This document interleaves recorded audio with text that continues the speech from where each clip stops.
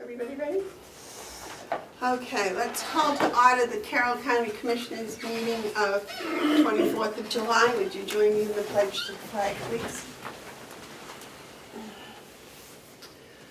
I pledge allegiance to the flag of the United States of America and to the republic for which it stands, one nation, under God, indivisible, with liberty and justice for all.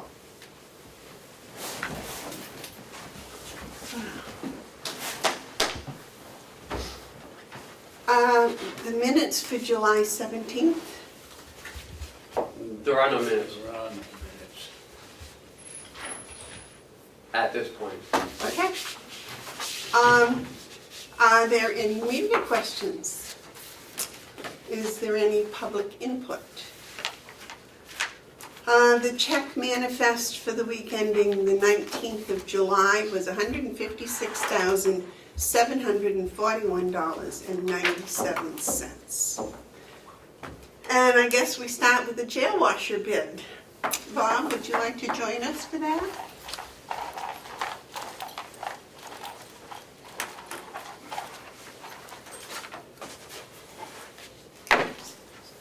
Good morning. There were two bids, Bob. Yes, yeah, yeah. Oh, that's interesting. Here, give me open each.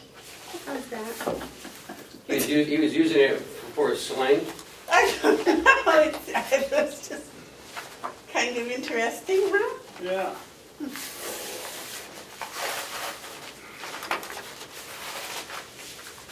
Well, it's explainable by it's supplied by the government. So.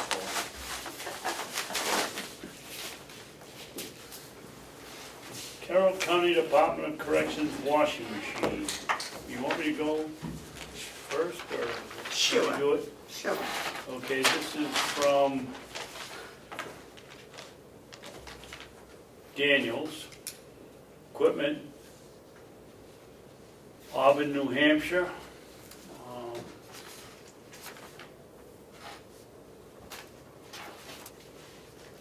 And there, well, wait a minute, there's quotes in here for each one of you people. Yep, there's some in here too.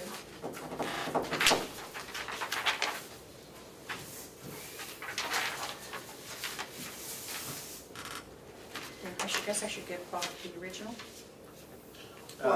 We just need to record what they were. The 5-speed washing machine is $8,900. Even? Even? Huh? Even? Yes. Delivery, removal, disposal of old units and startup costs, $500. Installation electrical, $775.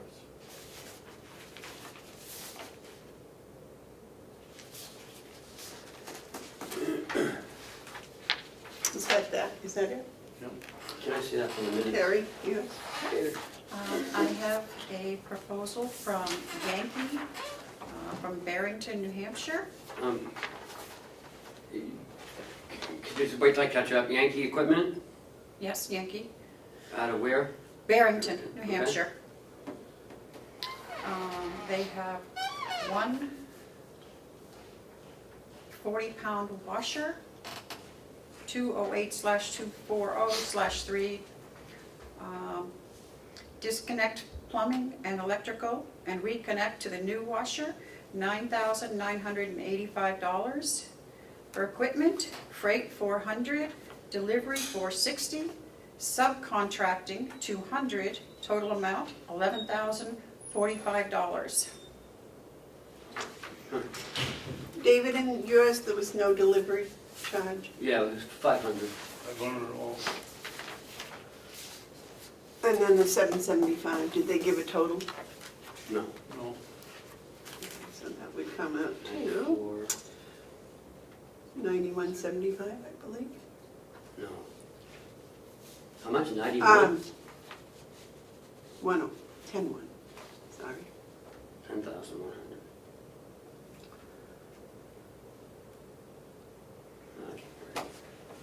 I believe. What Yankee doesn't to say what the subcontracting is for. No. I'd like to review these and come back with a recommendation next week. It does say it's delivery, startup, and removal of equipment. It'd be $10,175. On this one? Yes. Down in the little square in the bottom. Because it's not comparing apples to oranges, although there is an apparent low bidder, I think that probably Bob should look over and find out if it is apples and oranges and what you had asked them. If that would be all right with Please. everybody? I need a copy of the Yankee one Yeah. for the minutes. And I would give, Here, I got two, I don't know. mine's mine. Oh, I have the original, which should go to Bob. Bob. Yep. Okay. Did you get the original from Daniels? Not yet. David, do you have the original from Daniels? Give it to, I believe. Okay, good. Just give those to Bob. All these, All this to Bob, all the extra ones. Did you get a copy of each? Yes, ma'am. do we have a copy of Daniel's? No? That's Yankee. Yeah, I just gave you a whole packet. Oh, I thought you said give them all to Bob. Well, I thought you already had one, so if you would give her Could back you give one. me a Daniel's one? Sure. And you've got one of each, right? You have a Yankees and a Daniels. No. Which one are you missing? I'm missing Daniels. It's because he gave me a whole packet. There you go. I just need one. Thank you. Okay. All set? Next is the waste management contract. Bob, when was the last time that went out to bid? Last time we, I Last think year. it was the last time we renewed, we looked and nobody bid. What If year I was if I it? recall, 3 years ago, if I recall correctly, we put it out and there were no takers. You didn't ask Casella to bid? We did originally, way back. Well, I And- know back in 2013. And or Casella something. couldn't provide the services that we wanted and needed. Well, that was 6, 7 years ago. They had to get, remember Bobby, they had to get permission from office. She gave us it was a young lady, and she gave us the table, and she had to get permission to use the Ossipee dump, and we couldn't figure out why. Well, yes, and also, they don't have a truck that can They do the didn't have dumpster that a we packer or whatever.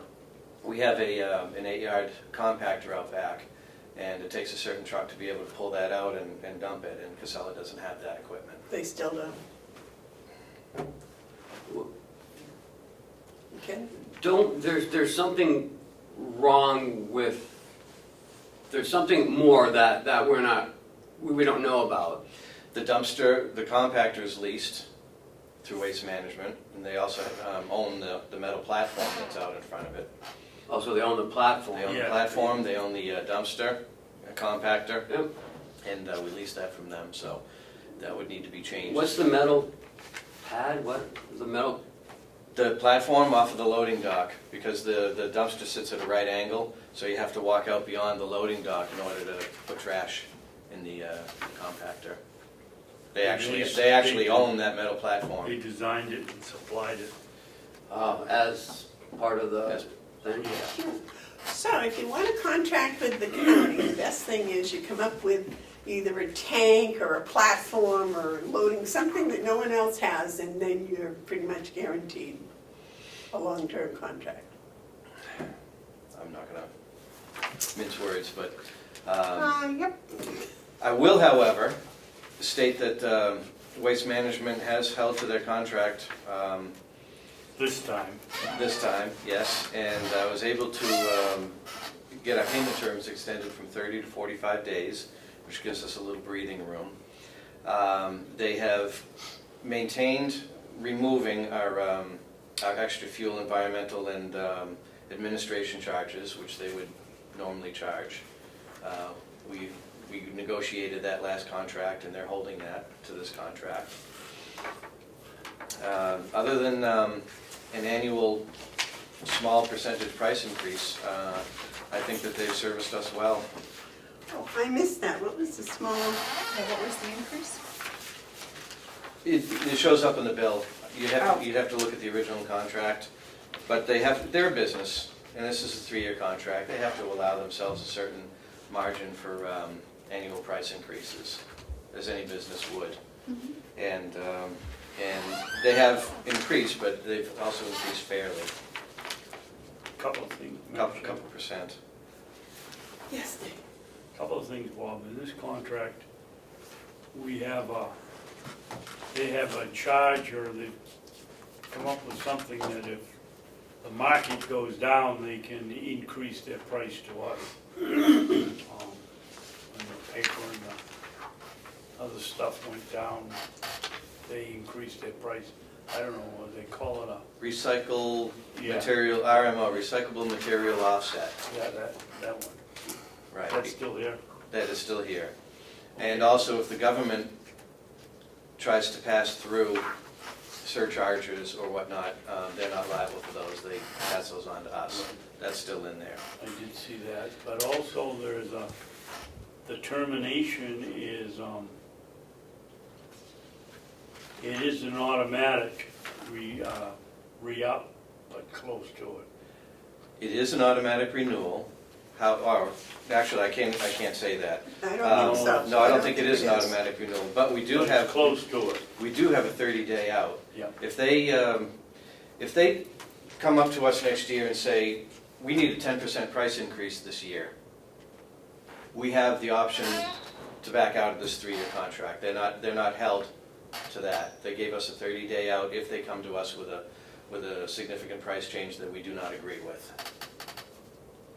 I think that's, Is that what that says? yeah, that's- Contract term is for 3 years from the effective date, initial term, and it shall automatically renew thereafter for additional 12 months unless terminated as set forth. It doesn't say anything about the first 3 years, so. So why don't we take out the automatic renewal, because we don't do that for anybody, and just,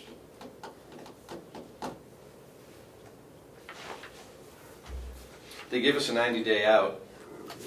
well, Where? that's what I said, they almost gave it, they almost, In the 4th sentence under section 2, you know. there is a 90-day out, which I think we would need to renegotiate with another company anyways.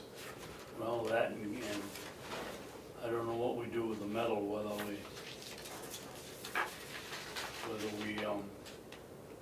replace it or whether they haul that out of there. That's not specified here. If the automatic renewal didn't come with an out, a 90, 30, 60, 90-day out, I wouldn't have brought it forward. But that 90-day out is only on the automatic renewal. I don't believe that's on the 3 years. The 3-year is if they come to us with a price increase that we do not agree with, then they've given us a 30-day out. That's in paragraph 3 under termination rights. Is this a contract or an eye test? I know. Yeah, a little bit of both. Jeez, it's so small. Then why do they, my question is, then why is it on the service agreement that David read? It doesn't, it's on the second page? See it where it says contract term is for 3 years? Yep. Thereafter for the additional term of 12 months unless terminated as set forth herein. Okay. So that refers you to small print. Yeah. Yeah. So after the 3 years, it renews for 12 months at a time? 12 months at a time with a 90-day out. Okay. So where it says here, if the company increases the charges payable by customer hereunder with a consensual price increase, how is that if they raise their prices, we can get out? Yes, if they raise their prices, we can object and we can get out of the contract. They're not saying that they're saying that they will either negotiate or you know, But we have to pay Yeah, let us know. liquidated damages, what's that? we're way beyond that. That would have been under the first term of the contract when we first took the lease of the equipment. That's long since been amortized. Then why'd they put it in here? Boilerplate contract.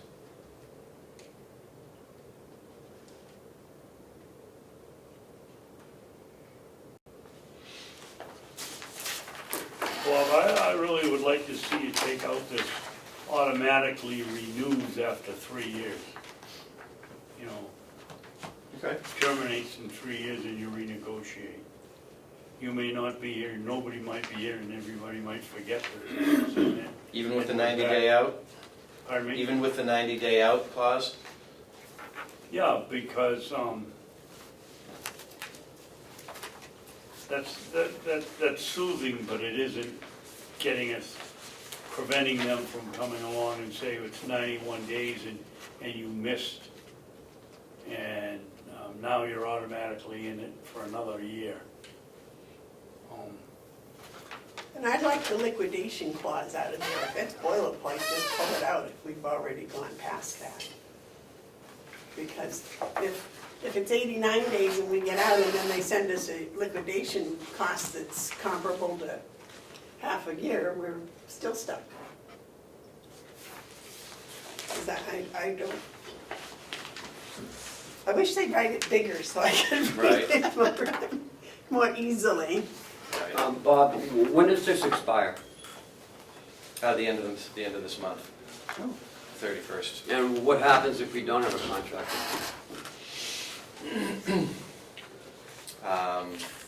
Let me get that answer for you.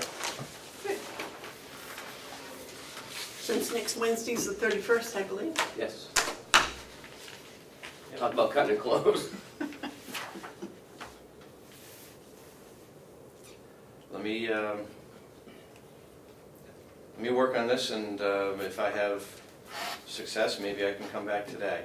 Okay. If that's We'll be here till at least 12:30. okay. If not, we'll. And find out what the actual increase is going to be, this small percentage. Yeah. I didn't see where it That's- gave a number for that. It's hard to predict. That's throwing a dart at a board. Well, I think it should be at least a maximum of some sort. Okay. Don't you, David, if they're gonna increase it? And what would the fuel surcharge and environmental surcharge be if they didn't take it out? That would have been a percentage of the monthly bill. Oh, it is? Yeah. Bob, we had originally, I think the first contract was for 5 years. They gave us a figure how much they would increase. That's how we discovered that they weren't adhering to their contract. I don't, if I'm reading this right, it's open-ended and I'm leaving it up to them to call the shot. I'd like to see an agreement between us and them and what the maximum would be for each year in 3 years. Okay. Yeah, ask them if they can use a bigger font.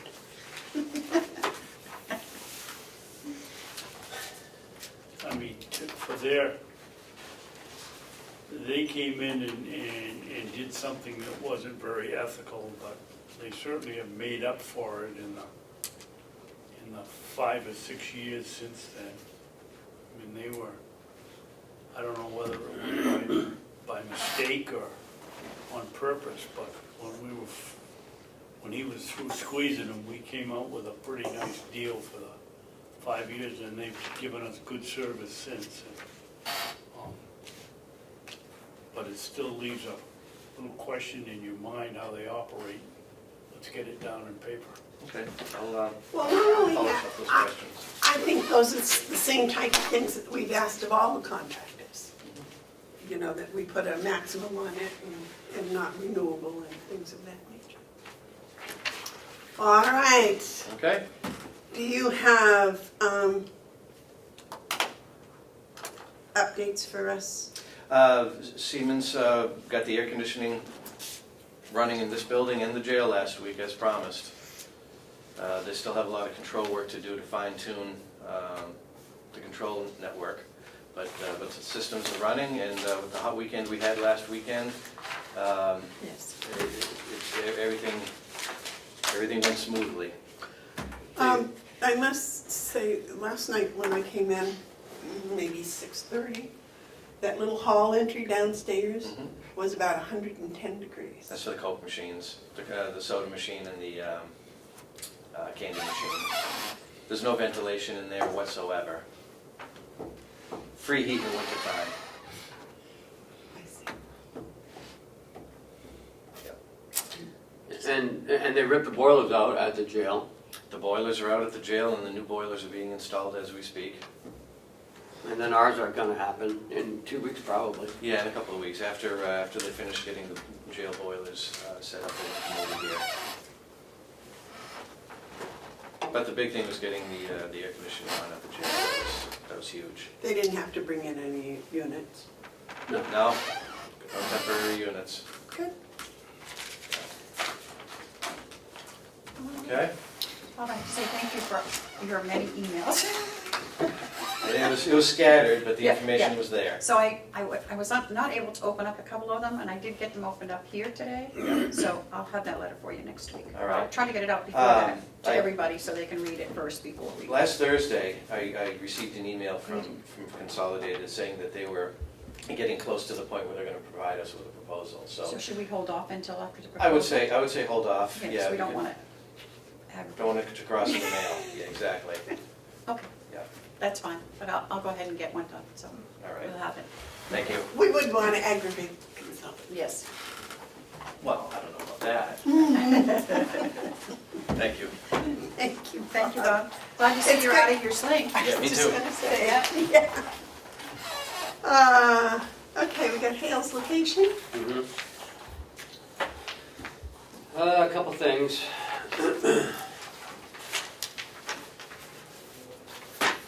Let's start, I guess, with the checks and then work our way down to the other stuff. Looks like there's 2 checks. One goes to Avatar Associates for $62.62. And the other is Kathy Golding's paycheck.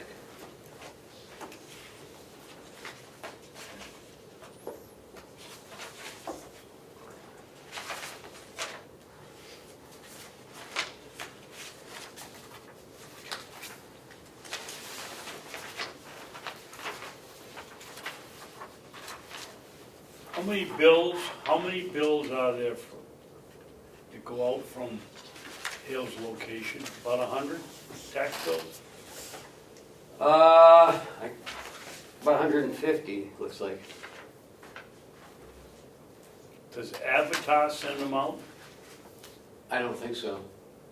I think Why do we have a shipping and mailing cost of $62 on a $59 bill? What? Oh, that's what it says. And charge shipping for the, I think It looks like it's for printing the bills, I don't know. shipping them. Where's her report? Is in your packet? In the packet, but I don't think it says anything about it in the Reddit. I didn't see it.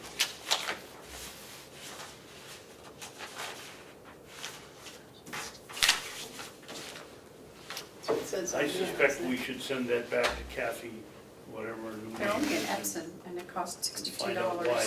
to have bills that cost us $35. Huh? Yeah. $62 in shipping on a bill that was $35. Yeah, right. Okay.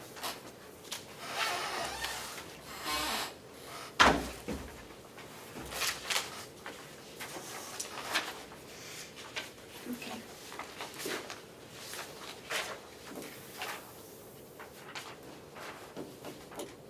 Make a motion that we pay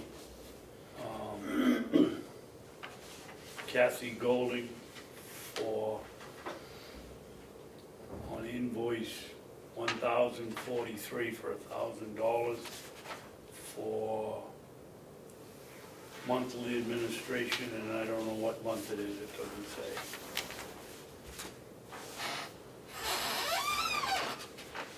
I would suspect it was dated in July, so it must be June. Could be June, could be July. No, I We think don't it's July. usually pay her until, you think it's I July? think so. We prepay her? I didn't think we did. Oh, July's almost over. Right. Yeah. But by the time she gets it, it'll be Yeah, next that's week. right. Yep, yep. Would you check that, Ken, to see if that is June or July, Mhm. please? I'll second that. Is there any discussion? All those in favor say aye. Aye. Aye. Wow, that's a lot. Now, would you ask her about to check with them on the shipping and see what that's all about? Okay. We have some tax deposits, looks like. Is the treasurer coming today, or? He'll be here this afternoon.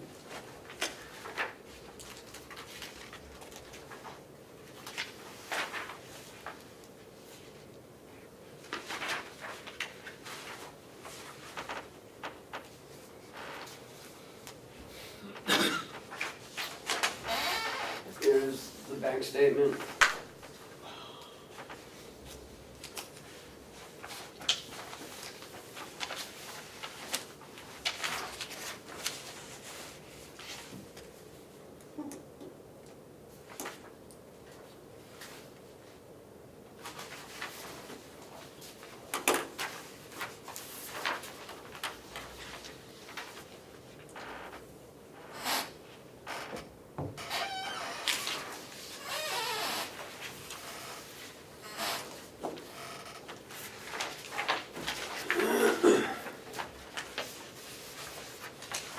This must have been before those deposits went in.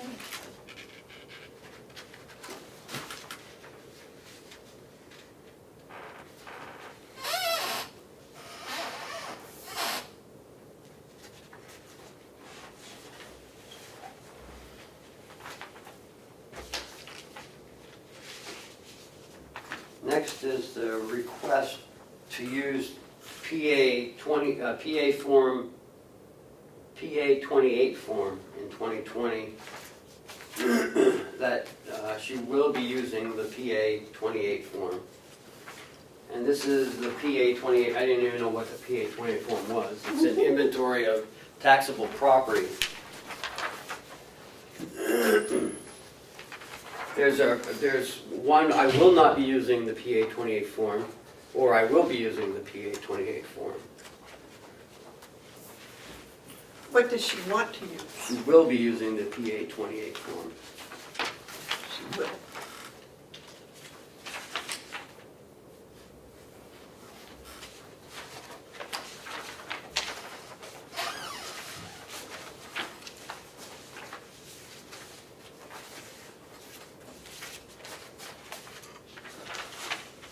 We're not the assessing official, are we? If she has it checked, then I... She has a little Yes, I assume that's what you signature. signed.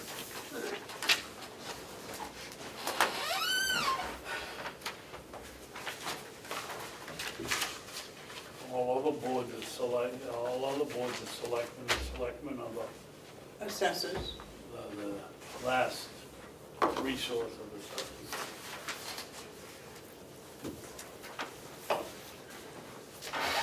Well, I think we need a motion because we have to sign that.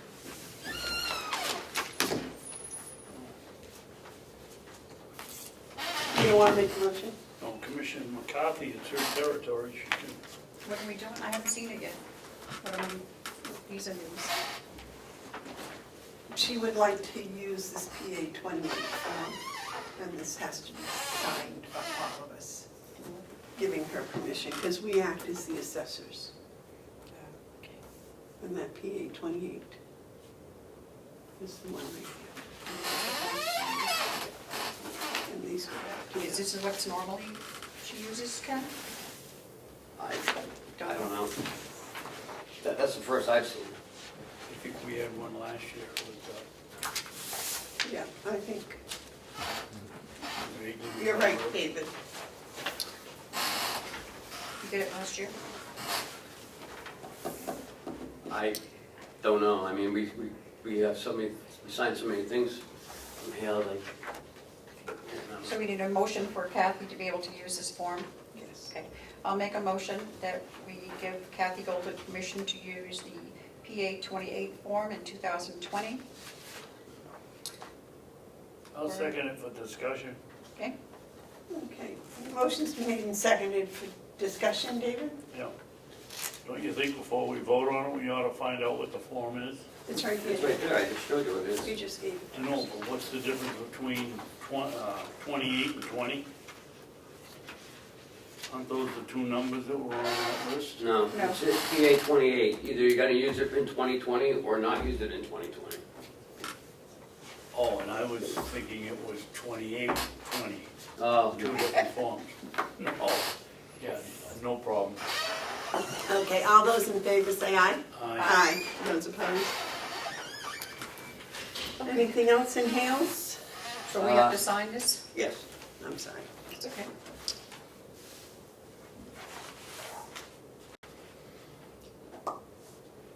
And no.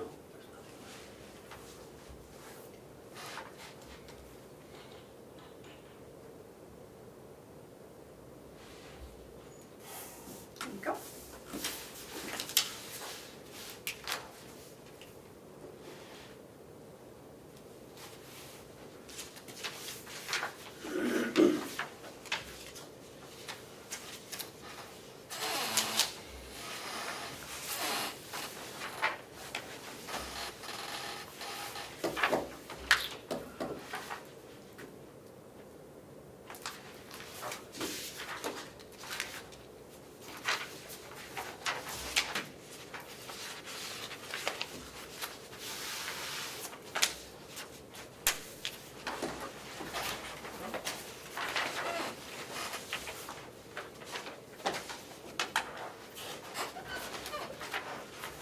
Okay, next is the official signature stamp use policy.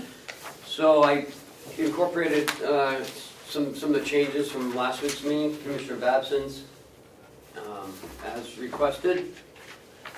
And this is what you have here today. Well, I think 1 and 2 contradict each other. One says the policy is restricted to out of the ordinary checks or documents and not intended for checks run on a weekly basis. And then 2 says this process, wait a minute. What does it say? Just when they can't come to sign by hand any check or document, period. Any check or document. So those kind of contradict each other. I'm much more in favor of 2 because some of the ordinary checks are the ones that seem to cause them, that have to be mailed right away. I'm sorry, Madam Chairman, I don't get your point. Sometimes the ordinary checks that are run on Wednesday have to be signed have to be mailed right away. They can't wait 2 days or 3 days. They have to be signed right away. Whereas, yes, I understand the extraordinary ones, such as grants or applications or things of that nature. But some of the others have to be right away. One of them being the credit card. Sometimes it's only a day or so to get that off and mailed. Well, that's only a day to get it done if the person or the department hasn't supplied us with the information on time, as requested by our office. But the check still has to be mailed right away. So, you know, that would not fall under number 1, but under number 2, it would. So I think if in number 1 you use the same phrasing as in number 2, it would be fine.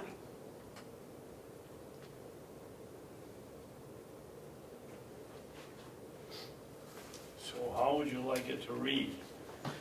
Well, in number 1, I would eliminate the whole last sentence.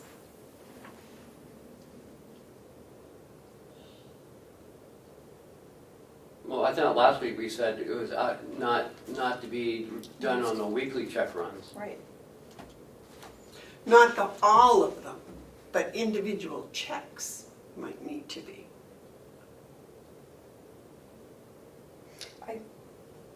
I think that's covered in 2, because it does say, by using the elected official stamp, it should prevent late fees, finance charges, or any other negative effect occurring due to a required signature.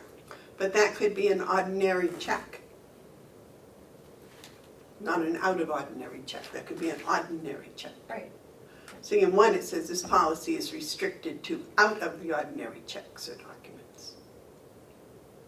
So I don't think that last sentence is necessary.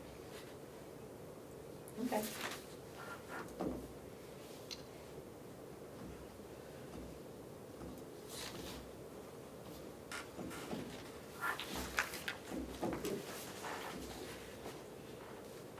So that would be my suggestion, just to eliminate that last sentence in section 1. The rest of it looked good. But did you get David's wanting to,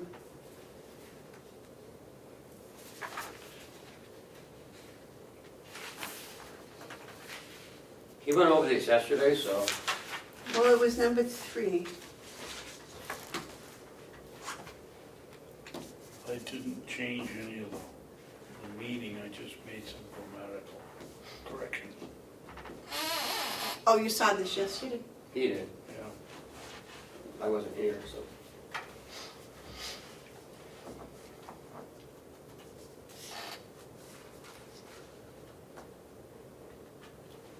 You got your copy there, Ken? No, I just have the copy that you gave me. Okay, can I have it? It's the same as yours.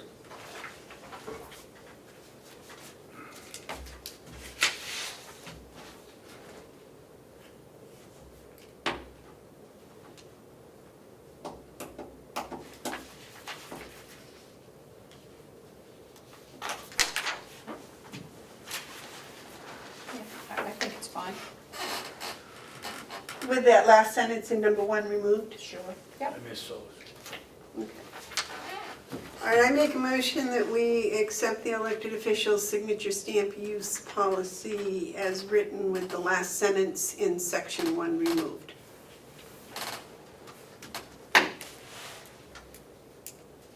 Anyone want to second that? I'll second. Is there any more discussion? All those in favor say aye. Aye. Now, does Joe have to, because he has to sign this, I'm sorry, so is he, Well, he's just signing it because the right? commissioners make policy. He's just signing it because, we're using his stamp. No, I realize that, but I didn't know if he wanted to have his input on it, but, Oh, okay, anyway, that's all. Was that a yes or no? Yes. David? Am I going to get a chance to vote no? All those opposed say no. No? Okay. Motion passes 2-1. Madam Wait. Chairman? Yes. And I have it in the minutes that I opposed it because I don't think we should take out the last sentence. The sentence in number 2. Isn't that the one you objected to? No, the last sentence in Number number one. 1. I object to that. Okay. I think it should be in there. Otherwise, I think the policy is fine. Okay. Which brings up another thing. I believe a number of months ago that we voted, the commissioners, that each department was to have their own private credit card, and that has not been done yet. no, it hasn't. Are the commissioners still in favor of each department having their own credit card? They have their own credit card. Their own account, their own separate credit card account, I guess is the word. not all under the nursing home account. May I Yes, ask a question? yes. What would the repercussions be if we just did away with their credit cards? And have one credit card that's kept in the administrative offices for use for travels or, you know, things that need to be used for, instead of having, it just seems to me that some of the credit card spending is it's out of control, and we don't have, or you, the administrator doesn't have a say on what's being spent until after it's spent. When they have a credit card, they just pick up the phone and order, or go buy. So can I? Yeah, that's answer what I'm that? asking, what Okay. would be the, I'm not sure, what would prevent them from using their own credit card and getting reimbursed? because then you would have a say, no, this is not a reimbursable item, or you didn't have permission to spend $3,000 on this, or, Okay. you know, I just wanted to make sure that we're understanding something here. David? I'm not sure where I stand on this, but I agree with Terry. And Terry, the person, it would force the person, if they know that it might not be reimbursed, to come to this board or come to the administrator and say, if I Right. buy this, will I be reimbursed? And that's about the only control. I don't want to shock you people, but we got another $130 penalty this month. That brings it, in the last 2 months, of almost $500 in late fees on credit cards that I don't think the taxpayer should have to pay. And so I picked up part of the tab, but I'm not picking up any more of it. This one was a department that didn't get their material in on time. And we've got to stop it, I don't know how, but maybe each one having their own credit card is the way to go.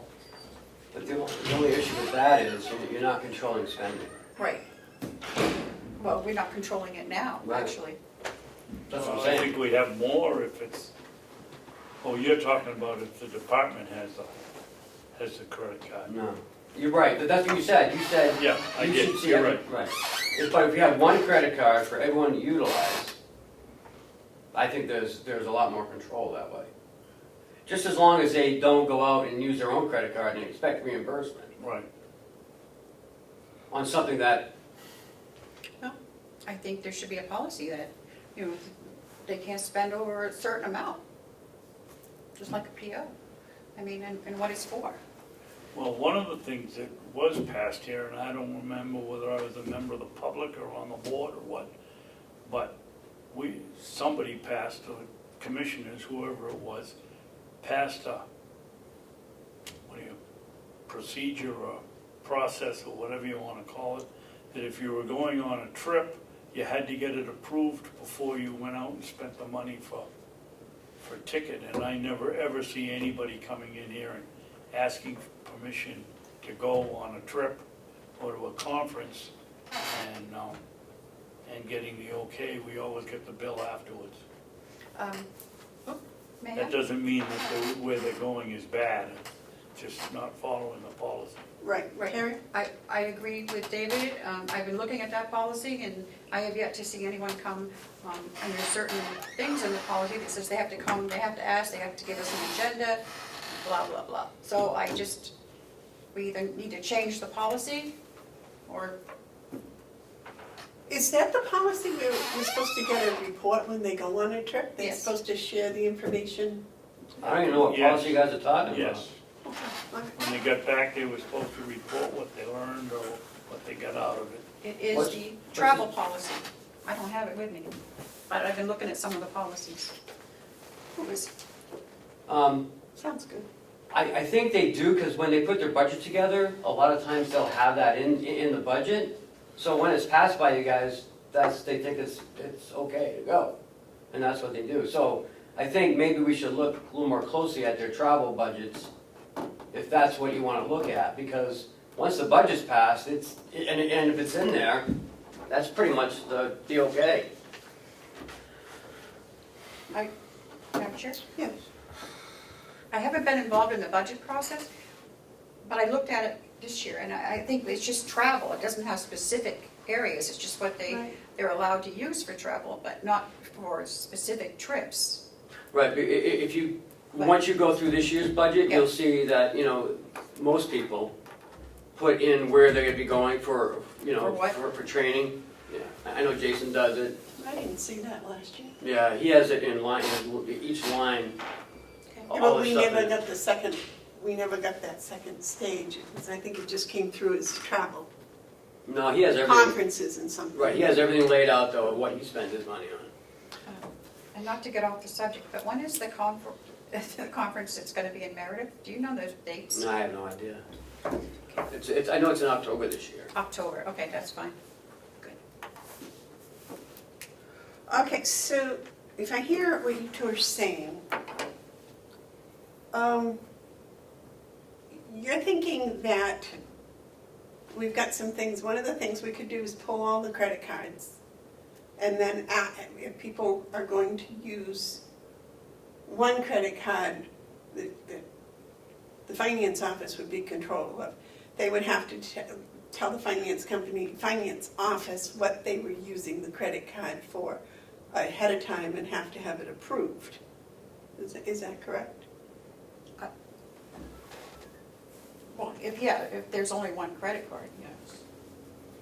Madam Chairman, would we be better off to have Kathy come up here so she's sitting in on this and can give us the ins and outs of paying this and approving it and whatever we have to do to make the thing go smoothly? I talked with her before I came up here and she refuses to have anything to do with this anymore.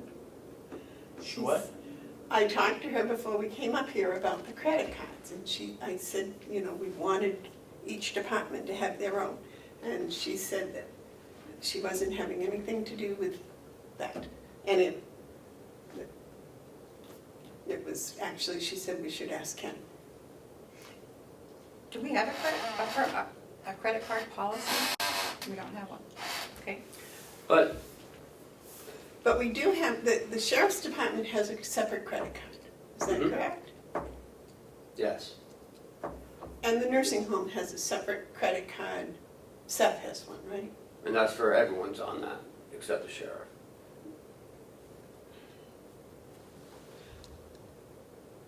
So we're talking about the registry of deeds does not have one.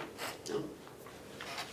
So as far as I hear, the only ones we're talking about are the jail and the county attorney's office, And me. the finance office. Okay, so there's three that would need to get their own account.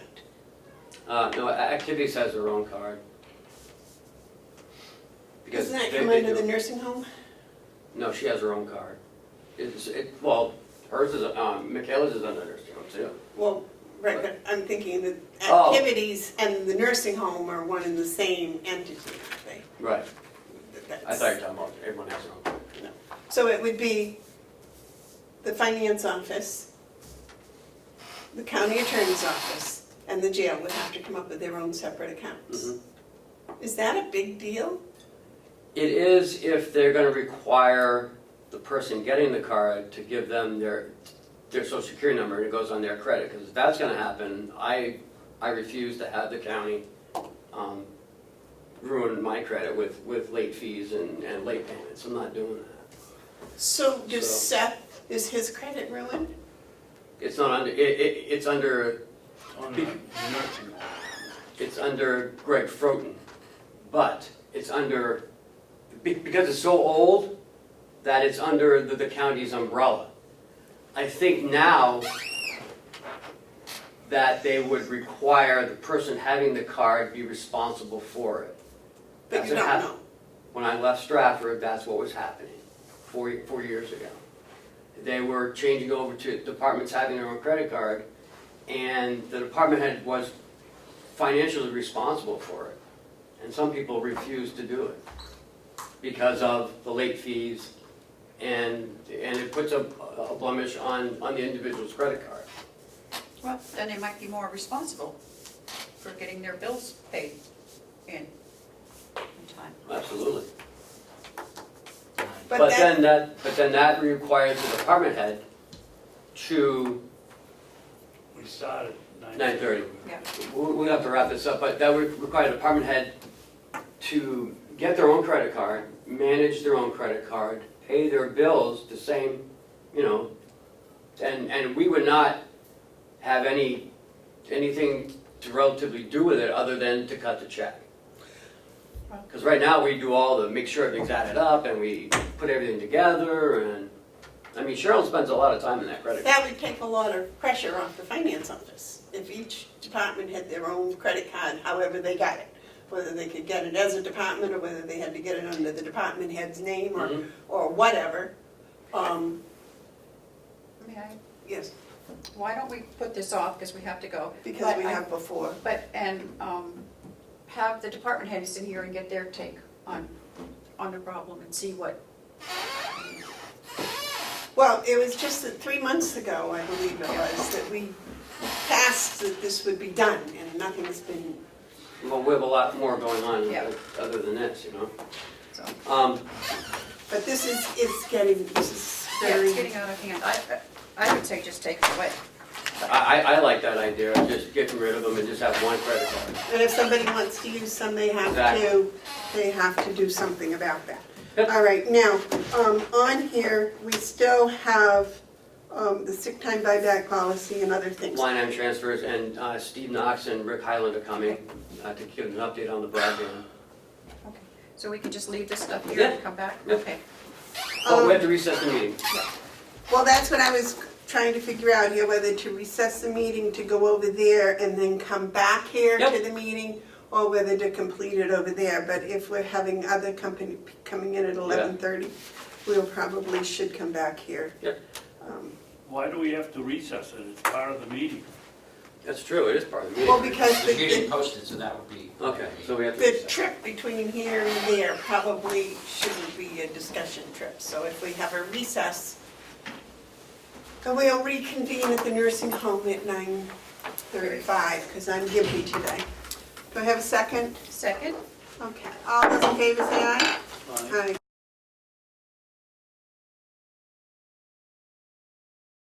Okay, I would like to end our recess and reopen our commissioners' meeting. Thank you all for coming. I will turn the meeting over to Jason Henry.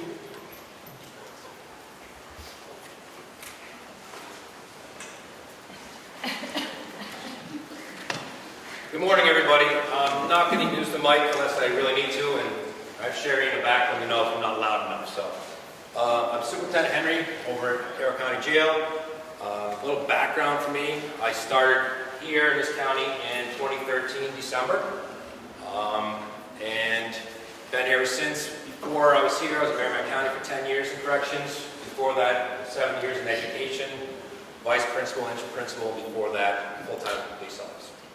So part of the stuff I'm talking today is about programs, and our programs is something I believe in strongly, and we did a lot of work and started back in 2016, which we'll get into in part of the presentation in a minute.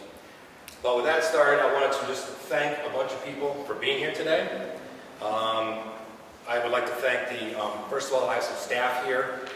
Without them, we wouldn't be able to do our programs. Well, I'd like to thank the commissioners for being here today and allowing this to happen. I see delegate members here in our audience as well. The county attorney, sheriff's department's here, chief of police, Warren Rondo. Support for the chiefs of police, the sheriff's department. A bunch of community partners who we work with as our transitional stuff out to the community, and also coming into the jail and supporting programs. We actually have our pastor here, Pastor Terry's here as well, does a lot of programs for us. We have, I believe in the audience, I don't know if they're here yet, but a representative from Chris Pappas's office in the back. Thank you very much for being here. A representative from Chris Sununu's office. Thank you very much for being here as well. And Chuck Henderson's here, representative from Gene Shaheen's office. So big thanks to them, because part of the programs that started here in 2016 was actually pushed by Gene Shaheen's office, the Sununu's office, to help us secure a grant for $200,000 on justice mental health. Which this push, we were actually the first one in the country to get that grant, which was amazing for us, and we've been running on that since. We've actually applied for the next round of grants between $600,000 and $800,000, and again, hoping with their support and help, we would get that grant and be able to continue along what we're doing with the good stuff we have going on.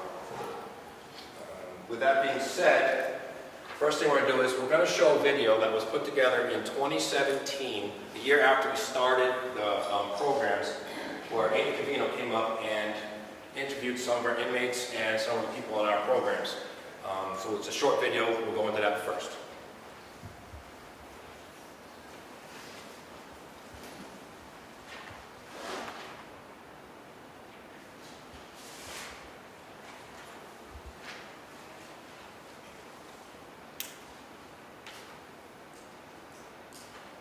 90% of the inmates here are a direct result of New Hampshire's drug crisis. Now, a new program in place aims to make sure once they leave here, they never come back. Remember, like a string, it's just kind of pulling everything into alignment. Meditation in jail. These women say it's a coping skill, one among many they're learning through the Trust program. This is the first time in years that I've actually connected with other people enough to let them help me. Kayla has been in and out of jail more times than she can count, but says her time here To have 5 minutes of clarity and to be able to look back and be like, oh my God, I was a mess. I just recently looked at all of my old mugshots the last few years. It was scary. Trust, Transitional Reentry Under Supportive Treatment, is a 4-month intensive mental health and substance abuse disorder program that was just started last September because the superintendent says this is ground zero of the New Hampshire drug crisis. We've become the defunct place to send everybody. It's the first time when people come in that they have health care, mental health, help, food, clothing, shower. I'd rather be here than dead. Carroll Welch has been free of heroin for 9 months. She says she feels liberated and empowered by what she's learning, like how to manage anger, because before now, her go-to solution was to use. When we started the program, I learned all about coping and grounding exercises and things to do in a situation like that. I didn't know what to do. A critical component of the Trust program is aftercare. Jim Stoddard will actually travel to follow up with inmates on the outside to make them feel supported and accountable. It starts with privileges like working outside on the farm. Cheyenne says she'll rely on aftercare. As much as I don't want to use, I'm scared that I'm going to leave and I'm going to end up using and I'm going to die. The goal for us is obviously to get transition back out in the community and do well and not return to it. To date, 28 people have completed the Trust program, and the superintendent says so far, none have reoffended. In Ossipee, Amy Covino, WMUR News 9. And we're going to talk more about the Trust program and where we've come from in 2017 to now. There's a couple of people that I also want to mention in the room as well that are here today. Former Superintendent Dennis Robinson's here today. He ran his jail for quite a few years. And also Marge Webster, former commissioner, is here, who was instrumental in getting this place built and the jail built next door. So thank them. Thank you guys for being here as well. It's really helpful. Next person I've asked to come up and speak is a gentleman named Ed Riley. Ed's been volunteering with us, 6 months or so. He has 45 years plus in correctional experience. He has many years that he worked on Rikers Island. He was an officer, supervisor, manager, chief of department, and he was a county sheriff for 8 years. He was also a warden up in Berlin for 4 years. Currently a Selectman in Eaton. And he was kind of bored and wanted to come help us out and get back involved. He's been a great help working on policies, giving us a fresh set of eyes, and working with us. So I'd like to introduce Ed Riley, to come up and speak about himself a little bit and some things that are going on. Ed, do you want the mic? I like it. Sure. You can just turn it up. Thank you. Well, the superintendent obviously introduced me. I just wanted to say that I've watched programs over 45 years come and go, succeed and fail. Sometimes because of faulty design and sometimes because of budgets. And we've all seen that some jail Senate programs are either trimmed or supported by those budgets. What I can tell you, just based on my 6 months of exposure to our jail in Carroll County, compared with the program readiness that I've witnessed over 45 years throughout my career, I have never been this impressed. By the program itself, by the people who administer it. And it's all done, and I think it's important for me to say this because I've witnessed it through a minimum staffing model that the superintendent is responsible for. And he ensures that his staff are kept safe and that the inmates are secured through what is and has become my correctional mantra, the care, custody, and control of our charges. So that's pretty much me and what I'm doing. I do work on policy for the jail. It's really a pleasure to be here. Thank you. And just so you know, as we go along, if you have questions, please stop us, but we're going to have also the time at the end for questions as well. But if you have something burning, just throw it out there. Next, introduces Kevin Warwick, sitting here on the end. He's our reentry consultant. He has 35 years of experience, worked over 300 jurisdictions around the country, worked with NIC for transitioning back to jails. In 2016, before 2016, we were fortunate enough for the delegation of commissioners agreed to let us work with a consultant to start our programs. And since then, with his help, I moved forward between the grants, between working with NIC, other federal agencies. We've done very well with his help. Next here is introduces Jim Stoddard. Jim Stoddard here is a licensed master mental health clinician and master level licensed alcohol drug counselor, who is full-time on our staff to work with the inmates and run the programs. He was worked in the community before up at Northern Human Services. We were able to snag him to work for us, which has been fantastic. I can't tell you all the things he's done just beyond the programs, which we're not going to get into. I mean, things from mental health, getting people to hospitals, just a myriad of different things, but his core is going over the programs and being in charge of all that. So moving on to the introductions, the next step we're going to talk about is the Carroll County model. And with that, I'm going to introduce Kevin, who's going to talk about our model over at Virginia. Thanks, Jason. Good morning, everybody.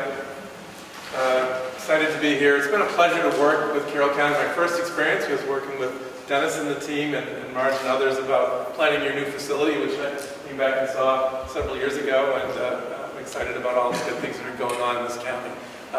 It's really, like I said, been a pleasure. When we started in 2016, this is kind of what we were looking to get to, a model, you know, looking at recidivism reduction and improve public safety. So what does that mean? Folks who come into your jail come back less often. They commit less crime. But in addition to that, their quality of life is improved as well. So they're looking at an improved quality of life, improved situation for their future and their families. And that's a really important goal. So all those things are important when you look at that model.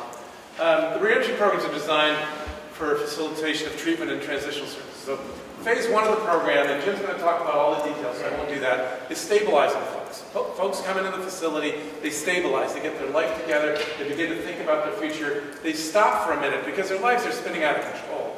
And then they move to transition. The transitional services is there to support them as they move back in the community. Lots of programs, by the way, around the country don't do that second part of it. It doesn't cost a lot of money to do, and it's really produces a lot of positive success stories, which we'll talk about a little bit later. Again, case management components for the program. People have provided institutional case management in Wanda's here somewhere, and provides the transitional services so they move back in the community as well. Those are both critical. Not all reentry programs around the country, Ed talked about programs around the country, focus on mental health and substance use as well as other kinds of things. This program focuses on mental health and substance use services. The number of folks coming into jail with a co-occurring disorder has dramatically changed in the last 10 years, and the services are needed for that. And this program and this facility does all of that. And again, transitional and reentry services as well. Okay. So when you look at a program, you fund a program. What does that mean? Does it work? Doesn't it work? What are the goals behind what you're doing? What is Jason trying to do? What are the commissioners trying to do? What do the delegates want to see happen? What does the community want? So looking at that's really important. So to do that, we wanted to make sure we took a look at our program. So formalizing program relationships with providers, program relationships with criminal justice stakeholders, everybody together looking at that is really important. Also, looking at data. What happens when people get in the program? What's their history? What happens when they get out? How many of them come back? What do they come back for? What are their substance abuse issues? Do they go out to community providers for treatment as you go along? Do they get other services in the community? Do they get medical treatment? Do they get a job? Do they get educational services? What happens with them when they're in the jail and when they're back in the community? And there's a really strong database system that has been developed by this. The program is focused, obviously, on the community. The community funds this program. But legislators are critical. All the way along the process, talking to the commissioners about how it's going. What do they see as important factors? What do they see that they'd like us to do that we're not doing now? What do the delegates want from us? So when we look at the model, we want to look at all those things together. Okay? And public safety is a community endeavor. A lot of jails and prisons around the country, Ed can tell you this from his vast experience, is we look at these kind of programs as separate or side pieces. But the goal is, I see it as a part of public safety. It's not the whole part, but it's one component of a public safety model. You have law enforcement, you have prosecution, you have other types of things that go on with folks, but if people can get their lives together, they stop committing crimes, and you stop the cycle. How many people love data here? I know Jim does. All right. So data tells us how we're doing, not only if we're doing good or bad, but what can we do differently, what can we do better?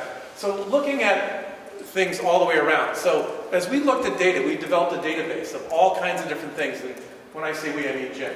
Jim put all that together. But we also met with the inmates. What do they see as the important issues that are going on? What are we focusing on post-release? How many people make it or not? A lot of people will come and look at data and not give people all the real information. And I think it's important that the commissioners and the delegates and the community get all that information and can then make their own decisions with that. So we look at that.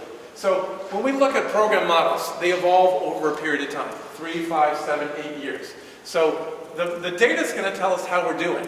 And Jim's going to share some data a little later on. We're going to use that data not only to look at if a person made it or didn't, but what are the components of the program that are working and not working. Because you have to adjust it over time. What are the gaps? What are the gaps in your system? What are the data collection needs? Are you doing better with the data you're collecting? And also, are you using that data? Who gets that data? The commissioners get that data? Do other stakeholders in the community get the data? Do the delegates get that? Do community members get an understanding of what goes on? And again, looking at leveraging existing resources. As Jason looked at this program model, we had a recommendation of a staffing pattern. It's actually gone down by one staff member because we evaluated that. How many staff do you need? What do you need them for? And how can that be looked at differently over time? Because it's your money and you want to spend it wisely. Here's some, I won't go through all these, but here are some of the data points that Jim is putting together. We've been evaluating over time. We've taken a look at all those kind of things. How long are people in the program? How do pretrial people do versus sentence folks? What kind of outcomes with substance abuse and homelessness is there? What are some of the other needs and challenges? By the way, homelessness is a challenge in every institution around the country. Okay? So the model we use is a risk-need responsivity model. Okay? Now the risk is, what's the likelihood of that person coming back to jail, that person coming into your facility? Would you say that New Hampshire is a high incarceration state or a low incarceration state? Anybody? High?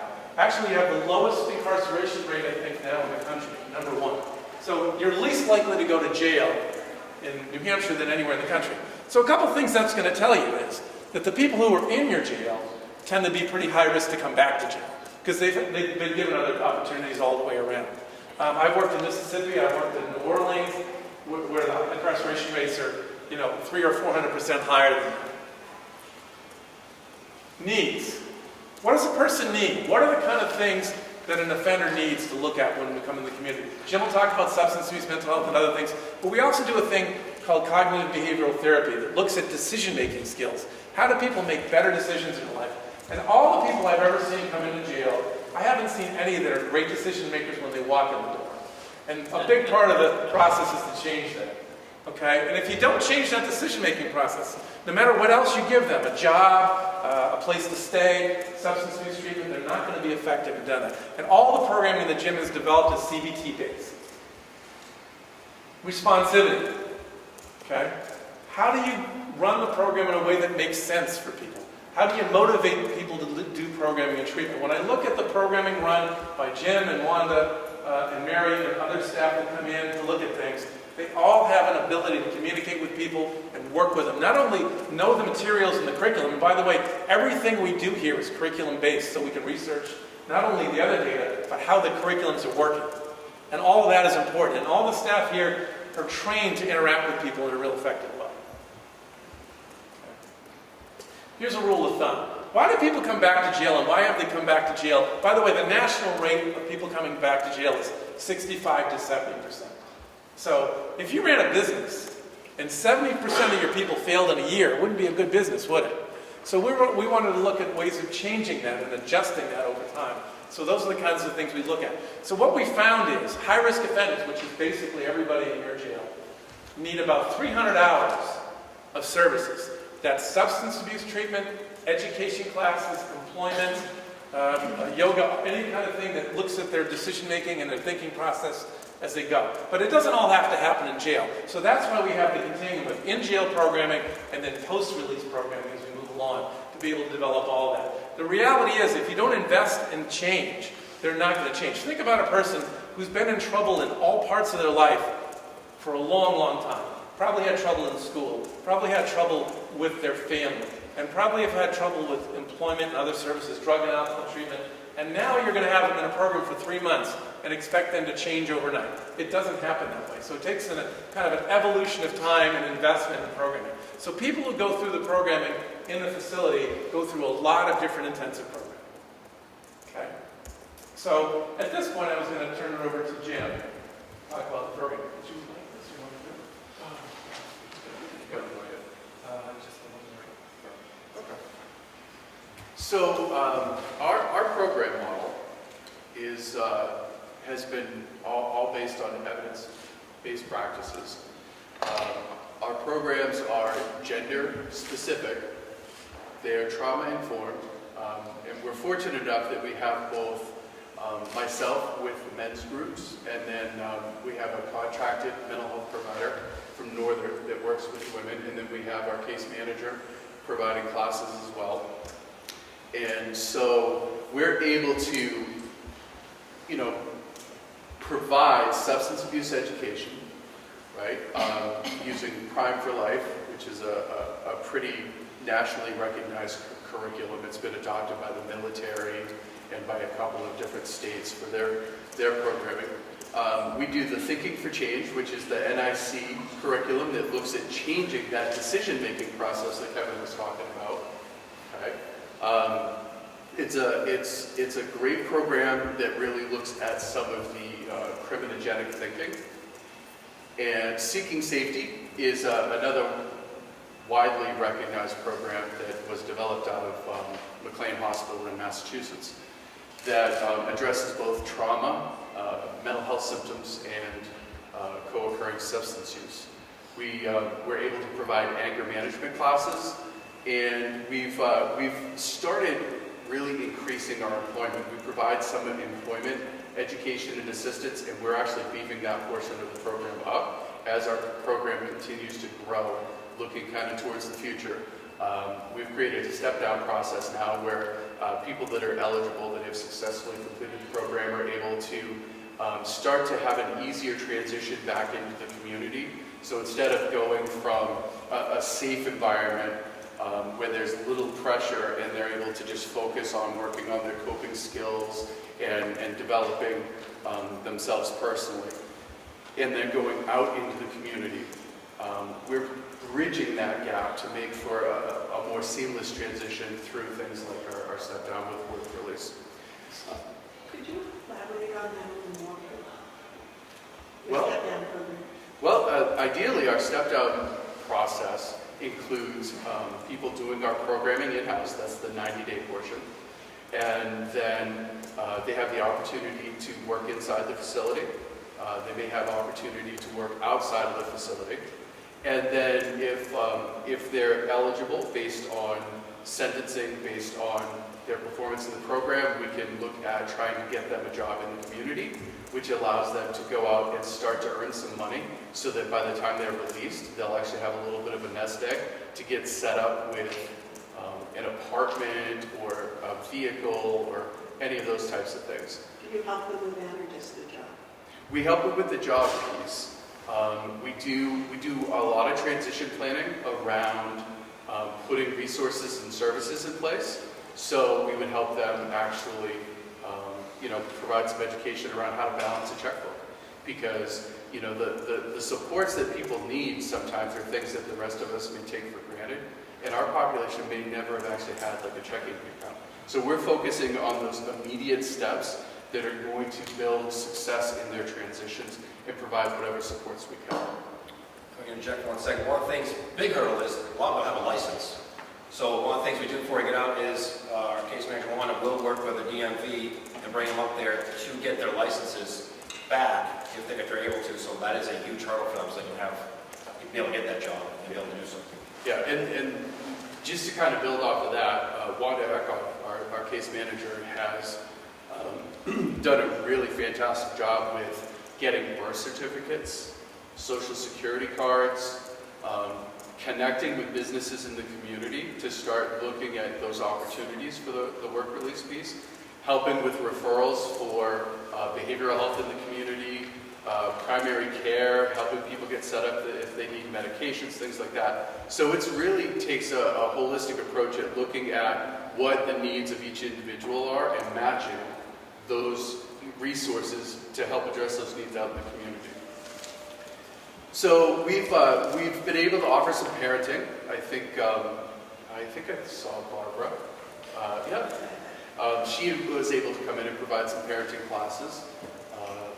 We also have a parenting curriculum that we're able to use.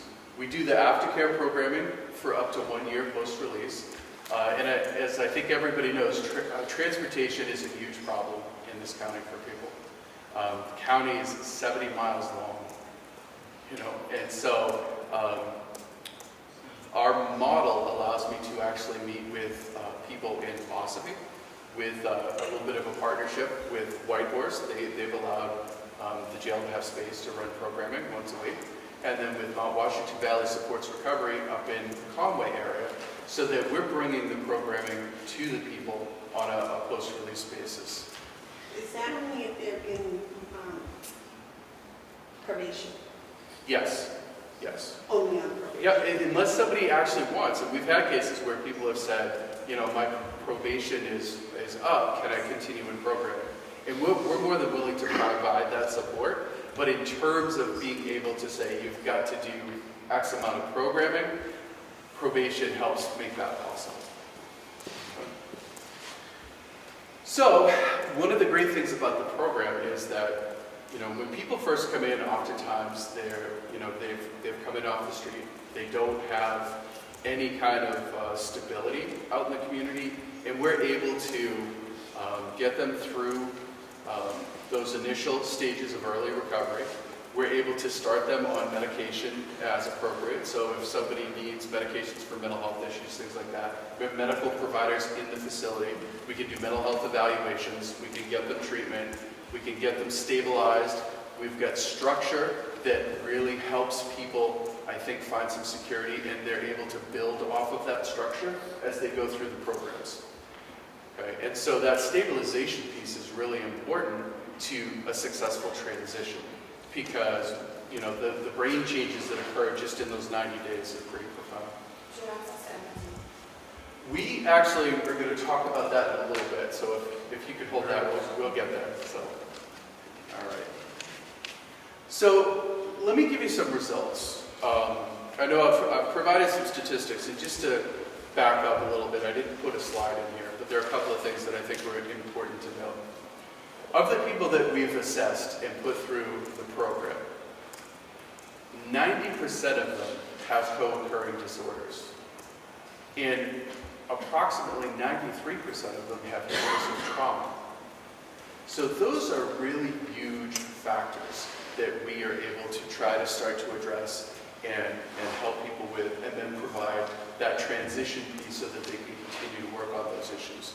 And one of the trends that we're noticing is when we started to collect data initially, there were, I think it was 88% of people had co-occurring disorders. So the co-occurring disorders rate over the last couple of years is actually starting to increase in our data, and so is our risk level. So when we're looking at, we use the Ohio Risk Assessment System, and when we first started the program, the average participant was at a risk level of about 16.5, which puts them in the high risk category.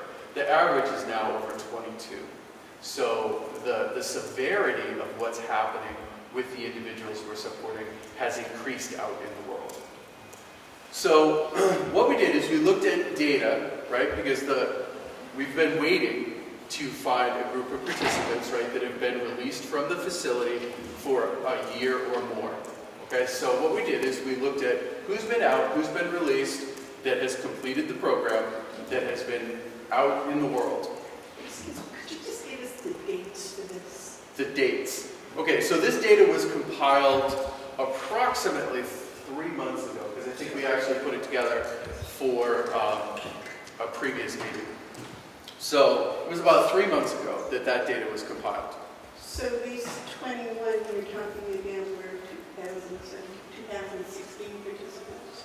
Nope, they were 2017, 18, so 17, 18, yeah, so they would have been 2017 participants.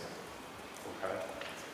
And so out of the 21 individuals that completed the program and have been living in the community for more than a year, okay, there were 8 women, 13 men, right? 4 have returned to custody for new offenses. New offenses connected with drugs? Often, yes. So you really can't call that a successful visit here. Back, it's new offenses, yes, but it's still driven by drugs. Sure, sure. And anybody who has worked in the recovery field will tell you that relapse is part of recovery. Okay, sometimes people have multiple relapses before they really have long-term success. Okay? I'm not sure armed robbery comes into that. Well, I know one of the people was arrested recently and all over the newspaper for armed robbery. Sure. And that actually won't be reflected in this data set because this data was collected before that individual. So the next time we run our recidivism, it'll change the data slightly. So of the 21 people that graduated through the program, right, only 4 have returned to custody, right? All but 2 of them were really high-risk offenders. And as Kevin was saying, and the national recidivism rate is about 65 to 70%. I'm confused. I really am, because if these 21 graduated the program in 2017 and have been out for... They have to be out for over a year. For a year. So that would be the year of 2018. And they were rearrested in January and February and March. Then they would count on your recidivism rate, right? If they were released on those dates. Right. If they were released on those dates. So because we're not looking at people that have been out, let's say 2 months. Okay? Because you're telling me that in the year 2017, you had 21 graduates. And that out of those 21 in 2018, 4 yes. reoffended. Yes. Correct. Yes. What about those that reoffended in other states or other counties? Count them also? We have counted them in that data. For example, there's somebody that in that data set that actually reoffended in Keene, New Hampshire, in Cheshire County. We were aware of it and was included in that data set. So, the bottom line is that out of those 21 people, right, with 4 reoffending, that's a 19% recidivism rate. Right? And that number is going to change as circumstances change. Not everybody, the reality is not everybody, you're not going to have a 100% success rate. There isn't a a rehab program, there isn't an outpatient treatment center, there isn't any kind of treatment out there that is going to be able to say that they've got 100% success rate with everybody they work with. So is this a large enough sample size to know that that's statistically significant, or are you going to need a larger sample size? So here's where we're at. It's promising. What this tells us is it's promising. It's not definitive, and this data has to roll over time. So you look at it year after year after year, but nationally, when you look at the data, when you look at the data around the country, people at that risk level, the risk level these people are at, are coming back at about a 65 to 7% rate. So when you look at this, it shows promise for a program working. But don't think of it as one thing. Oh, it works, and there's nothing else to do. This is an evolving program model, okay? And when you're looking at the data, you're trying to get as much information as you can. For example, I'm working with a county in New York where they're only looking at people coming back to their county. We're looking more connected around the state. But keep in mind that a lot of the people are going to come back to the same county. So if you look at 100 inmates, the vast majority of them return back to the same county they committed the other crime in. There's a small percentage of people who will commit a crime somewhere else. So you have to look at that data. And so when you look at the data system, this is collecting the data as best you can look at it, looking at people who come back, and 19% is in the top 1% in the U.S. So when you look at that data, Sullivan County, New Hampshire had a 18 to 19% rate. They've had it since 2011. They've been looking at that. So the data is showing tremendous results. And if you look nationally at the places collecting the data, we're talking about people coming back not only for new crimes, but for a probation or parole violation. Sir? Just another data question. Yes. When we talk about the recidivism rate, comparing the 19%, which is here, versus the national rate of 65 to 70, we've already established we're also the lowest incarceration rate in the state. Right. So do we have any evidence, any data regarding the recidivism rate, for example, in this state and counties who do not have this program? Because that would seem to be a more valid comparison. Or historical, there's always problems with historical comparison. Well, I mean, you can look at that. But, you know, we did a study here in Carroll County, a baseline study, that it was over 50% in this county. Right. That's so it was in this county. But we're also looking at the risk factors. So we're measuring it not only on national data, but on the risk to reoffend for this group. So Jim has done both a proxy score and the ORAS, which is an assessment, showing these people are in the very high rate of return. So their rate's even higher than that. So those are great questions, and we look at evaluating all that when you're looking at this model, and it's really important to look at that. Sometimes people will just look at the existing crime and count recidivism only. If I committed a drunk driving offense, if Jim came back for the same thing, that's all I'm counting. We're counting anything. Okay, so what you're getting is the most broad-based opportunity to evaluate the recidivism number to give you more accurate information. In December, yes, the commissioners were told we had a trust program CPS results that showed 9 people. Right. That was in December 2018. Yeah. And now you're telling me that in 2017 you had 21 graduates. Yes. Yes. So I'm confused over So the criminal thinking scale was not a tool that we had available to us at the beginning of our program model. And so as our program has expanded, so initially our program actually only consisted of a couple of different evidence-based classes. Yeah. And what we've been able to do as our program has grown is we've been able to use more tools, right? So we've been able to get the criminal thinking scale, and we've been able to use that to start to look at criminogenic thinking and see if there's an impact in the programming that way. We've been able to add, we've got a new employment curriculum, we added a parenting curriculum. Those are all things that weren't available when we first started programming, and as we keep moving towards the future and what's going on to be responsive to the needs of the folks we're working with, we're adjusting and continuing to develop the program. Yeah. So you're telling me that the data you gave us in December of 2018, this criminal thinking skills, That's a subset. that was something new that you did in 2018, that these 21 graduates recs in 2017 did not participate. Right. Yeah, that was basically an evaluation tool that's a subset of the group. It wasn't the total group. That's probably where the confusion is lying. Yeah. Hi. Hi, how are you? Good, how are you? I'm doing well. So I just want to follow up on Representative Pinner's question. Yes. When you're comparing the data, I want to understand what we're comparing. So Okay. when you say you're comparing it to the national data, is that national just jail, or are you comparing it to recidivism from the prison? What is that, and why aren't we just comparing it to New Hampshire? We did both. Okay. So when you look at that, a lot of counties don't have programming, but the counties that don't have programming, we've done baseline studies in a lot of them, and they are at the 50 to 60% range. Carroll County did a study about 5 years ago. They showed without programming that their range was high. So this is the important thing. We want to compare it to New Hampshire, but you want to mostly compare it to the risk level of the individual. So I gave you the national number, 65 to 70%. County, believe it or not, county jail people come back to jail more often than state inmates or federal inmates. That their incarceration rate is higher. So you would think that local jail people would come back less. They actually come back more.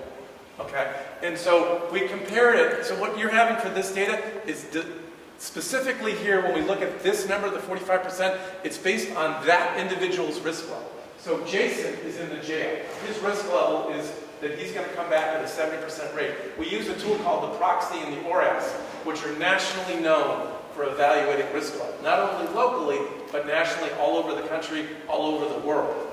So those things are used, but then we take it and we look at the individual. So Kevin could come into jail as a low-risk person, okay? But it's not likely in this state we have many low-risk people. I work in Florida, I worked in New Orleans. Half the people in their jail are low risk. Your jail are almost all exclusively both high-risk people with co-occurring disorders. Okay? That's the population you look at. So we do look at the other people, but the only way to get an exact number is to compare it to the risk level score of that individual.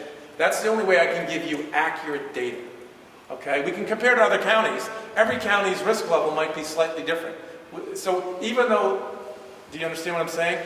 So in New Hampshire. You're answering my question. Okay. All right. Well, ask more so we can do that. Okay. Well, I just wanted to, because we talked about the fact that we incarcerate less here in New Yes. Hampshire, which is empirically Yes. speaking what I have found too. Yeah. So you're comparing a risk level and a recidivism rate in Carroll County to places where they incarcerate a lot more. I don't think you're understanding the answer. Let me try to.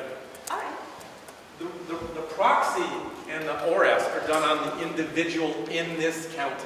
So that number is related to that individual's risk level to reoffend, to come back for that individual, based on national standards, but locally to the individual. So the number you're getting isn't based on Massachusetts or some other state. It's based on New Hampshire. Do you understand? Then why does it say national? I'm comparing the two, the 19% with the 45% reduction. Right. It's a 45% reduction nationally based on the proxy score of the individual. So the tools have been looked at all over the country. I'm not sure any other way to say it. Doesn't California skew that? Because California now they No. Well, everybody skews it up or down depending on where you are. You look at all over the country, you look at that. Yeah, but California's county jails now are full of people that should have been in their state jails. Yeah. And so is New Orleans. And then there's places like Minnesota that have really low incarceration rates. So that's based on mean averages. But the proxy score is based on you're talking about people coming back now. The proxy score is based on the individual's likelihood to come back to jail, individually. So if I'm in the program, if Kevin's in the program, it's based on my likelihood of coming back to jail, mine individually. That's not based on national, it's based on testing the individual. Okay, so the ORAS is done by testing the individual, and then you measure that based on that number. Okay, so the tools we use are national tools. So maybe that's where the confusion lies. They're based on national tools looking at individuals locally. Yeah. I think part of the confusion is too many variables. Yes. I think the issue is that, yes, Yeah. you're using that individual thing, it's a Yeah. national base, but still, what I think people are trying to get at is, if we are a low incarceration rate state, Yeah. it might make sense to risk stratify still, but use Yeah. the New Hampshire data Mhm. rather than national data for comparison, Yeah. only because we get rid of it, conceivably, get rid of that one variable of our low incarceration rate, or at least compare us to a state with similar incarceration rates. However, they may have similar programs. So I think it's a matter of there's too many variables in the Okay. pie, and people are trying to make it a little cleaner. And we did a baseline study here, so if you want to look at Right. that baseline study was done in Carroll County. We've done it in other counties, and they're ranging between 50 and 60%. I think yours was 54%. So if you look at that data, that's rating this county. Yeah. I'm not sure how many inmates you have, but I'm going to assume that the number, probably 80 or higher, is drug or alcohol related. How come it's only 21 inmates? In the program? Yes. That have been through the What program? gets you qualified? So I think I can speak that a little bit. It's a 90-day intensive program. It requires a 4-month sentence because people are entitled to some earn time on their sentence, right? So we've got 14 days to do our evaluations, okay, and then get people into the program model. And the nice thing is the way our model is set up is that the classes are designed so that people can enter whenever they're coming in. They don't have to sit and wait for the next program. So 4 months is the window that we need. If somebody isn't sentenced to 4 months, we don't have time to put them through the program to finish it. Okay? So that's one of the factors. The other thing is we're actually looking at people that have been out for a year or more, because you don't look at recidivism data until a person's actually out of jail, right? And so that's what we need to look is who finished the program, okay? And then out of those people, how many of them have actually been in the community for more than a year? In November of 2018, I ran some data on co-occurring disorders rates, things like that. We had 42 people that had been in our program, right? So those are the people that have been in the program. Now, November of 2018, okay, if they were released as soon as I produced that data, it won't be a year until December of 2019. So the next time I run the recidivism rates, based on being out for a year, we're going to capture a larger piece of that pie. So those numbers of the people who have gone through the program will increase. And it will probably affect all of these variables as well. You do 21 inmates per year? It depends. Depends on how many we get in. Well, you did 42 in 2018, so I'm assuming 21 of them were the 2017. Correct. Yep. That would leave 21 for 2018. Yes. So if you took the 2 years and did an average, then yes, it would be 21 a year. But that could change next year. But it could change, right. Yes. Yes. Do you happen to know your recidivism rate for people who were sentenced to less than 4 months and were therefore ineligible to participate in the program? We haven't run that yet, but we can do that. That would be a good comparison. Sure. Do you do any programming for people less than 4 months in? Yes, we do have pre-trial programs. It's not this full program, but they do Correct. have access to something. Right, and so they do get the opportunity to participate in a number of different programs that are available. The problem is that a lot of times people come in, they can, they'll do a few days of programming and then they're released or bailed out. At least it's something. Yeah, there is something there. Yeah, That's right. what we want. So the trust program we're talking about is the intensive program. Okay, it does take a bit to get in there. It's a lot of hurdles. We still have other programs outside of that. Parenting classes, resume writing, all these other things. Terry puts on some classes that comes in with us. So we have a lot of other things for people there for less time. And also sometimes, as we know, those people a lot of times are going to come back again. So we love run those numbers so they do come back. It's a start for them that they might be working their way to get into the trust program.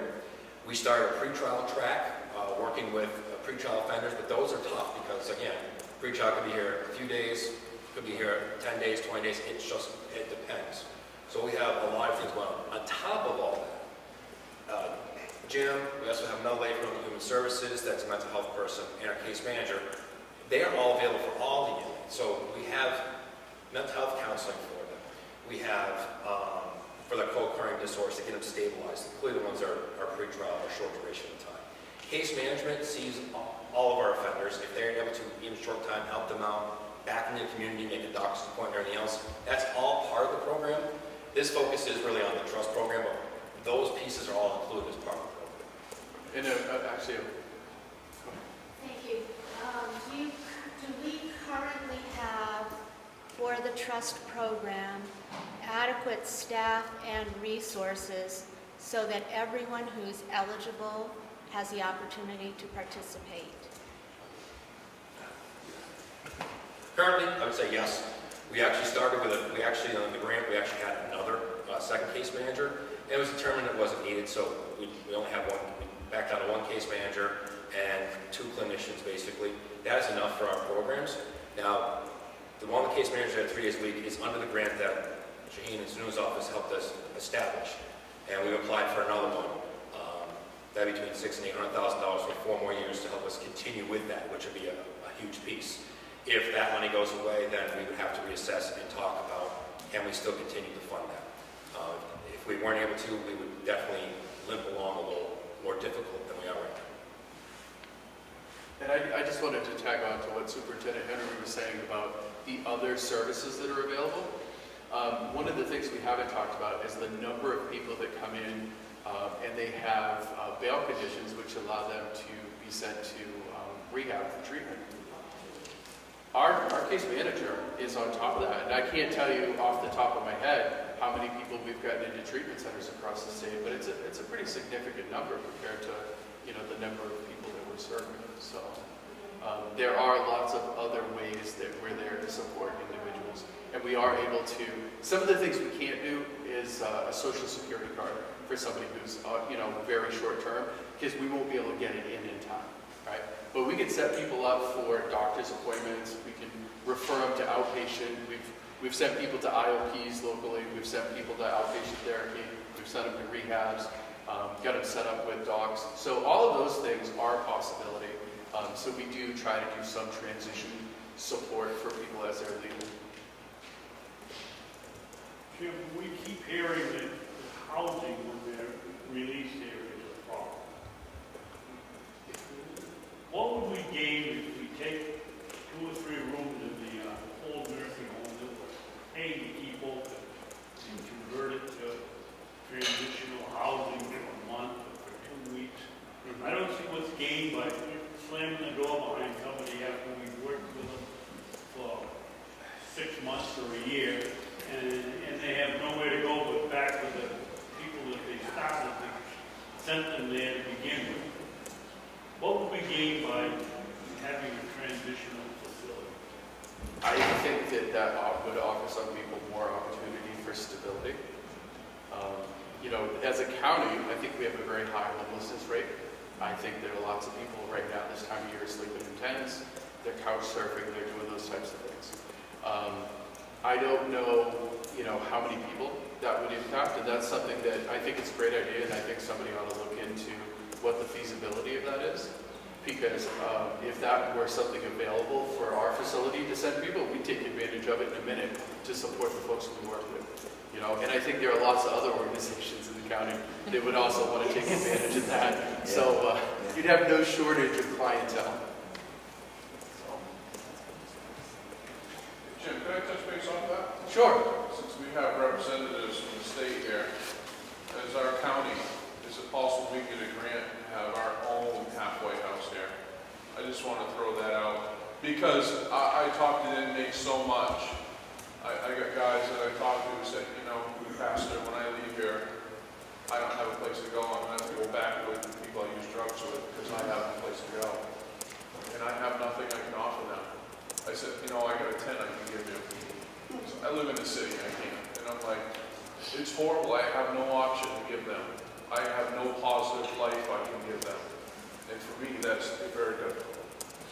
Well, and to my knowledge, in this county, we have no transitional living or homeless shelters that are available to everybody.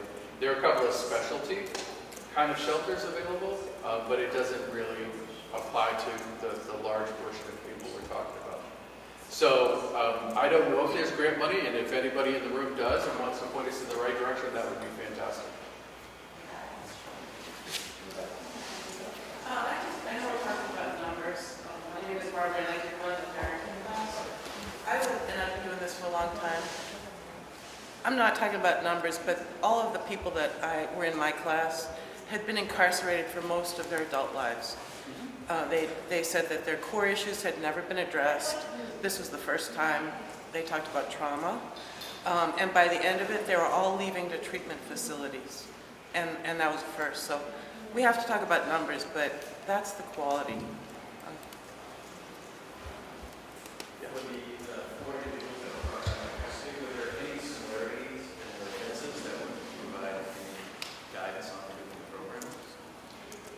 Well, that's a good question, and something I can take a look at to see if there are some commonalities to it. To be honest with you, because we have such a high rate of substance use, right? Chances are that new offenders are going to be drug related. So not always, but that's a good question, and I'll have to take a look at it. My last question, out of the year that was done, how many inmates were in jail for 4 months or longer that didn't participate?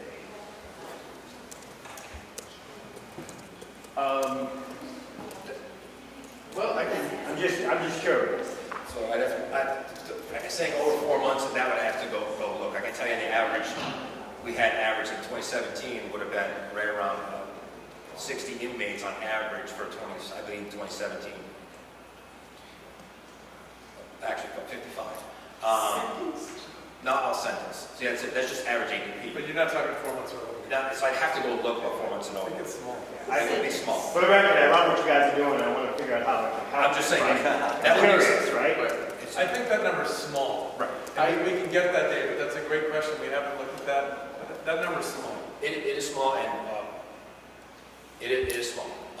For our programs, I'm not throwing anybody under the bus, but the court system has changed a little bit, and I think it'll change again, about using us to put through the programs to help them out. And they've gotten better when they understand more of how we can help them.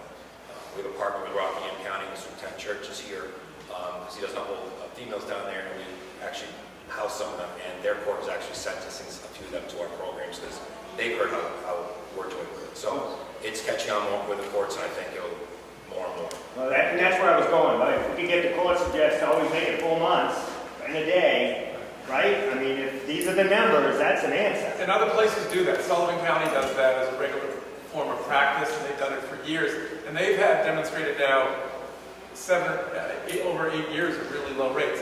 Here's one of the things about a low incarceration rate that isn't all perfect for you, is that tells you also that some people aren't stabilizing.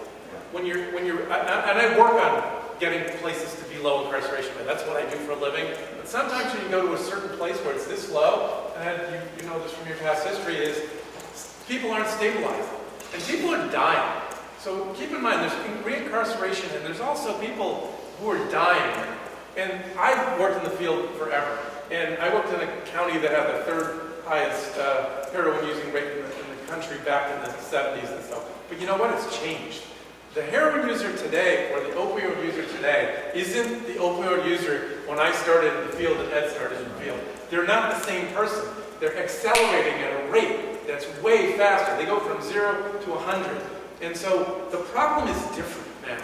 And so some people need a period of stabilization. Think about being a person who's been using, drugs for all that time, using opiates for so long, and the potency level is much higher than it was when I started. So those people are going from 0 to 100, and they're not stabilizing in the state because they're not going to jail till they go through a lot of processes. So I believe in low incarceration, don't get me wrong, but there might be a point where that lower incarceration rate gets to a point, and I think you're speaking of that a little bit, Jason, is you gotta look at people what they need. An opioid user who's been using really heavily for a long time has a really hard time stabilizing in the community without a lot of stabilization and support. So that's one of our challenges. And I don't have the only answer to that, but I do say that you have to consider that jail is one place for people for a short period of time. You mentioned for 3 or 4 months negotiating those kind of sentences. Sometimes places do that with really good results. If someone else has any question about that. This may be a silly question, but do the few that you might have coming in that have the money, do they have any financial responsibility to pay any of their bills, medical or while they're out, or the services that they receive while they're in the jail? Short answer, none. If they have to be sent out for something and they do have their own insurance, we try to bill their insurance. If they're still on Medicare, Medicaid, we also try to bill that. But beyond that, if they're over or stay over 24 hours, we have a web mechanism to have them sign some paperwork and we can get reimbursed from the state. But as for their liability to take on that bill, no, because the RSA is clear we have to provide medical care for them. And Jim, most of your people are on or around the poverty level, at least nationally they are. Most of your people are not wealthy or have much means.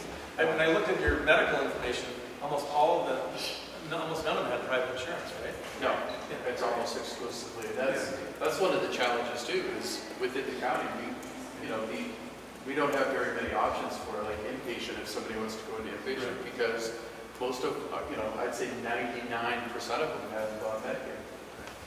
And one of the other challenges your state is I think at least a year or two ago you were 49th out of 50 states for mental health funding as a state system. It's probably still around that number. Mississippi was the only one on the other end of that. So you've got the two combinations of very few people going to jail and very few people accessing treatment in the way that you could. And I know the IDN has helped with that, but it's still a real problem in your state that isn't the same in other states. It's more complicated here. Yes. Is there any data on how the farm has either helped inmates or not? I know in the past inmates would work on a farm and so on and so forth. Does that help or hurt, or is it more productive to send them through programs? It doesn't hurt. It doesn't hurt. Is there actual data? No. It's part of our step-down process. So they can work inside and hopefully can work on the DPW as a step-down process, maybe before they go to work, release in the community, or at home confinement. So it's another piece, and it works for some people to get there when we have them in the program in a sense to be able to do that. So just to follow up, it seems like this is more structured than it was in the past. I think in the past it was just like send them out on the farm and bale hay, just kind of randomly, and now it seems like it's part of the overall structure. Yes, so it's been morphing, changing, and we've Sullivan County does for years, and they had a step-down model. So we've been working towards getting towards that step-down model. The next piece is working with the courts and probation to get that year-long probation afterwards. That's where you have the big spike, the apple for the aftercare. Where Sullivan and some other places they're doing is have a good rapport with the court system who are on board working with that. And that's a piece that we're working on. We'll get there eventually. But they have a real strong model, and that's what we're working on towards. So I just want to give everybody a little bit of an overview of the flow for when somebody comes in and how they kind of move through the program process. Right? And the first step is that we complete the proxy and the ORIS. Right? Those are tools that measure risk for recidivism.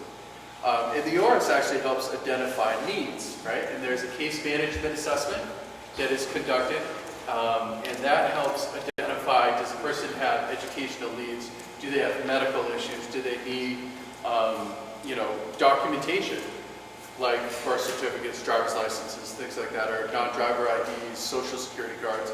So we identify all of the needs that the individual has in place. We look for mental health issues. We look for, we do assessments like the Addiction Severity Index to kind of look at, where they're at with their substance abuse problems. We may, at that point, refer them to our medical providers to get put on medication if they have mental health issues that we can treat, things like that, right? Then people go into the intensive 90-day program. Now, as throughout this process, they're also meeting for case management with Wanda and looking at what those needs are and how they're evolving as they go through the program and looking at that transition planning. So we start transition planning very early in the process because we identify the needs right out of the bat, and then periodically people are reevaluated or looked at to see if their needs within the case management part have changed. and then a transition plan is developed. The 90-day treatment program is all of the programming we talked about earlier, right? And then once somebody has completed that, there's the opportunity for the work release piece. And then post-release, once people are out, they're eligible to participate in up to a year of aftercare in the community. In addition, because we are insurance navigators at the facility, we can get everybody Medicaid enrolled so they have insurance the day they leave the facility. Okay? This is for the trust program. Correct. And some of it actually spills over into other individuals as well. The Medicaid stuff, yeah. So the case management services, as the superintendent said earlier, still apply to many individuals. It just depends on how long they're going to be with us. The Medicaid piece can be turned on very quickly, so at a minimum they can have insurance if they didn't have it coming in. So the post-release, they're in the aftercare groups for up to a year, and we'll also refer them to other supports and services as well. So what I wanted to share with everybody is some information. I know, people may be familiar with the drug monitoring initiative that comes out from the state. Usually they group that information in terms of how many individuals per 100,000 in the community, things like that. So I actually was able to dig a little deeper into the statistics on opioid overdose rates. And as you can see, right, the trending right now looks great for Carroll County because these stats are actually specific to this county. And in 2016, there were 16 opioid overdose deaths. It dropped to 12 in 17 and then 9 in 2018. So from January to May of this year, there have been 6. Where did those numbers come from? That comes from the actual State of New Hampshire Medical Examiner's Office.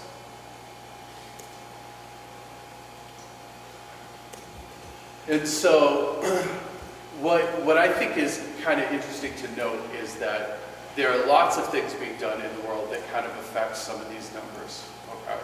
So, for example, if you look at the Narcan administrations by EMS staff in 2016, it was 91 incidents of Narcan being administered. Whereas in the first 5 months of this year, there have only been 30, right?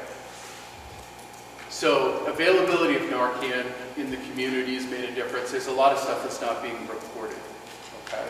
And so I think the danger in this is that we get a little overconfident in what's actually happening in the world. Because if you look at the trend, right, everything's going down and it looks great. But the reality is in 5 months, we have, right, less than half a year, we actually have more overdose death rates this year, right, in half of, that's 2/3 of last year's rate in less than half the year. It's actually a little bit of a spike. There are some things that are getting worse, and there are people that are still falling through these systems that we would like to be able to reach and work with. Okay? And the other thing that we're going to talk about probably a little bit later is I have some other stats on a growing problem. But I'm going to turn this over to the superintendent. Okay. So, There's a I question. have a very quick question. I'm with Carroll County Public Health, and we provide Narcan to the community upon request. One of the things that I've been hearing, and maybe you can verify or dispute it, is that the overdoses are not necessarily opioid overdoses these days, and that there has to be some adjustment for other drugs that Narcan doesn't touch. Yes, and I would love to speak to that. We actually have some data on that, actually. Just a real quick question. The assessments that you do for the proxy and the ORAS, when are those done? Is it when somebody is sentenced? Yes. Or when they are first When they're brought in? sentenced, within the first 2 weeks. In the jail. In the jail. So after sentencing. So if somebody's brought in, say, last night, you're not going to do the ORAS with them No. until they're out. Right. So next thing we talk about is you asked you about MAT, which is Medicaid-assisted treatment. Jim, you want to see the quick detail of what medicated assisted treatment is? Okay. There's an umbrella for medicated assisted treatment. Typically, it involves, at least in most recent conversations, it involves Suboxone, Sublocade, methadone. They're all forms of trying to get somebody to not go through the stages of withdrawal and kind of stabilize what's going on in their brain with prescribed medications, right? And that kind of helps them focus on recovery skills and not be out in the street using substances that are, as we've seen, have a high risk of fatality. So there are also substances like Vivitrol, which are not opioid related, that are also used as a medicated assisted treatment that will actually block, some of the opioid receptors so that people don't get the high of using opioids.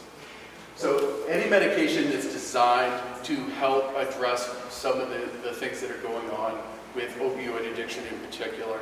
There are some other things out there that, like antabuse for alcoholism, which is an old one, would also actually be a type of a medicated assisted treatment.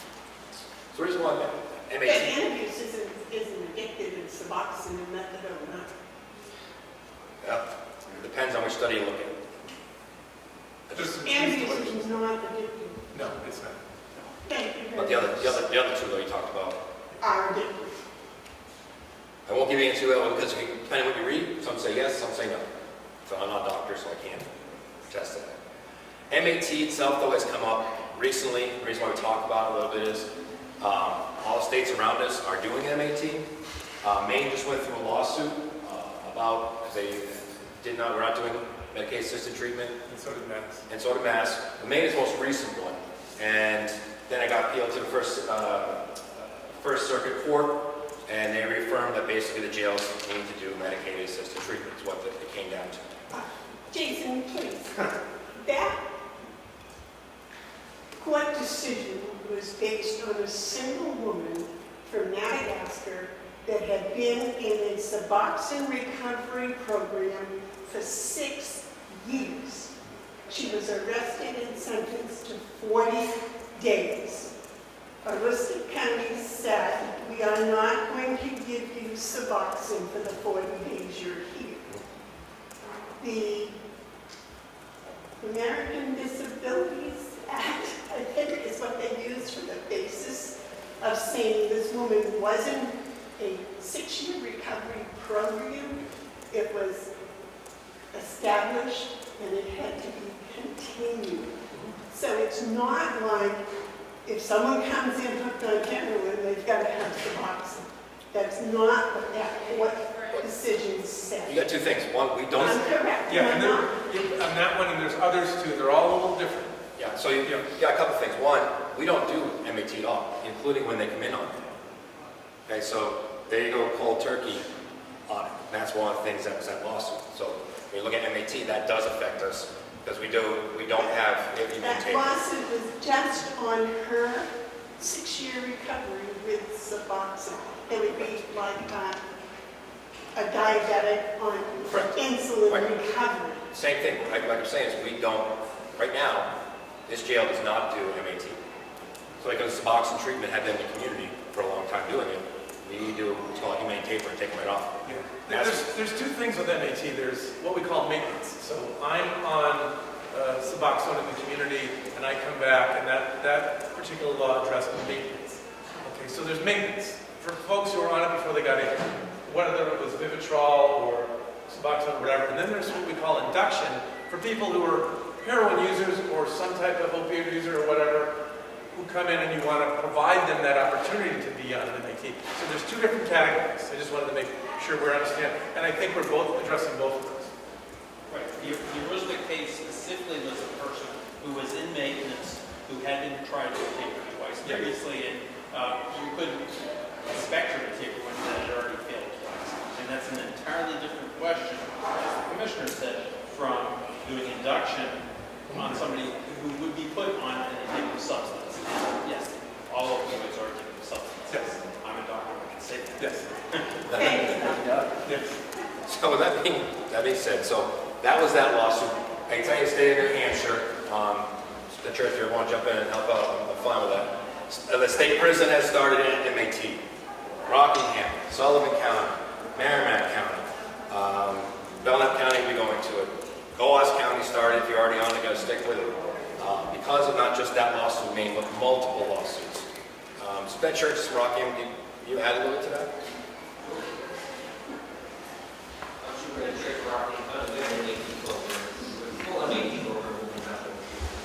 What happened with the lawsuits with the ACLUs suing some of the corrections institutions is that if somebody, particularly coming into a corrections institution, it's part of their treatment in the community. They've been on a medical assisted treatment program, which is a much larger program than just the medication. The medication is half the program.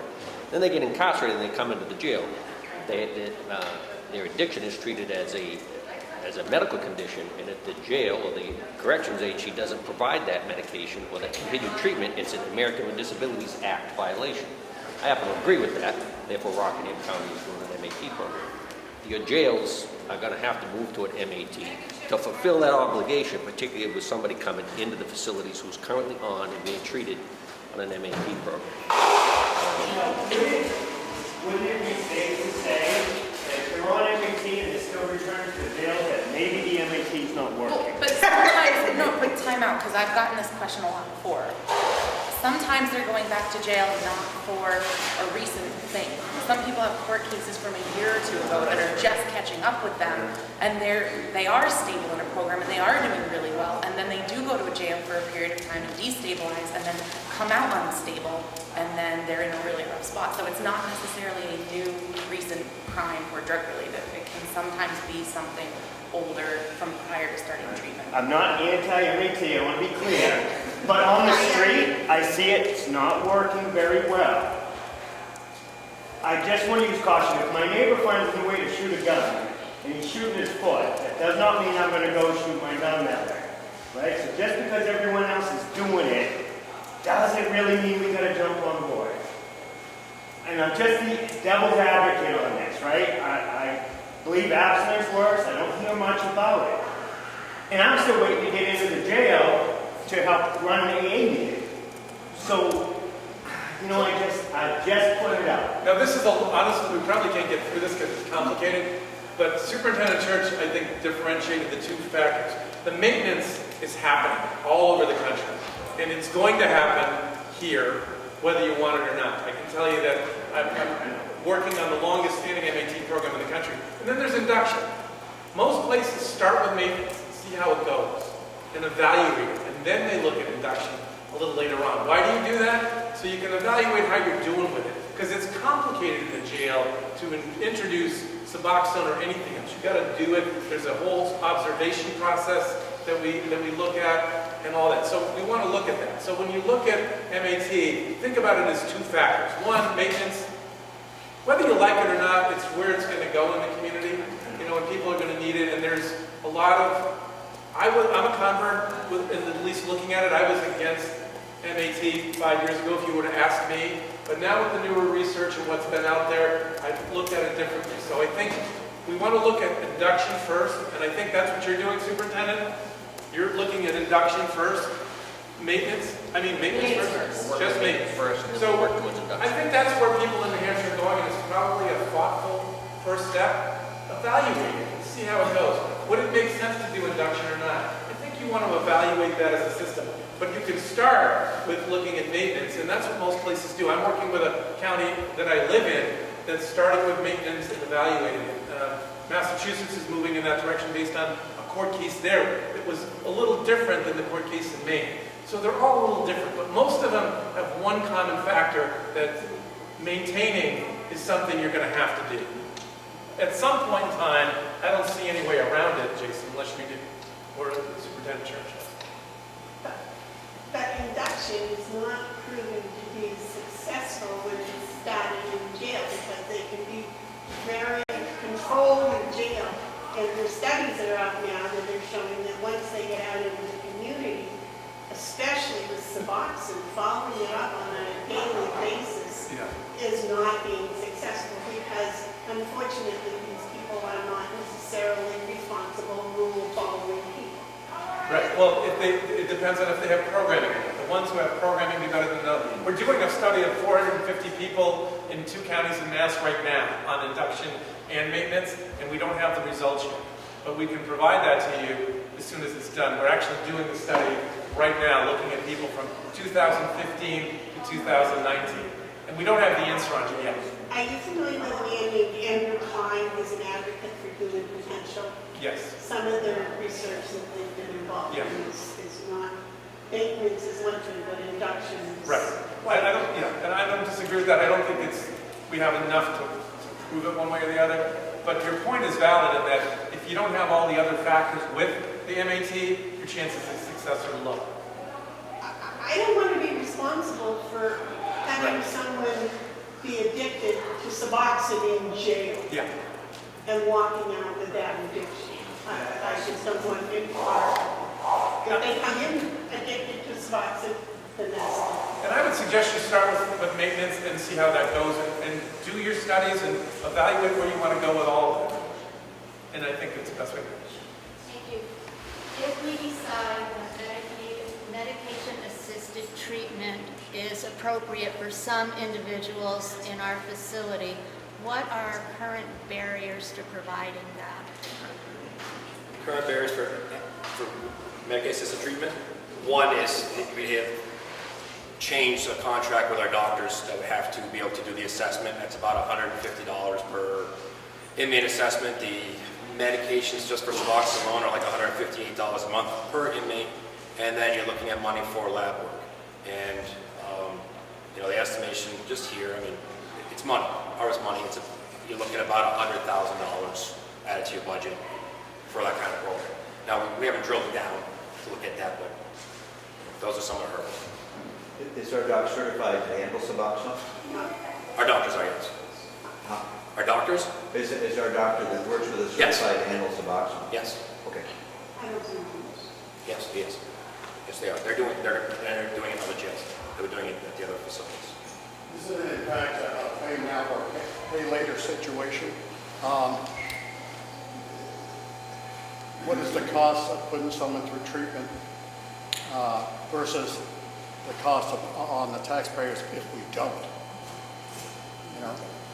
And this is what I bring forward. This is a struggle in every community because you're going to have some that are against it, some that are for it. Right, what is the cost of continuing it? What is the cost of starting afterwards? Because the care in the community the standard of care is they're put onto this, like methadone and other things, and other drugs or medications that can. So it's not known. All I can tell you is known is that the states are all moving towards it. State prison moving towards it. 3/4 of jail in New Hampshire moving towards it. ACLU is sued over it, and it's being looked at very hard around the country. And again, so I don't know if the study's out there. I know that if you don't continue on it and they leave and they're still addicted, part of the issue is that they'll go back out into the community, get back on their opioids, and they will die with a very short duration of time because they go back and try to use what they were doing before. Vivitrol is a good one to start with for us. We're taking a hard look at because it's a shot before you go, so you don't have the cravings and don't get the high. But again, if you don't have education or treatment with it, then it's no good. You're just giving it a shot, and they're still going to go out there because they haven't changed how they're thinking. So there's a lot of moving things with this, and some jails are even moving to bringing methadone into their own facility if they're able to get it passed. It is just a pressure put upon the jails that we're bringing forward that of where it's going, whether or not this community supports it or not, that's going to be. But Jason, as you guys look at it, and again, I said it one last time, but the maintenance, if you start with maintenance, and all of the counties kind of talk to each other, like you would be talking to Superintendent Church and others as a group, you evaluate it, and as a county, all the commissioners all kind of evaluate it, and the delegates evaluate how it's going. So I suggest you start with maintenance, evaluate it, research it out, and then look at if a broader part of that makes sense or doesn't make sense. Look at the data and figure it out on your own, and then you can make your own decision. I understand the concerns that people have on both ends. Some folks say, it's important to give people treatment and do all they want to, and some folks say, well, is it broadening the group of folks that might become addicted? So I think you can evaluate that, and I think take the time to do that. We'll have that The study that we're looking at in the county I'm talking about is 450 people where we've got all kinds of data on them.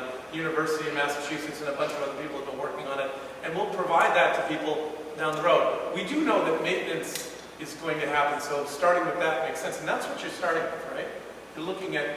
Let's start anything. No, what you're looking at, maintenance, not induction, right? You're not looking at the broad category of everything right away. Well, we're looking at abstinence, actually. Okay, great. Especially that are you speaking for yourself? I'm speaking for a large part of the population of Carroll County. Just asking, speaking for commissioners, or just make sure. Yes. I may advocate for abstinence, I may advocate whatever the court says that is what we need to do. It's where I will advocate because that's what I have to look at as the laws and where things are going. Again, I have bosses, they can make decisions, but just letting you know, it's where I have to advocate.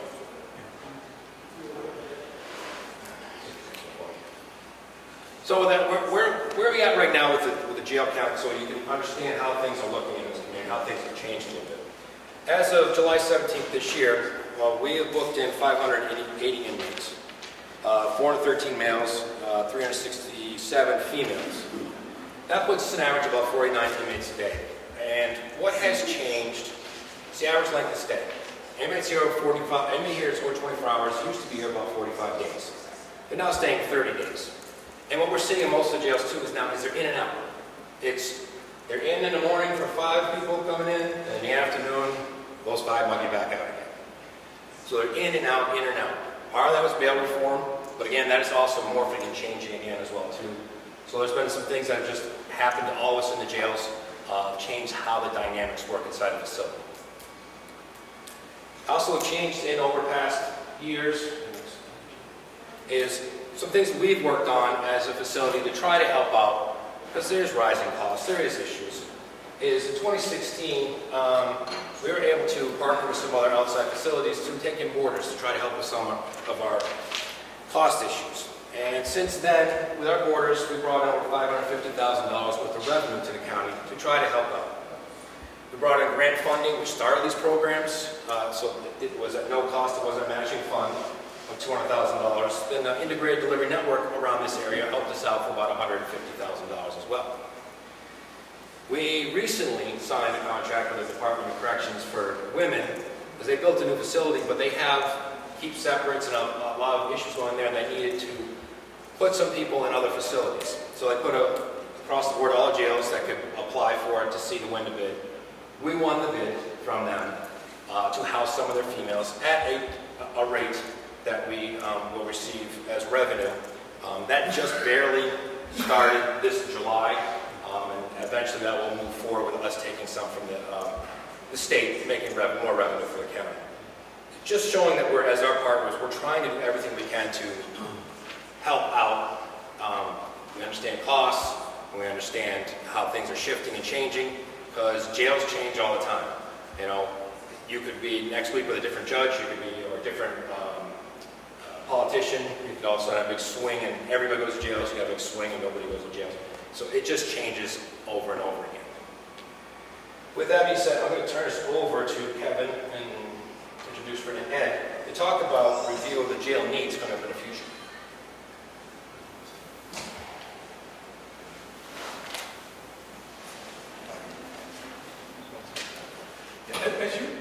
We know that you're looking at the potential for new jail, and one of the things that, and I've worked on jail plans for lots of places, done about 200 NIC studies, did this one here.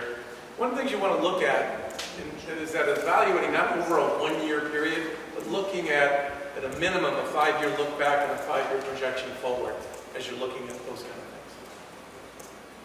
So I have some prepared comments. They'll be brief.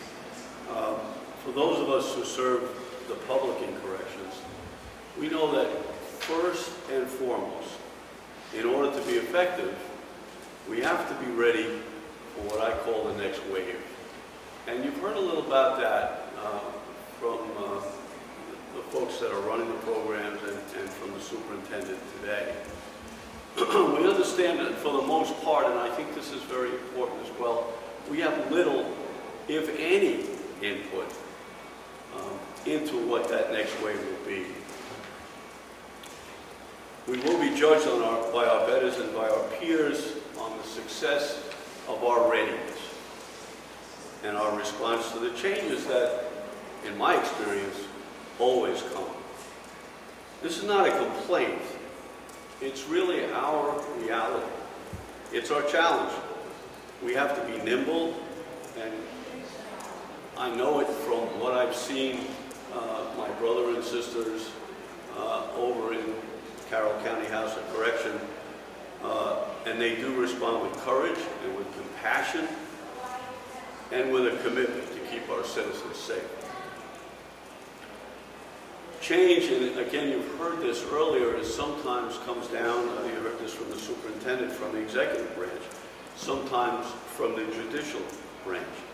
Police and sheriff's departments also test our readiness as their arrest priorities shift to protect the public.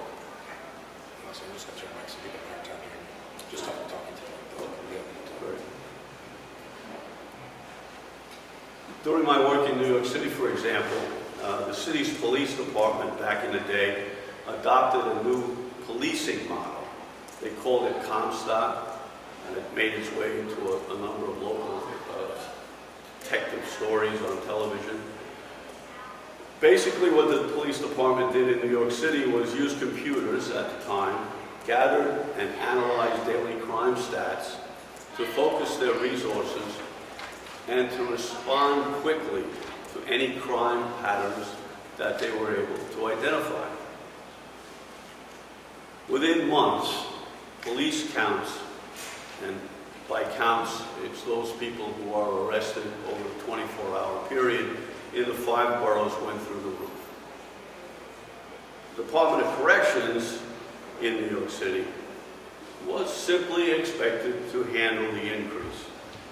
Once the strategy was applied, over any given weekend, we saw as many as 2,500 inmates arrested over a 2.5-day period that had to be housed.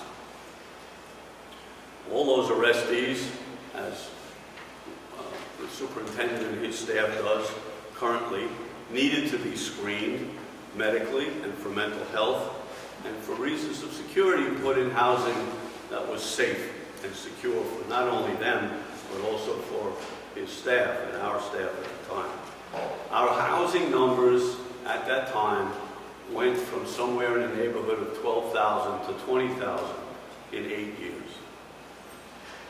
I recognize, of course, that there's an economy of scale here, but doubling numbers of inmates in any jail or prison could certainly happen anywhere. You just heard the superintendent talk about something that's happened here in Carroll County. The state's Department of Correction signed a contract with CCHOC to accept up to 12 of their sentenced inmates who would otherwise have to be farmed out to other states. The decision was made to protect those inmates because they have to be separated for whatever their reasons down in the women's house in Concord from other inmates in the facility. The safety and the security of their inmates then was the cause. CCHOC was here and ready and prepared to take those inmates. So being ready, of course, requires that we're here in the first place. We have to be here to handle the next wave. In Nassau County, to give you another example, where I was sheriffing for 8 years, about halfway through my service, a biker group, some members of whom were occasionally committing crimes, decided to have a party at a local hotel. What could go wrong, we thought? During the evening, a rival group crashed the party, fights ensued, and the police department arrested over 60 inmates. Within 24 hours, the Nassau County Jail complex where I worked at the time had to house approximately 30 of them. The correctional folk in the room are already thinking about the problems that we thought we had at the time to ensure the safety and the separation of those combatants. We had to provide them with meals, of course, ensure that each of them went through the same process that most jails and most prisons in the United States go through relative to health and safety. And for some reason, we discovered that most of them, like me, had passed the social service, the social security divide. They were over 65. So they didn't do a lot of fighting. But they needed a lot of mental health and a lot of medical. And that's what we made sure we provided. So for me and my staff at the time, we were ready. We had a good medical group, and we had some mental health folks who were dedicated, and we took care of that problem, that wave when it came. One of the commissioners talked about California, and I got myself roped into that some years ago. In 2011, the federal courts set a mandated population limit on the state. That's not something that any of us in the business want to hear, at least not publicly. Faced with the possibility of releasing felons into the communities, and again, you heard this from the commissioner, who had not yet completed their sentences, the local jails took the brunt. I know this because while I was working for the federal government, one of my duties was to visit states throughout the union to find jails willing to accept federal detainees.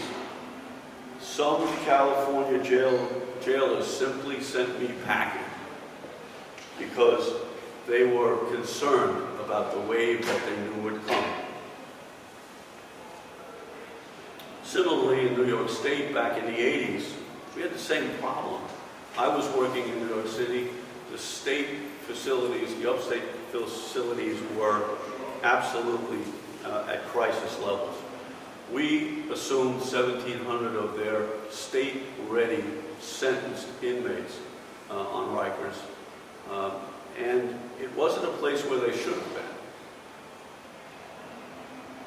These are just a few examples of how jails can be impacted by decisions made outside of their control, and how local jails can assist other agencies at all levels of government to respond to the changes that, in my view, most assuredly will come.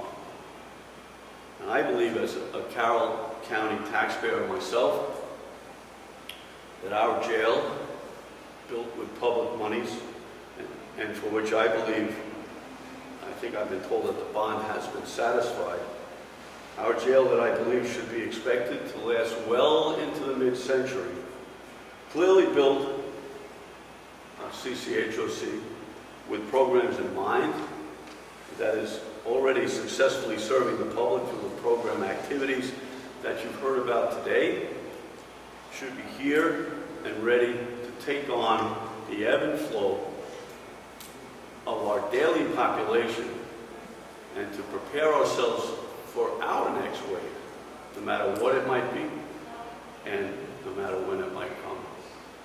Thank you for a few moments. If I could just kind of tack onto that.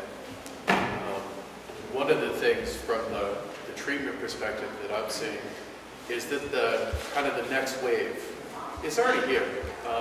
We're seeing more and more people coming into the facility whose drug of choice now is cocaine or crystal meth.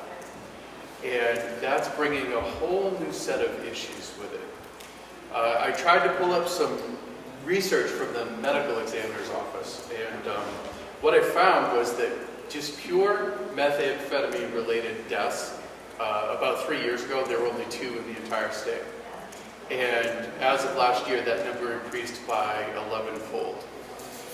So, if we look at that, if that trend continues, we're actually going to see a lot of people in the criminal justice system and in our communities that are dealing with methamphetamine abuse, cocaine abuse, and we're already seeing increased rates in overdose deaths of combinations of opioids with methamphetamines. So there's lots of data produced by the state on that. So the good thing is that our program is not designed to treat any specific substance abuse. It's really designed to treat addiction, right? So our program is already kind of positioned to deal with the next wave of whatever the substance of choice is, and we're hoping that we're going to meet those needs, and we may find that we need to develop the program as we go, but I think that we are in a good position to help address the needs of the folks that we're serving as kind of this next wave does come upon us. And I think both Jim and Ed talk about the fact that as you look at facilities down the road, they're built for a long period of time, and there's ebbs and flows. And Ed can talk about a million stories, he had more than that, about how it ebbs and flows. I've worked with 300 counties around the country, and they've all had different factors that have gone in. But as you look at a jail and evaluating it, one, you want to make sure there's local correctional and law enforcement people who look at that planning, because the sheriff is here, he uses the jail day to day, knows the impact of the jail, open, close, whatever you do with it. And also on the corrections side, looking at evaluating that. Places that do this kind of thing usually do a pretty extensive evaluation with both internal and external people who are experts who do this for a living. So as you look at that, there's a lot of factors, human factors to the individual, cost factors to the facility moving in and out. How do you relate to the people in the county if you have a facility that's open or closed? So we just wanted to say, as you look at that, there's some cautionary things to look at.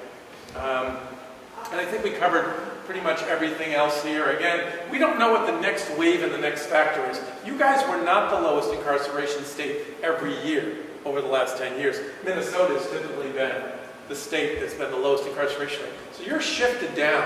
And there's a lot of factors to that could change. And you mentioned this when we were talking. State laws change. So a state law could change tomorrow night. It could be a federal ruling that can impact things. We don't know where all that's going.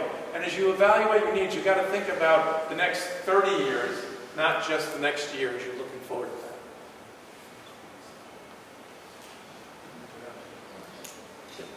that. As we're getting close to the end, I know so anxious to get out of here. Oh, go ahead, question. I looked at all of these numbers that you put up there. You seem to be focused on the 4%. I have a long history in this county, and I have 27 years federally. You have 17 people who did not reincarcerate.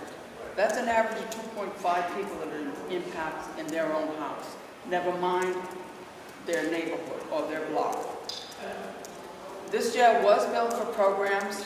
The problem has always been the funders. No one wants to deal with the less than perfect. That's a nationwide statistic. Everybody fights for the same thing. No one, I've said 1,000 times, no one wants to deal with it until it's their son or daughter. Jason, I think you and your staff have done an incredible job. Carroll County should be very proud of what you've done.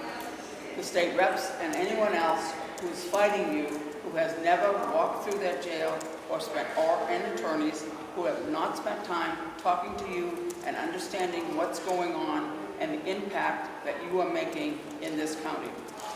Kudos to you. I have accredited more jails and been on a leading team for 27 years. I am proud of what you're doing, and please look at the positive end. It's real easy to look at the negative. Don't look at the negative only when it's your son or daughter, and then you want to change. Thank you so much.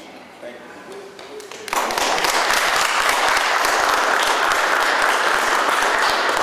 With that being said, I'm very proud of our programs. When I got here, I wanted programs. I come from an educational background. One of the biggest things was I didn't want somebody to go in the community because I grew up in Whitefield, New Hampshire, a very rural area where there is no transportation. So I understand that. That's why Jim was out north and south. To make it even more exciting than it is, on the bottom of the slide, you'll see the Council of State Government has requested a webinar with Jim and Kevin referencing our jail model program. They're very interested in the small jail model program and looking at our program as a leading model across the country. They're leading this webinar. They asked us to do it. They went down to DC and spoke, and then they asked us to sit and, not me, these two, to be on the webinar about what's going on inside of here. Most jails across this country are 100-bed facilities or less. They're small jails, okay? And small jails all run the same problems that we have. Up and down, ebbs and flows, no transportation, no money, nobody wants to put in anything. So they're all looking for what can we do most bang for our buck.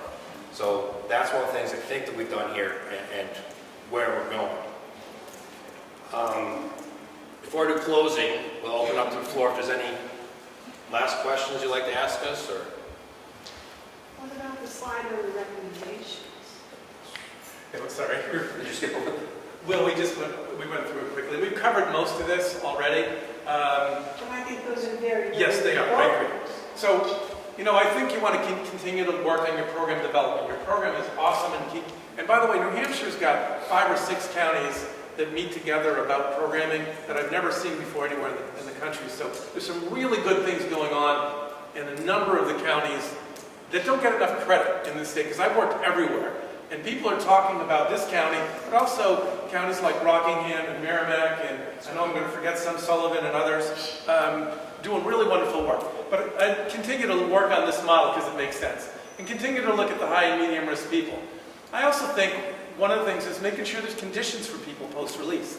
I've worked in Sullivan County for years and years and years, and Merrimack County for a number of years, and Belknap County all have their people leaving with conditions. And that needs to happen here. That's a gap in your program that I've seen that I think needs to be worked through. Again, continuing funding the positions you have, of course, evaluate them over time. You know, you may say, hey, we might need more, we might need less. We don't know how MAT will impact this, but looking at, the reason we didn't feel the case manager was needed now was because in your present circumstance, we didn't think that other position was necessary and the resources there. But the ones who are here now are being fully utilized in a million ways, not only for the programming, but also for mental health and substance use treatment for everybody. I think it's really good. And again, your model isn't a fluffy program. I call those kind of programs cruise ship programs, where you just basically keep people busy during the day. Your program has a targeted plan to help people to get their lives back together and not come back to jail. And that's the model that they've developed in this county. And I got to say, I've worked in a lot of counties, and a lot of them have done really well. If you look at the SAMHSA website, they've looked at correctional mental health programs. I worked with all of them. And this one is as good as any program I've seen in the country. And it's come so far so fast, in 3 years. You know, that's that's a tribute to all the folks in the jail, but also the commissioners and the delegates, and all the criminal justice agencies, and all the program people in the community that you work with, all the providers and the volunteers that we've heard from today. All of those people have contributed to that model. It's a community model that you guys all did together, and you should all take credit for it. Sorry for skipping over that slide. We were just a little rushed for time. The thing I think is so tremendously important about the whole thing is, you know, the bad guys get sent down to Comeau. Yes. The sick people are what we need to get into recovery and get into the community. Right. And this transition into the community, I think research has shown that lack of community is part of the basic problem. So getting them into the community in recovery situations. And I think that's our job.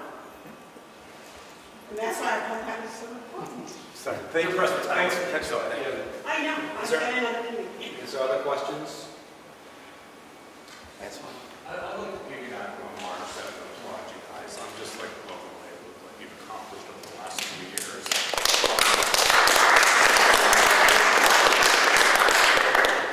And my question is probably directed at Jim because he's your stat guy. But I think all of us that work in the field have predicted for 5 years now that methamphetamine is en route. It's clearly here now.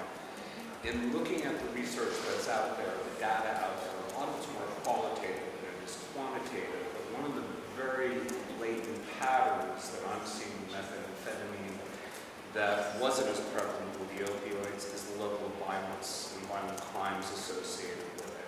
So knowing that New Hampshire's at a low incarceration rate and you have to be very high risk essentially to be behind the walls, isn't it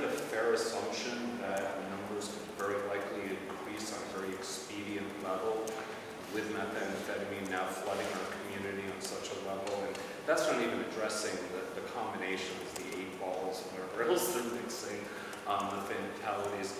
But I heard some challenging in your numbers, and I can't help but think we're right at that pivot point where those numbers are going to start jumping significantly. I would think that if we're following the trends that we're seeing throughout the East Coast, that there's going to be a lot of violence associated with methamphetamine in our community. I'm thrilled to hear you have the capacity to deal with it. I've always been a real proponent of I like trust because it is not a opioid program. I think we have foolishly invested so much money in opioid programs. Not that I don't think we should provide treatment and save lives, but this is a county that has some severe substance issues beyond opioids. We choose not to talk about alcohol, which is probably the leading substance killer in this community. And as I said, meth has arrived, it seems to have arrived in a large scale. So, reasonable assumption, Jim, that that's going to start pushing your numbers up? Yeah, I would anticipate that. And you know, you bring up the concept of other substances. What I can tell you is one of the pieces of data I do have that I've collected with people is the average age of first use has been dropping in this county. It's now 11 years old. And the 2 things that people start with are alcohol and marijuana. And so by the time we're seeing them in their early 20s, some people have a 10 or 15 year substance abuse history, oftentimes never treated until they've been incarcerated. I'm just bringing the same up. I work with lowest youth in our community. I'm flabbergasted. I guess I'm getting older than the average onslaught of use of marijuana is now about 13. What frightens me with methamphetamine and talking to so many young people is they were afraid of the opioids. We did not see a lot of young people dying of opioids in this community, or to the extent of other drugs. They're not afraid of them now. They're very clear about it. It's in our school systems, and it's in our parks. And in addition to that, you talk about the commission of crime, the sheriff, I mean, you've seen the incarceration rate go way down. Has the crime rate dropped as far as the incarceration rates have? What are your thoughts on that? Well, I mean, I think, like, according to me, it's obviously going back up. Right. You know, we did just have a meth bust a month ago, and other departments have been seeing meth more all around the state. It was posted about a huge cocaine bust, so that is coming back in a huge amount. So, yeah, I think you're right, that it is going to go back up, and it's going to go quick. No, I would say, just a quick more question, but last year the county attorney came to the delegation and commissioners, which were gracious enough to give us more money in the budget because she needed an investigator, and her caseload went up by about 400%, which she said last year. So crime's not going down in the community, it's going up. Actually, our intakes are up from last year, bookings, but I mean, they're going out quicker. Yes, they're going out quicker, but their bookings are up, so crime's not going down. You know, Is there anything that the judiciary should do differently? If I had a magic wand, I would, for us, one of the biggest gaps is not the county attorney's office, not the police department, or anything else, is the courts not putting on opposing probation on the other end. You want a true model, Sullivan County puts 2 years probation on it, okay? So 9 months inside, 2 years probation. You do well your first year probation, your 9 months of it, and which is where you have that bite at the apple where you can bring them back, because it takes 18 months to really retrain the brain and get them going where they need to be on the right track. Then they suspend the rest of probation, okay? Because they have shown success. That's why their model for the past 6 or 7 years has shown an 18% recidivism rate in that program. Steady, because they have built that. That is the last gap here that if we can get over that hurdle, I think would be a huge help for us. And if I'm saying wrong, please tell me. I think you're right on line with it. Thank you. First, I want to really thank you sincerely for wonderful presentation and giving us all an opportunity to understand better the situation and the trends. And I also just wanted to let people in the room know that the state of New Hampshire does have a new 10-year mental health plan, and the Mental Health Caucus is planning a program in September to address the intersection between mental health, law enforcement, and corrections. So look for it. Any more last questions before we wrap up? Let's get toasty. So in closing real quick, and my commissioners like, I want out here when we do their meeting. Oh, Joe, your question. I'll try to frame it as easily as possible. So out in the community, we often hear that we don't have enough community support for these folks that are trying to transition out. We don't have enough resources in the community to keep people out of jail in the first place, since so many of them have co-occurring disorders. Clearly, there's things that can be done to prevent them from committing crime in the first place. But I wear many hats, as many of you might know, but one of my hats is a president of a nonprofit in the community. And we struggle with how do we best focus our energies when serving the community to increase community, not to solve crime, but how do we support the folks coming back out? For instance, projects that we've done in the town of Effingham, where we've had inmates come, and they were the hardest workers on our projects, and then a few years later, see one of those inmates come back with his kids, who we finally got regained custody of, and walk the trail and talk about how proud he was to be there. So those kinds of things, how do we, as organizations in the community or individuals in the community, get access to what you're hearing on the inside and the community supports that would help so these people can live lives, fulfilling, meaningful lives once they've done their time? There's so many organizations trying to do little pieces. There is a lot of organizations. Don't get me wrong, Carroll County, it sounds like they'll say we don't have a lot. We do actually have quite a bit. There's small pockets here and there, pieces. We do partner quite a few. We had a Critical Friends group that we met, and it's probably about time we meet again, which we can post out and come right to jail. We met with them, and we can do it again to see what people have to offer and what we see and where we can partner. Like one thing you talked about, transitional housing. We all need that. So is there a way Carroll County in general could make that happen? That was that's one thought that was out here. It doesn't necessarily need to be jails. Can it be a partnership with a bunch of us because we all need the same thing? I don't know. I don't know if it can or can't. If those are the thoughts that are out there. I can assume what they need. I can assume that they need new friends. An opportunity to make new friends. I'm sorry. They need housing. I can assume they need transportation. I can assume they need a job. I can assume. But how do I get to those 20 people or those 400 people and find out exactly what? Talk to Jim. So that's what we're going to Jim to talk to. Okay. Got it. Thank you. Again, I just want to thank everybody for being here. Representatives from the state and around here, our community partners, everybody that's here. It's taken everybody, whether we agree, disagree on things. There's always been some sort of middle ground somewhere, and these programs have done well, and we continue to do well. But it takes everybody sitting inside of here, not me, not Jim, not Kevin, or Ed. And we're trying to do the best we can present to you, but it's what you see here and those that are out there in the camera world helping us out, because we do hear from them too. We hear from the inmates when they go back out there. You heard on the, Kayla Warren being one of them, and a couple others that were on the video said they'd rather be there than dead. And that's what breaks my heart. I love my job, and the Carroll County reminds me so much of home. My wife feels it's just so rural. I don't want to see anybody dead. They all have made mistakes. Can we get them back to the community alive? We will continue doing our best we can for individuals so they can succeed in the community and go home. That's the bottom line. We want them to go home. With that, we'll get you guys out of here. Thank you for coming. If you have more questions, we'll be around. Just really appreciate it. Thank you. Thanks for your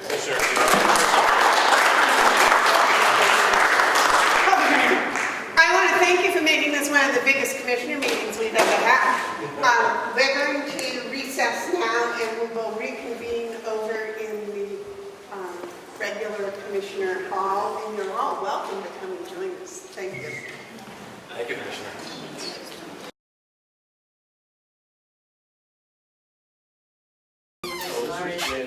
Okay, I'll call this meeting back to order at 11:47. Because of our company here. I'd like to skip down the agenda and do the update on the Carroll County broadband. And I believe that Steve Knox and Rick Highland have something they'd like to share. If you'd come and join us, please.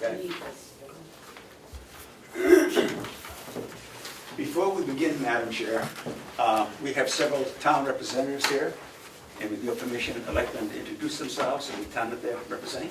Vern, please. Okay, why don't you go? Oh, John's right upside. John, why don't you start that off? John Gallagher, Hawks Location Selectman. Becky Mason, Town of Tamworth, Selectman. I'm Kelly Collins, I'm the Town Administrator of Wakefield, New Hampshire. I want to thank the three of you for coming very much. Mr. Highland. Okay, I was notified by somebody that watched your last meeting, and they were concerned about some of the information that came forward for you folks. And then I watched the meeting, and I think there needs to be just a few clarifications. Either that or we're misunderstanding what took place. And in talking with Steve here, my co-chair, we contacted Ken and got on your agenda so that we could, keep the, the real things that are going on out there and not getting rumors started or anything of that nature. I'm sorry if we had misconceptions. I'm sorry if we spread misconceptions. Well, we wanted to clarify it. We don't need any bad press or anything like that, that's going forward, because we're basically only in fact-finding mode. And it's taken off like you couldn't believe. At the last workshop / meeting, we had Carroll Monroe from Valley Net make a presentation to the group that we've invited, and you've attended past workshops and whatnot. Yes. And she presented the effort that was being put together by a consortium of 3 groups or 3 organizations to put in a USDA grant to be able to do a feasibility study, and with that feasibility study put together a financial plan or a business plan, whatever you want to call it. Being the fact that, Steve and I have joked about being the Rick and Steve show up until now, we don't have the credibility to be an actual applicant on a grant like that. North Country Council, Michelle Morengray, who is one of the executive directors up there, as well as Glenn Koppelman, stepped up to the plate and are representing our effort in Carroll County. The 3 groups that are part of that consortium is CT Technology and Energy. They're out of Kensington, Maryland. It's a big organization. National exposure, a lot of good reviews and whatnot. The other group is Rural Innovation Strategies. And they are they're out of Heartland, Vermont, and ValleyNet, who with the EC Fiber consortium of towns in Vermont, were the 3 groups that applied for this USDA grant. The grant that they applied for is $250,000, and as you may or may not know, usually these grants come with the fact that you have to have matching funds. This one requires a 50% match. Okay? And the thing that I got at watching the meeting, yes? The 3 corporations you mentioned, are they going after the grant with you folks, or are they competing for it? I'm getting to that. Rick, that was CT, what? Technology. CTC. Yeah. I can give you a copy. These are the minutes from our meeting. Okay. We didn't have a secretary when the latter part of the meeting was kind of organizing a committee. Thanks. I can send you a PDF that you can distribute to the commissioners.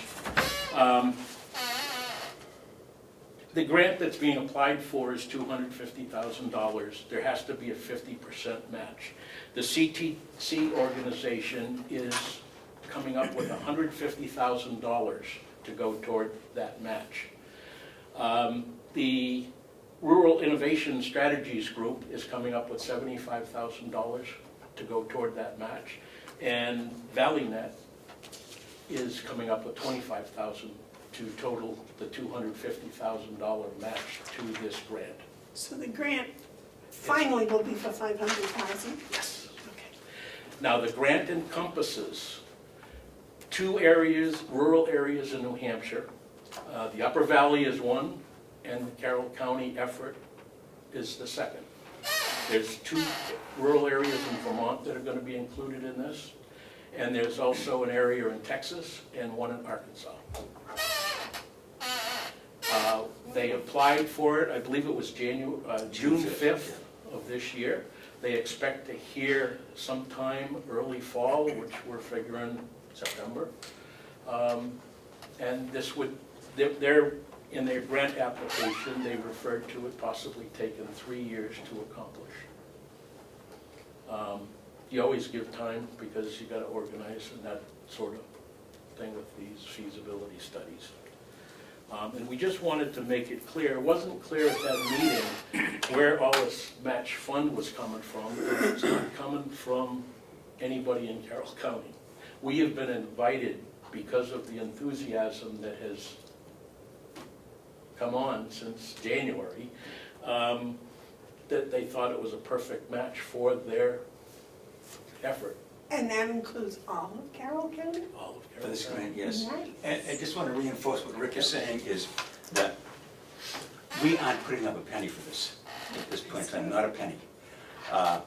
As Rick has outlined here, that the matching grant is $300,000, and that's coming from $250,000, and it's coming from these 3 organizations.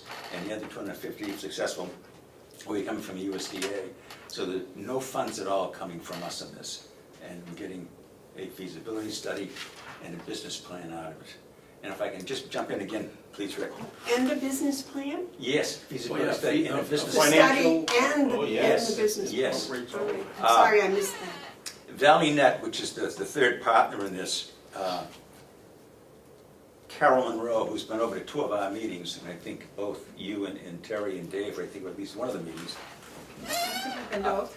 Pardon me? I was at both. Okay. As she said to us, and as Rick mentioned, the enthusiasm and persistence that we have, we were an easy match for 1 of 2 of New Hampshire's. So it was through Carroll Monroe that we are one of the 6 national entities or organizations that have been going after this funding. So we're very appreciative of what Carroll Monroe has done. Without her effort and good work, we would not be one of those 6. She has tremendous faith in our ability at this point in time to get the job done and stay with this. And likewise, you know, we have to compliment North Country Council for stepping up to the plate and jumping in. It was a timely thing that had to happen, and they made a decision, and it's a good thing. Isn't your partner on North Country Council? Pardon? I said, isn't your partner a member of North Country Council? Steve? Yeah. Yes, Steve is the Albany representative to their SEDS committee, which is their economic development. So, thank you, Steve. So, that explains, you know, that's what's going on with regard to the grant. If this grant doesn't happen, we have another hook in the water. We've been contacted by John Freeman from NCIC out of St. Johnsbury, Vermont, I believe it is. I got it. You got it right. And he's contacted us. He's very interested in doing the very same thing, only just for just us. Carroll County. Just BS. And going after similar funds. We didn't want to have too many things going at the same time, and we should know, we're hoping to know by September sometime, how this pans out. If I could just jump in again. Dave has a question. Oh, I'm sorry, Dave, go ahead. Wasn't NCIC the original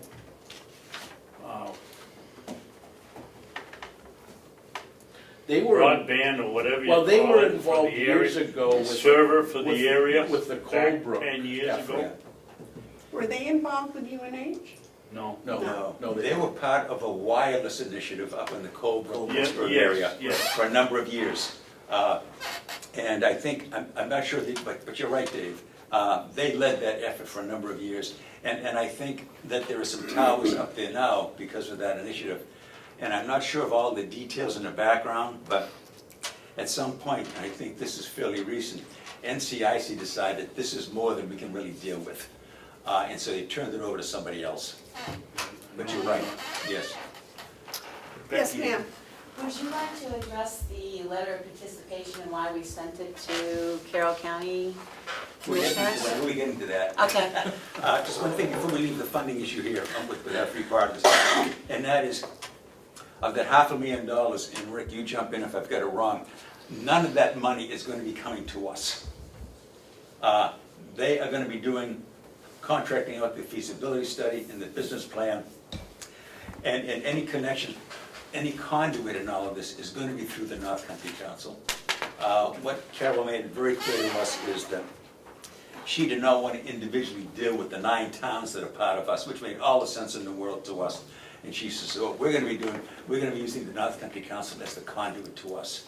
So we will never see any of that money. All we will see are the results of the feasibility study and the business plan. I just want that to be very clear. Okay. Now, are there any obligations on the towns or Carroll County at all? None at all, nope. It's a win-win. Well, and we're to Steve and I have talked about this a lot, and we are to a point where, whether we're fact-finding or research, and a feasibility study is really what's next to do. And we had already met with Bev Mason from USDA just prior to this coming about, and discussing with her how we could, get, $25,000, $30,000, $35,000 grant to be able to do a feasibility study. I'm a capitalist, and I'm not a person that likes to see government run business. And I don't like it being on the tax of the taxpayers, especially the property taxpayers.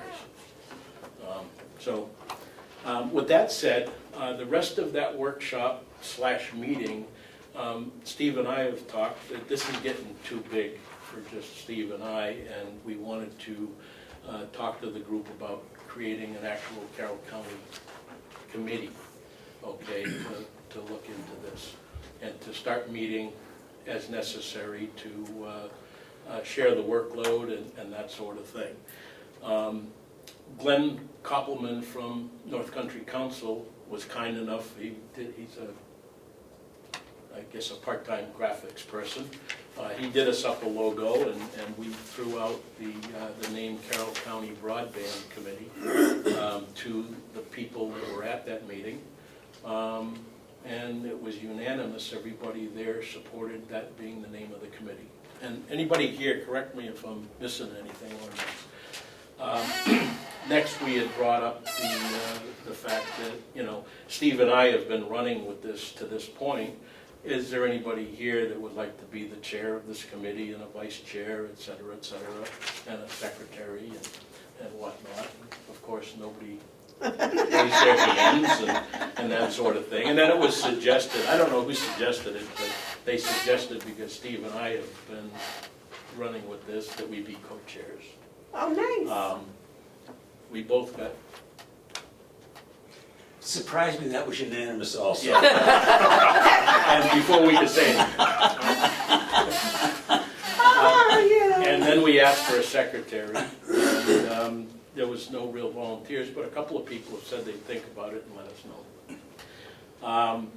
And with that said, the next thing was a governance of the committee, because this really isn't it isn't a municipal committee, because there's no real quorum of each town's group. But it is a municipal committee. I did check with New Hampshire Municipal, and they said that we should be considered as a municipal organization of sorts. Steve and I have always operated with transparency under 91A right from the beginning. And we've made that known at all our workshops that we've had to date and whatnot. Steve volunteered to put together a summary of a governance draft, how the committee would operate. Steve is currently working on that, and that'll be decided at one of our upcoming meetings at this point. It was also brought up and discussed regarding who should have voting rights on this committee. There was discussion on whether it should be just the municipalities that are participating, or should it be municipalities and the county representative, or should it be all the representatives of the, including North Country Council, the Economic Council, the Lakes Regional Planning Commission, et cetera, that are all supporters and participants, and a lot of them have done a lot of work over that most people don't see, and we're very appreciative of that. So there was discussion on that, but nothing has been formally decided on any of that at this point. I mean, I have my own views, which I will bring up at our next meeting when we start discussing this as a committee.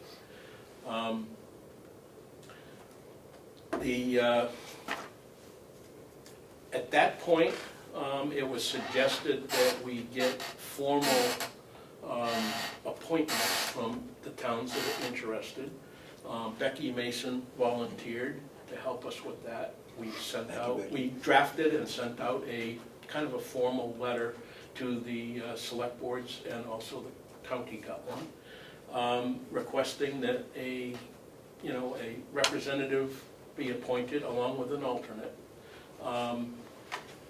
Due to the fact that voting hasn't been decided at this point, because we're still working on the governance plan, but we wanted commitments from the towns.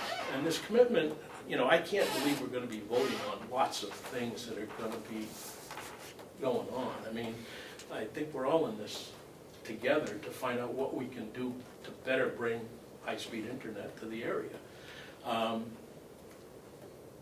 And we sent this letter up, and we wanted formal replies back so that we have actual representatives from the towns. And this is more a conduit of communications back and forth to the various towns, because we've got so many of them involved. And that's in the process right now, and I think that's what sparked your last meeting, was some of that.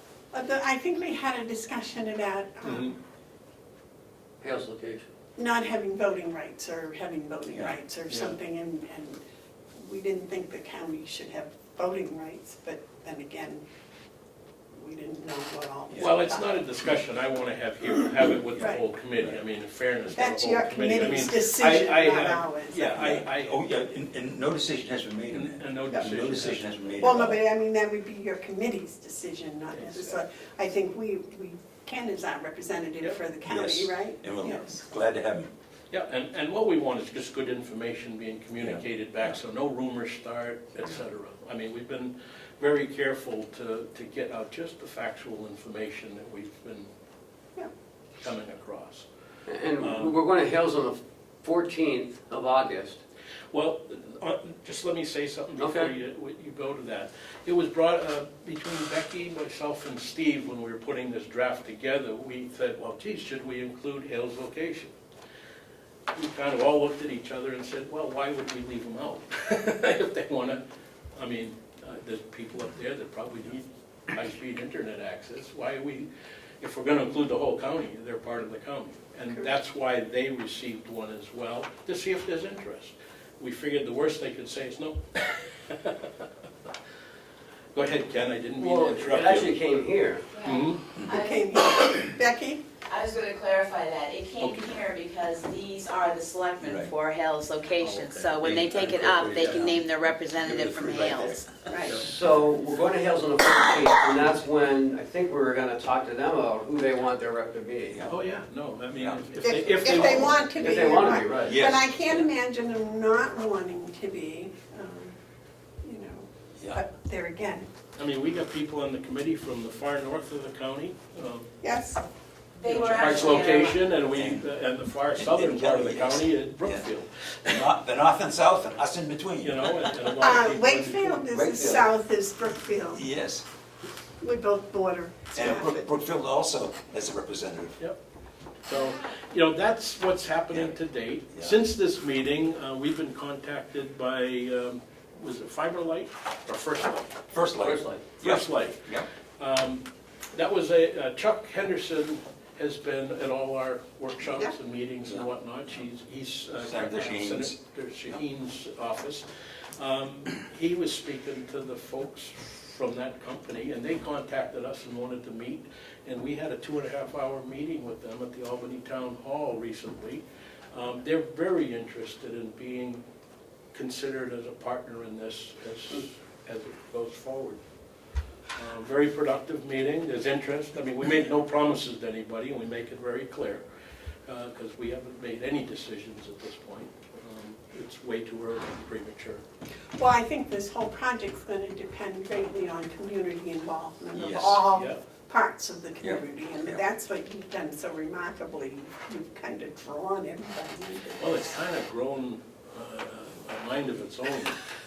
You know, this started with a conversation that Steve and I had in January after one of his SEDS meeting up at North Country Council as well. And I got terrible service.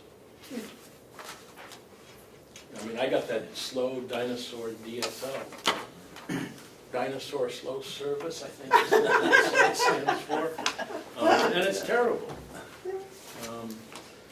I think to really be successful in reading and talking with others, it's a county-wide project.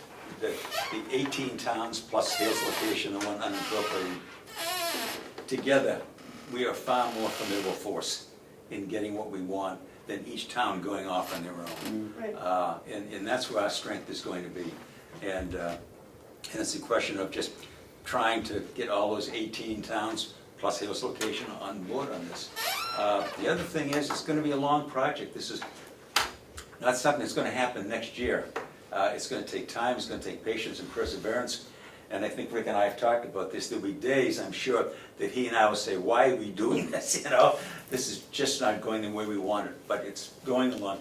He and I joke, I think probably because of Cal Monroe, that last January, as he and I were talking about this, if someone had told us that this is where we'd be this July, we would have said, you're crazy. Well, but this has had a momentum and a strength and interest and involvement that we just did not anticipate. I think at our first meeting, we were talking maybe 10 or 12 years out. Everybody's telling us that it could be 2, 3, 4, 5 years out. I was going to say 3, 4, Yeah. yeah. I mean, things are happening so fast. I mean, we're being contacted all the time. We just got a contact from another internet provider that's interested in talking to us. Yeah. Did you ever find out, did you ever get a map of where all the actual orange lines are? Well, well, that subject came up, and Steve was upset about it because he couldn't understand why they wouldn't just give it to us. You got to remember that all these internet companies, whether they're telephone or cable, okay, are all capitalist business, okay? They all compete against each other. And if you were in their position, would you turn around and give your map of what you've got out there so that somebody else can figure out where they could weasel in? No. They are available, at least from Consolidated they are. I spoke to Ellen about that. And she said that a select board in their town could get that information from them, provided they had a vote of the select board. And they'd have to sign a non-disclosure agreement that they wouldn't discuss this outside that room. You had to leave your firstborn as hostage. And, yeah, no, I've had to sign a lot of non-disclosure agreements in my life. I understand that, and I can appreciate it. I mean, it's confidential information. And, you know, we're hoping, I mean, Steve and I talk about it all the time, we're hoping that competition is going to bring reasonable prices for this down the road. And as long as we keep them interested in it, and hold our cards close to our vest and negotiate a good contract. And hang on to your firstborn. Exactly. One of the things we found... My firstborn has already grown. One of the things we have found is that early on, both Carroll Miller, who's the head of the New Hampshire Technology section, cable, and UNH, they both sent us maps as to what they had.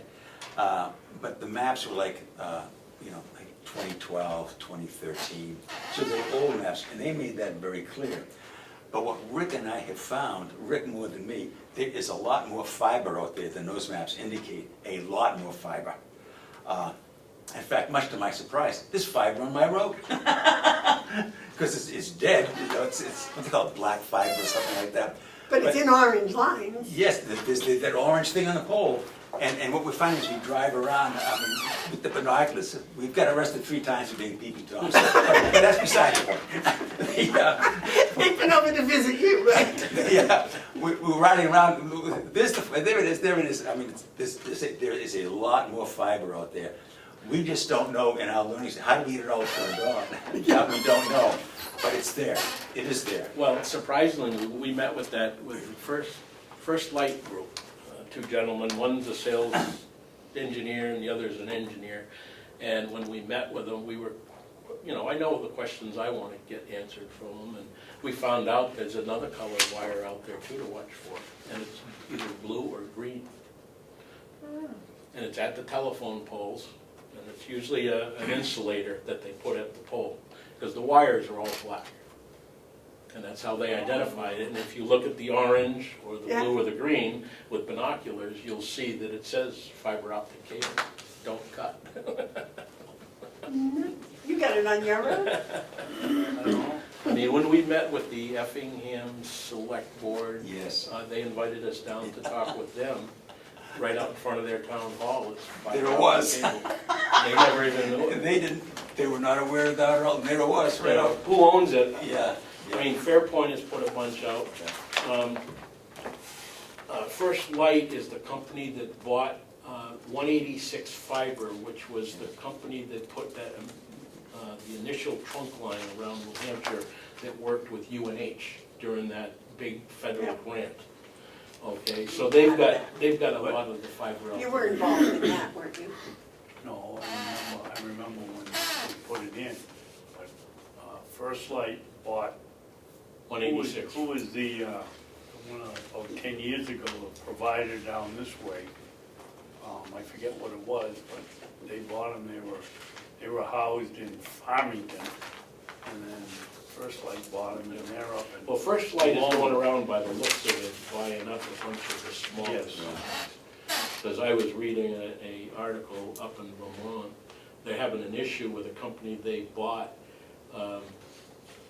One of the reasons that 5G may not be acceptable for security reasons is that the Chinese military, government, whichever, owns the company. Was it Hyundai or something like that? And they have equipment up there. And the state of Vermont, I believe, has passed a statute that says none of this equipment is allowed in any of their contracts, so there's a squabble going on up there. Yeah. Rick, do they give you any reason why, if the fiber line is right outside the door, that people can't hook up to it? Well, in all our, and correct me if I'm wrong, you know, there's a number being thrown around of $35,000 a mile for fiber optic. That is not just to run the wires on telephone poles or underground. That includes connecting to an end subscriber, and it also, the connection at the equipment that ties into the internet. That is the expensive part, is the 2 ends of the fiber, not running the fiber.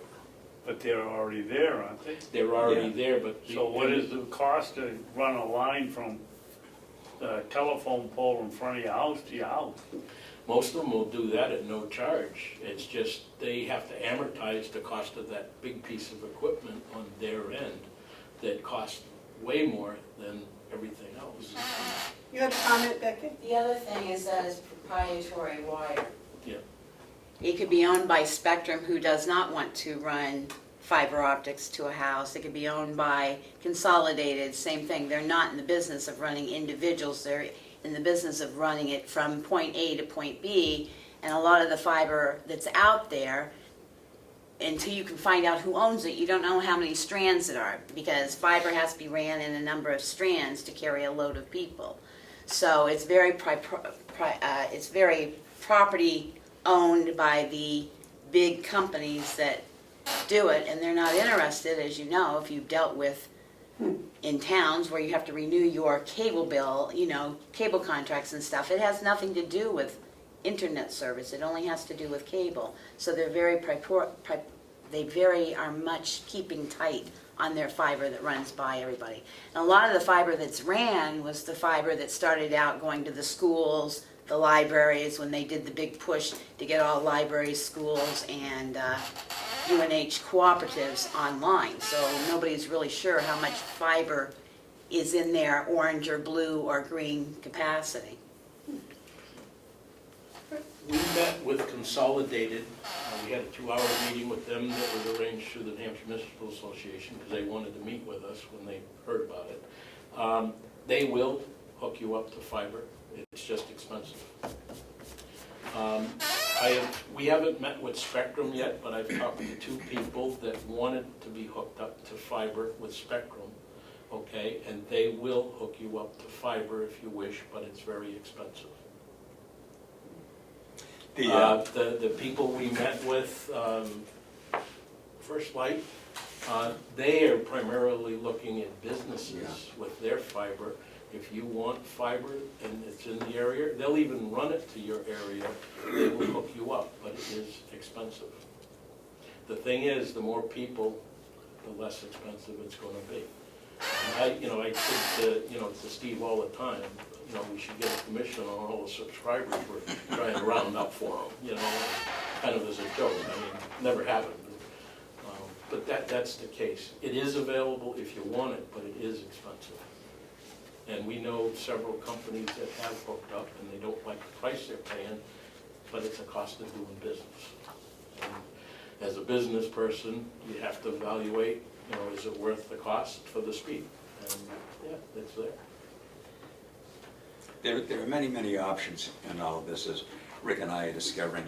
And I like to use as a model here the EC Fiber in Bevard, which is a 24-town district, kind of comparable to our 18-town, in which Carroll Monroe, who was up until the first of the year, was CEO of ValleyNet, who's one of the partners in this. ValleyNet is the operational arm of EC Fiber. They do all the installing, all the designing, everything else. EC Fiber just sits there. But the governmental entity. And talking with Carroll and finding the data, I said the latest data that I have, Carroll, is that you have basically run about, in the 24 towns, about 700 miles of fiber. And she said, yes. And I said, and you've got 3,500 customers. I said, they're doing simple division here. That's on average 5 customers per mile. And she says, yes. And I said, yeah, looking at your financial data, you're making money. Yeah. And she says, yes. And they're only, the rate varies depending if you want, like, say, 50 megabytes per second or a gigabyte per second. Because, if you're a business, you need a lot more data flow here. But their average customer pays about $75, $79 a month. And believe me, that is very, very reasonable. I was going to say, that's quite inexpensive. Very reasonable. And yet, I said to her, and yet you're showing that you've got a positive cash flow. And she goes, yeah. And I said, what do you see as your potential customer load? She's about 10,000. I said, okay, if you're making money at 3,500 customers, how much money are you going to make at 10,000? 3 times as much. Yeah, you're going to be running a lot more cable, obviously, to do this. Or paying the customer to hook up to their house. There's going to be more initial expenses, Right. and maintenance expenses. Exactly, but I found that very interesting, because I'd ask her questions, and like when I said, you're going to be making money in this deal, she never said, no, we're not, it's this, and this, she just was quiet. And I found that very interesting. I just want to add this caveat from a capitalist, okay? They are a not-for-profit corporation. They don't have to answer to stockholders. Okay. Okay, so when they quote a, you know, a $60 or $70 or $80 number, okay, they don't have to answer to their stockholders or investors. So you have to be mindful of that as well. But the other thing, if I can say that also, is, you know, we've talked about Spectrum and some of these other providers and their hesitancy to get into rural areas. And I can readily understand that. They have to answer to stockholders. And the reality of it is, their return on such a huge investment in a rural area is not going to be as great as an investment in a more urban area. And I can readily understand that as well. Just to put the thing in perspective, the city of Manchester has more than twice the population of Carroll County. Gee, guess how much fiber there is in the city of Manchester? It's everywhere. They don't have anywhere near the miles in that one city that we would require to run it here to meet our customer needs. So finances are an important consideration here. They're a very important consideration, and I understand that. And speaking from my own perspective on this thing, I can readily understand a Spectrum or a Consolidated saying to their investors, their stockholders, we cannot justify this kind of an investment. I can understand that. But what bothers me is, talking about competition, they're not going to allow anybody else to do it either. And that's what bothers me. They basically have created a bottleneck, a monopoly in this thing, and they're going to get it. They're going to keep it. No, they're not. Well, okay, gentlemen, thank you so very much. Any questions? Do you have any questions for our And in the neighbors? future, if Do you you have have any any questions? questions, please let us know. Anything you want to add? Thank you for your time. Yes. Thank you for coming. Well, yes, thank you very much for coming. Thank you for coming. That's quite a trip. I Well, mean, we have she's serious- just over the border, but, We have serious people involved. That's right. Good people. So, but it would be really nice to have fiber at the Hart's location. But I would think they would want to, because that would be on the way to the other side of the mountain. exactly. Thank you very much. We appreciate it. What did you give her? Thank you for the clarification. Yes, thank you so I much. didn't bring enough coffee. I called you when you called me. It's nice to see you, Becky. Becky's got a contract. Thank you very much. Thank you. As a Hart's location selectman, would you like to have the commissioners come and visit one of your meetings? I'll bring it up at the next meeting. We just had one Monday, so the next one is in 2 weeks. All right. We'll talk to the other two selectmen. Sounds like a good idea. Well, thank you. And I missed Becky before she got out of the hall, so. But we would appreciate that. I would love a trip up there. It's beautiful this time of year. So who would I contact? Probably call Ken to set up a date. Becky, I was just asking if you would like to have the commissioners come to one of your selectmen's meetings. I would. I'll check with my other select board Thursday night, and I'll contact Ken if that's amicable with them. Very nice. Thank you so much. Okay. Nice to see you, Becky. Okay. Where are we? We are back to lunch. No, second buyback policy. Yes, I know. He should have had a nice lunch after his presentation. Yeah, right there. So, you asked for, to look this over, and Amanda, you asked for the, anyone over 280, Correct. and that's included in your packet. Because my question was, if we did that, everybody over 280 we bought back. Right. At the end of the year. Yep. How much that was going to cost us if we were to do it this year. I don't Last year, think- it was about 75,000. And, Total. so that's what I was looking at this year. And these hours as of July, right? Yes, Okay. as of 7/22. Now, notice the jail needs a minimum of 320 hours. Just the people in the union. The non-union are at the 280 mark. Okay, but this is just, oh, okay, I thought this was non-union, but this is both. Yep, it's anyone who's over 280, is what you asked for. And there's nobody in the jail over 320? Yes. We've got, yeah, on the second page. Oh, I didn't know there was a second page. Oh, gotcha, okay, thank you. Yep. So if you're union, and it's at the bottom, the minimum's 320. And if you're non-union, the minimum's 280.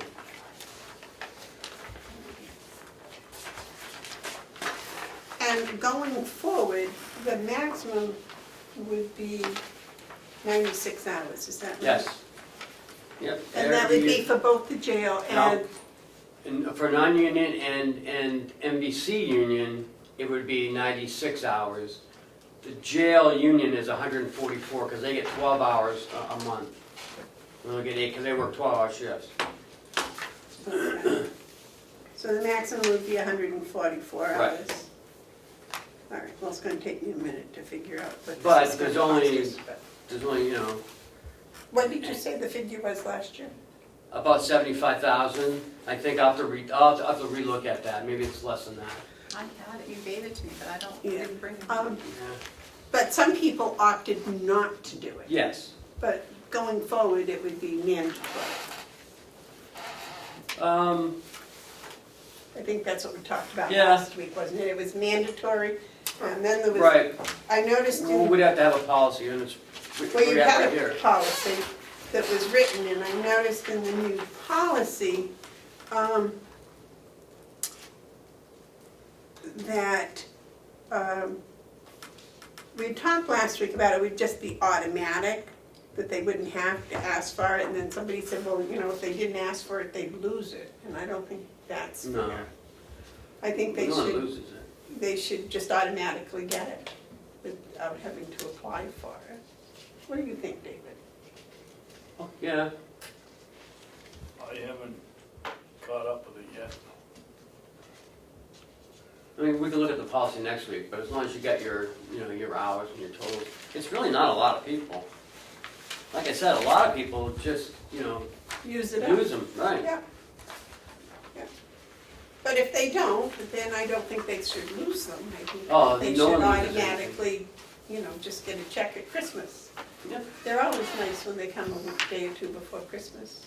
Well, and that's in the contract already. But, okay, in the jail contract, in the other contracts, the Both sheriff's contracts. contract, does the sheriff have it in the sheriff's contract? I'm not sure the sheriffs. I know they get their holidays paid. I believe it is. Anyways, I have to revisit that, but I have the, you know, Sheriff. for the jail and the nursing home have buybacks.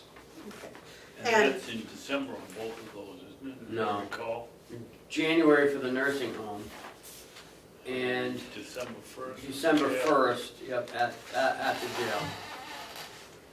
so, and then that would just be automatic. No.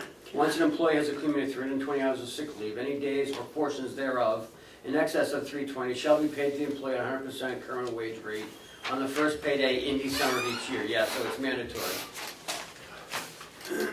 So they can't opt out of doing that. Right. So there'd be no of this, non-unions must submit a request and all of that. Mm-hmm. That wouldn't be necessary. Right. You have a comment, Kevin? No, Same thing in the nursing home too. as long as, yeah, okay. Well, since you're here from the jail as an employee, what do you think of that? Well, I think, If you have more than 320 hours of sick time, then you don't have to request the extra, they just send you a check for it. correct, that's the way it is now with the union, You don't have to request it. correct. So I think that's the way it should be. Okay. So I'll change the language. in the contract. So it'll go, So that first sentence will be gone, all non-union employees Right. will submit request, okay.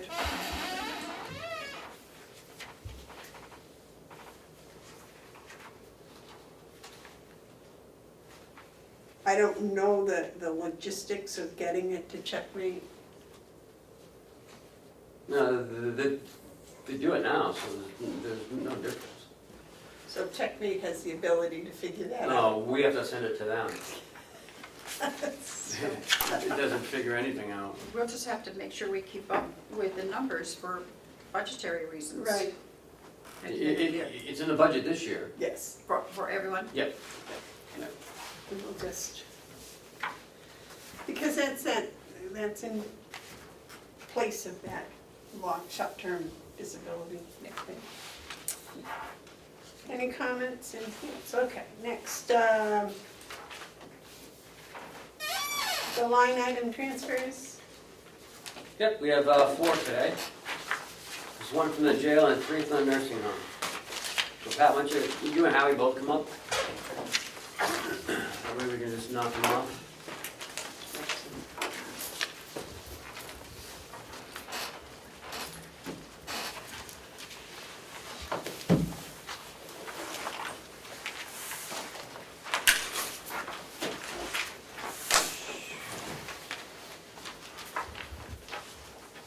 So number 9 is the jail, so Pat?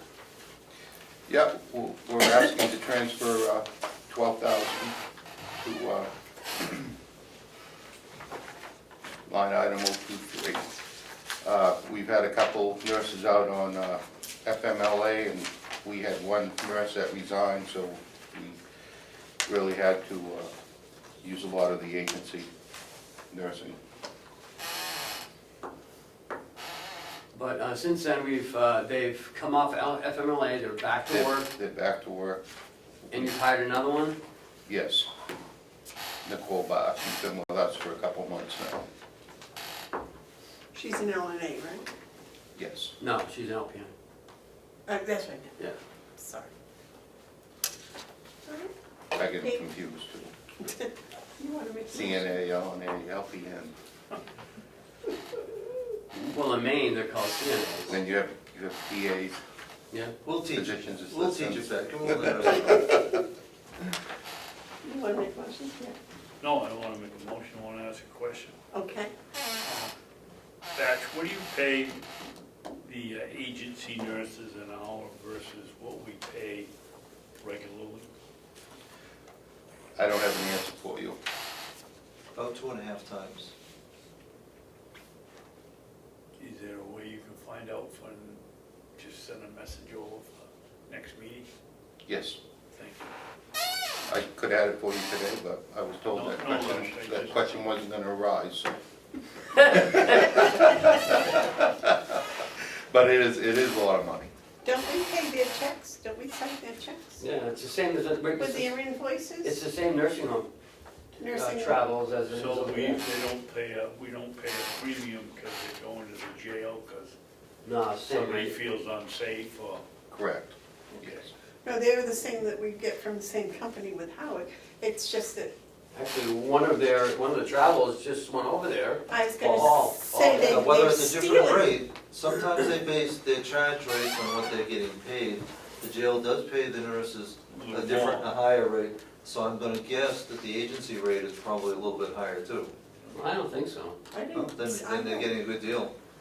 I don't remember it. It was just that they were, somebody else had been over at the jail and went over to you.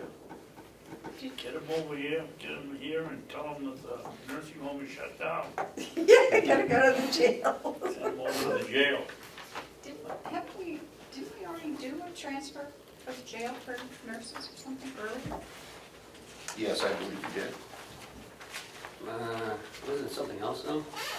I don't, What was your question? that we'd already. No, yeah, we did $7,000 back in June 12th. For agency, wasn't Agency, it? yep. Yep. So that's 19. Right. And since then, since the 12th of June, they've come back and we've hired another one. So do you have any agency working in there now? Do you know of? Yes, we do, Oh, from time to time, Okay, time to time, all right. to So- cover mostly vacations. Okay. Paul, he's very good. I just remembered, and I thought Jason had said that he wouldn't need another transfer because they wouldn't be using agency anymore. Or they had hired or were hiring. Yep. That was before we had the 2 nurses out on FMLA. Well, I think it may have been before the one resigned. Uh, I think it might have been before the one resigned. She didn't resign until May, did she? Yeah, but that transfer was in June. Yeah, this is June 12th, but he only had, he had already gone over it by $1,000, so. Yes, because the nurse that resigned, she was out on FMLA for some time. I believe it was quite a while. I know we all donated some time to her. But Okay. So, anyone want to make a motion on number 9? I'll make a motion that we approve transfer number 9. Okay, motion's been made and seconded to approve transfer number 9. Is there any more discussion? All those in favor say aye. Aye. I got the official one. And I've got another quick thing I'd like to. Well, let's wait until all the transfers are done, Pat, and then. Oh, okay, and then we'll go. do that. Okay. Yeah. Do you have Joe's packet, somebody? It's in my office. Oh. If you want me to, I can run. No, Joe, you want the key? You can go get it.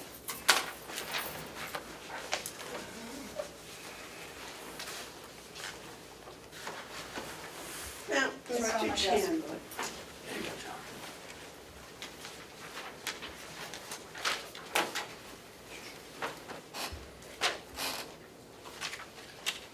All right, Howie. I have 3 transfers for you. Previously, you requested some backup number-wise for us. Thank you very much, Howard. You're welcome. Thank you. They're all pretty predictable and routine. The first one is for from $1,000 from administration salary to administration overtime. Something that I point out in all 3 of these transfers, it's a budget rebalancing within the department, within the payroll lines. It's not supplemental appropriations. So this is dealing with reality instead of the forecast. The $1,000 is largely coming from HR as a holdover from overtime that was incurred when the pay raises were done, and sometimes with the Lisa gets stuck with different problems, but I think I think the $1,000 should carry us to the end. It's coming out of administrative salaries, which is at 42% is well below, so we're tracking well with that. Didn't you tell me last time when you asked for that it was going to be enough for the end? That's what we hoped. But rather than ask for way more than we need, thinking it's going to be half, I'd rather be optimistic than pessimistic. Well, since it's July, is going to make it to the end? We're not expecting any other crisis in HR or big changes or updating all the records, doing the pay changes. We just actually completed yesterday, the union voted to accept a change that we had to approve this. You would think that just establishing seniority would be an easy thing. You have 175 employees and you have to establish seniority, and the seniority varies whether you were per diem or not per diem, and getting that clear, that turned out to be quite a task, but it was successfully resolved and approved by the union yesterday. So, Lisa's work was recognized. Did they approve as per day of hire? They did to establish a record. This truth is, our per diems were functionally non-scheduled staff, they weren't working once in a while. Some of our per diems were almost working 40 hours. Now, going forward, a per diem will be treated very differently. A per diem will be per diem, and their data hire, or their seniority would not be effective until they were union eligible. And so, but the union was very, very good working with us. But it also took a lot of work on their part to get those numbers to them in a form and fashion that was acceptable. Either of you have questions on this? No. David, do you want to make a Yeah, motion? Howie, why would there be any question whether somebody is a per diem or a regular? If you're per diem, you're not working here regularly. Why wouldn't it be the day you start? Well, per diem, the union, because it speaks to the collective bargaining agreement, the CBA. The CBA only recognizes seniority based on union eligibility. So if you worked here for 2 years as a per diem, even if you were working 30 hours a week, the CBA didn't technically recognize that as having any seniority, which didn't feel right or good to either side. Because they thought a per diem was going to be just the way you described it, somebody who works once in a while to fill in. Because we used to pay per diems more than we paid regularly scheduled people, some people, in order to get more take-home pay, would sacrifice all the benefits and put themselves in that status. The compromise that we worked out doesn't punish them, but it doesn't allow it after April 1st to go forward like that. The other part that made it difficult is, how do you keep track of the data hire? The old timekeeping system that we had didn't do it. Checkmates now can have data hire being separate from data seniority. So now we can track two separate dates. I would think that was an easy one, whether you got an HR department or not. There must be somebody that has a file that has the person's letter to come to work, or some other references or something that you'd mark date of employment. Well, that down. and one would think, seems simple. well, it would seem simple, except that some of these gals were in and out of per diem status. They would be in, the money would change, and 2, 3, or 4 times, and not to blame them. They were just protecting themselves and their family in terms of going where the dollars were at that time. But there were a number of changes that made it somewhat of a nightmare. But the nice part is that is, as of yesterday, resolved. Okay, you want to make a motion?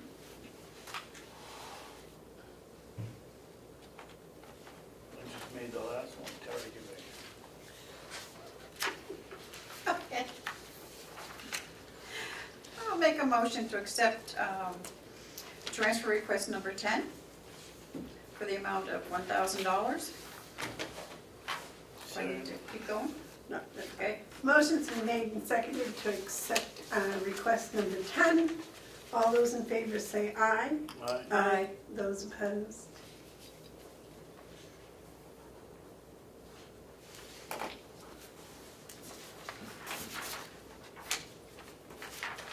Now, transfer request number 11. Hold on.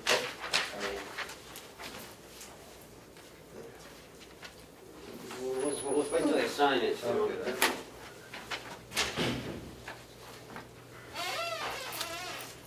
Oh, I thought I signed it. No.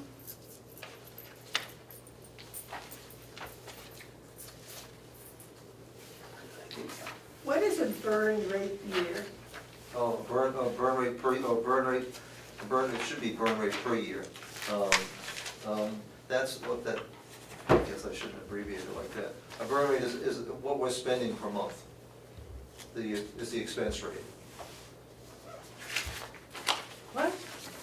So right now, I'm looking at number 2, Right. we're spending in terms of nursing overtime $23,000 a month.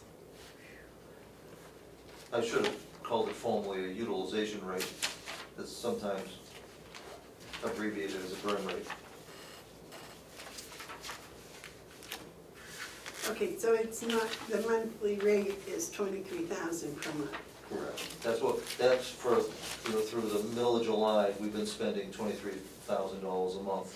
And based on that, we feel that the $100,000 should be more than sufficient to take us to the end of the year. Hopefully, as we continue to staff up, should prove to be more than adequate.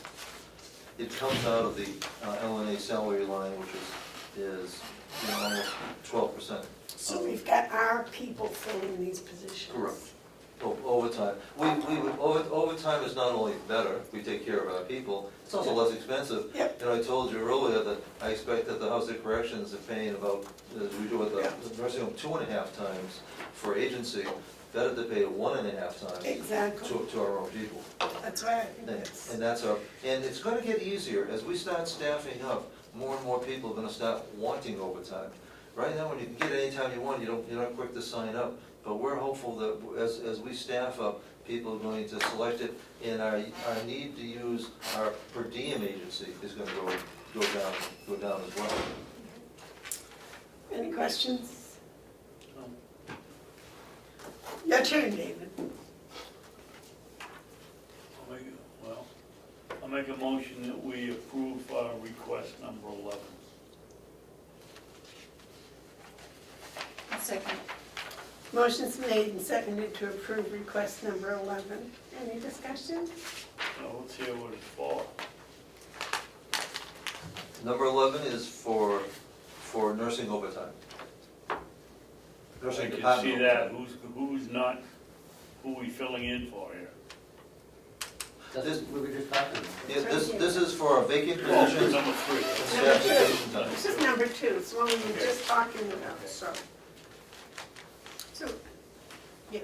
can I say, how many more employees do we need to be up to snuff? We're getting close. In fact, during Jason's meeting this morning, Patty handed me application that I hope that you'll be able to consider today for a full-time LPN.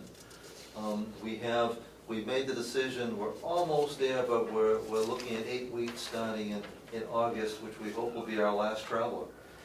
And so we'll be wrapping up by September 15th is our goal.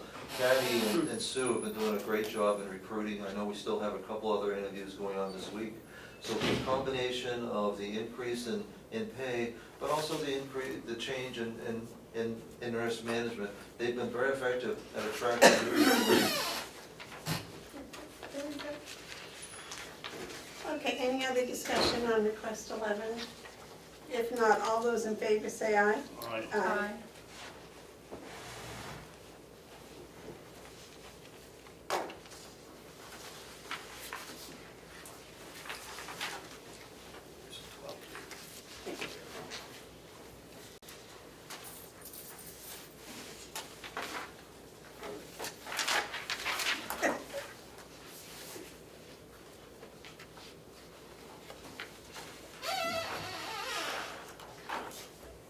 Okay, now, Transfer request number 12 is for $120,000 from LNA salary line to nursing agency line. And the important to note here is that our overall, when agency goes up, or overtime goes up, it also means that we have unfilled positions in regularly scheduled hours that we're not using. So it's not all additional expense, it's more than we want it to be, but it'll still, even at these figures, will still keep us within budget. We're looking, for the remainder of the year of, and I think it's very conservative, $22,000 a month in agency. But like I said, we're hoping by the end of September to not have any, at least traveler agencies, and we'd only be using the per diem agency to cover for unexpected illness or what hurts us is exactly, what hurts us worse is the same thing that's hurting Pat. FMLAs, all of a sudden you have somebody out for 26 weeks, 13 weeks or 26 weeks. Those are hard positions. You can't really hire somebody into it because you have to leave the position open for somebody to come back, and that's where overtime and agency can hit you unexpectedly. There's no way to forecast or budget for that. But we're optimistic that $120,000 should be more than enough to carry us. Now that we're halfway through the year, we have some confidence in what we can predict for the balance of the year. All right, any questions? You want to make a motion, Terry? Yeah.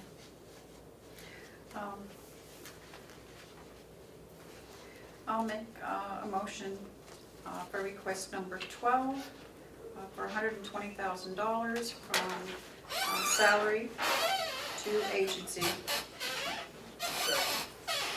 The motion's made and seconded for request number 12. Is there any other discussion? All those in favor say aye. Aye. Aye.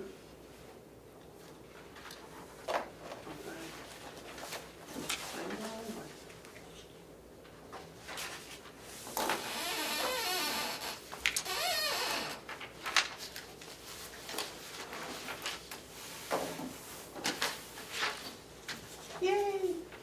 The end of the book.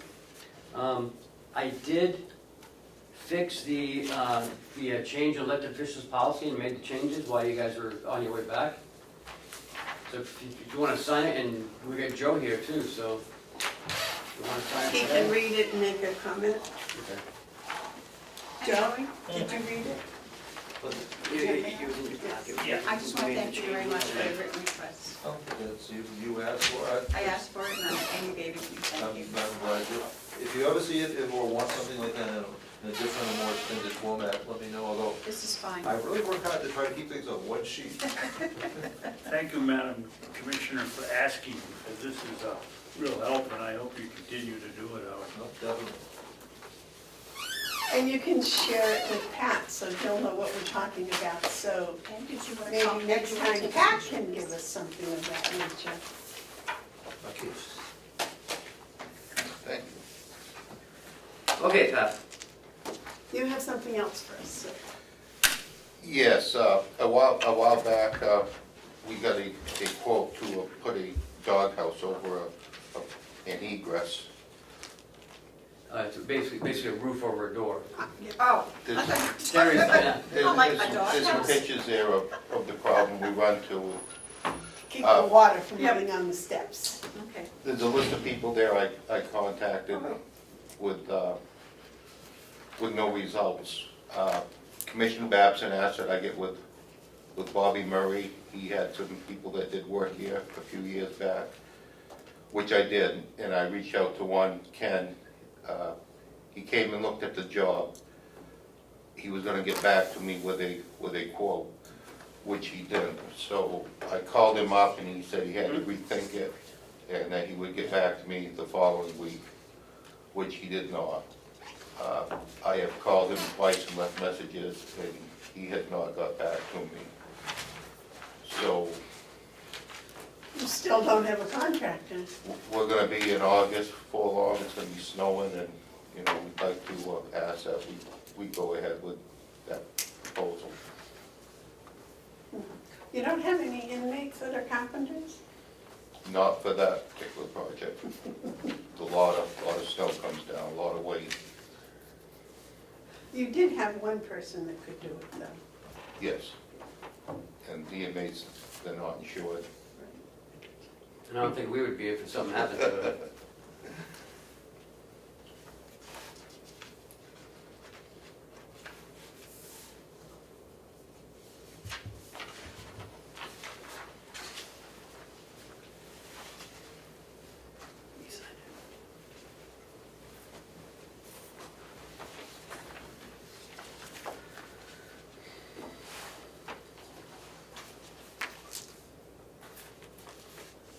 So you would like us to approve the original proposal?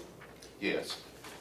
Since I'm having no luck getting contractors, they're right out the street. Guys, we just play it back and cross them off any other calls. If you're not interested in calling back, you want to get them. So this is the one he'd like to have approved without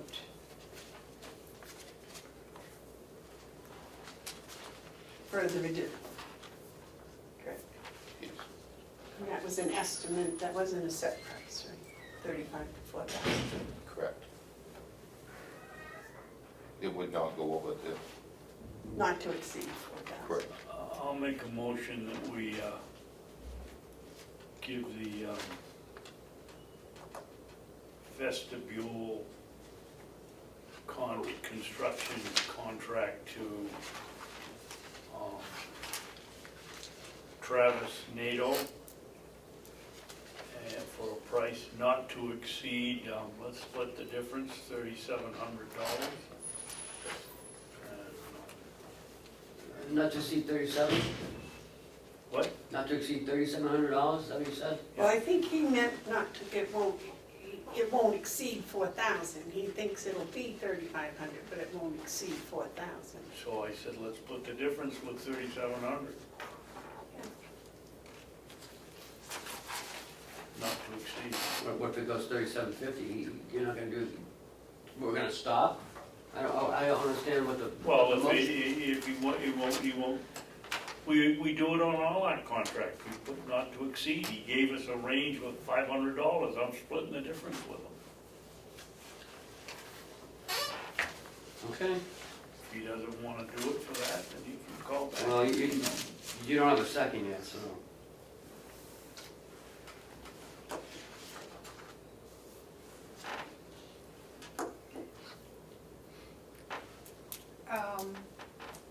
Could we say not to exceed $3,700 without coming back to us? It's gonna be more? I mean, I just don't wanna cut him off completely.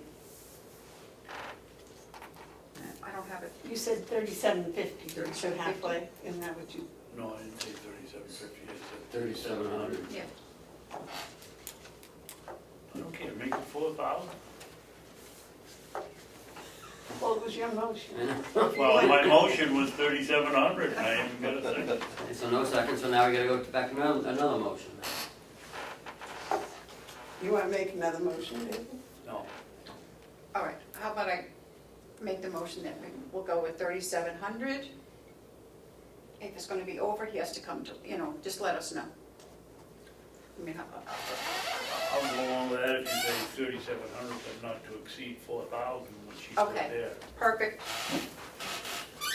Okay, so, not to exceed 3,700, No, not to exceed 3,700, but not to exceed 4,000. Is that what he just said? Is that what you just said? Well, come and let us know if it's gonna be more than 3,700, but not to exceed 4,000. okay, so if, we have to tell you in advance if it's gonna go over 3,700, so if he's got, ready to put the shingles on, oh, I'm at 3,700, I can't do any more work for another week until we talk to you, and try to get through, I'm just trying to make it easier for us. Well, I would think if he's in the business, he could look at it and tell whether it's gonna. Well, he did, but he said not over $4,000, that's a not to exceed, is the 4,000, now you're undercutting. So I don't know. We'll make it 4,000 and settle the argument. Well, it's not an argument, I'm just trying to be calm, trying to get the job done without having to come back in a week for, $250. Well, I think what the man said was he'd do it for 3,500, but not to exceed 4,000. But if David wants to give him 3,700, not to exceed 4,000. I know, but what does that mean? I'm trying to understand what that even means. I'm trying to understand what is not to exceed means. Oh. Well, not to exceed, you can't go over. I know, but he said 3,500, but he has a $500 buffer in there for something. I don't know what it is. I imagine it's the materials he's using. He was talking about using 6x6 pressure-treated posts, which are very expensive, and LVLs, which is laminated veneer lumber to carry the load of the snow that's coming off that roof. So he's not sure what the pricing of the that is. materials are going to be by the time he does the job. Okay. To me, that makes more sense. And not only that, but the concrete footers can change in price. Yes. For the record, when the state lets out any contract, they always build in a 10% contingency. Yep. For unexpected, unexplained things that he opens it up and doesn't find, things you can't know at a glance might have to be done. So it's there so the job can be finished. Now, I believe also because this is not, actually it did go out to bid. Well, he didn't get any bids, but he solicited them. So is that enough reason to go, if all three vote for something, to go without. I would guess so, it is as if we didn't try. Right. And plus, it's not $5,000, so you don't Right. have to. Right. So did you decide what the amount is you're putting in your motion? Yeah, I'm gonna make it not to exceed $4,000 and let go with that. You Now we second? know I'll what second it's that. for. Okay, motion's been made and seconded to hire, Travis Nadeau, not to exceed $4,000. Maine-made customs not to exceed $4,000, and the reason we only go with the one is because there were 2, 4, 6, 8, 10, 13. And there was a couple more on that little piece of paper. So there were 16 that you contacted, and this was the results. All those in favor say aye. Aye. Aye. Does he have a different name than Travis Nadeau? Because the motion was for Travis Nadeau. Maine-made customs by Maine-made? customs. And they've done, M-A-I-N-E? yeah, Oh, right, yeah, that's Travis right. Nadeau, and they have done other work for us successfully. Customs, okay. Yes. They did flooring work for us. Yes, and they also rebuilt In the booking area. in the booking area. So that's another reason for going with the unanimous. Unanimous. Okay, now, is there anything else you would like from us? That's it. Is there anything else you would like from us? Hire if you could. Oh, that has to be in Non-public. non-public. All right. Okay. So Pat, you're all set if you want to Pat, cut it off? how's the air conditioning? Awesome. Ooh, kind of like it this weekend. Huh? Very, very good. How was it this weekend? Did it, Yes. no problems? And especially the food service area that we never had it. Oh, that's before. right. Yeah, Yeah. yeah, yeah, and the laundry too. That's, that's kind of like the coolest area of the building now, so Wow, nice. takes care of a lot of sanitary issues. Yeah. Perfect. Very- Glad to hear. No complaints. It was a long time in coming. Mm. We were really scared you weren't going to have it last weekend. All right, Thank well, you. thank you so All right, much for thank you. It's coming good to see over. you again. Well, before you leave, somebody, someplace, did I see that the jail needs to be Yes, inspected? Who does that? you guys. I know, but wasn't there a rotational thing set up for that? I think, I want to say Commissioner Babson's last one, but it may not have been. It may have been Commissioner I Hansel. think it was, now that I think about it, I Was it think you it too? was Hansel. Or was that a tour? No, that was a That tour. was just a tour. Okay. You gave us a lovely tour of the entire facility. Yeah, I got a letter from the DOJ saying that we need to do one. So,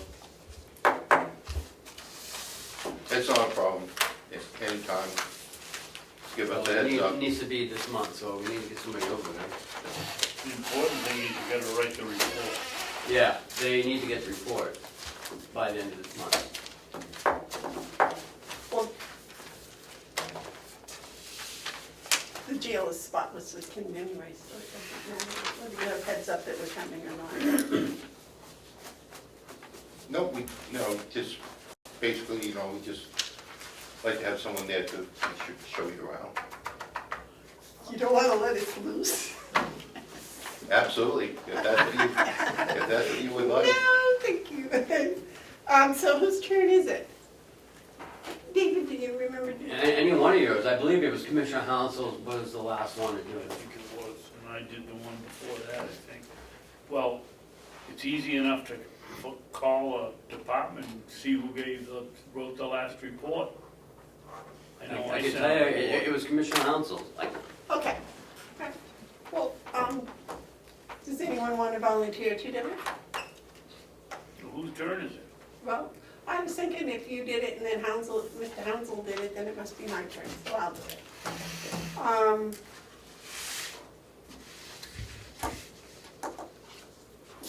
This afternoon? Is that too soon? I do not have anybody there. It would be taken away from staff. okay. When would be convenient? Any day except for today.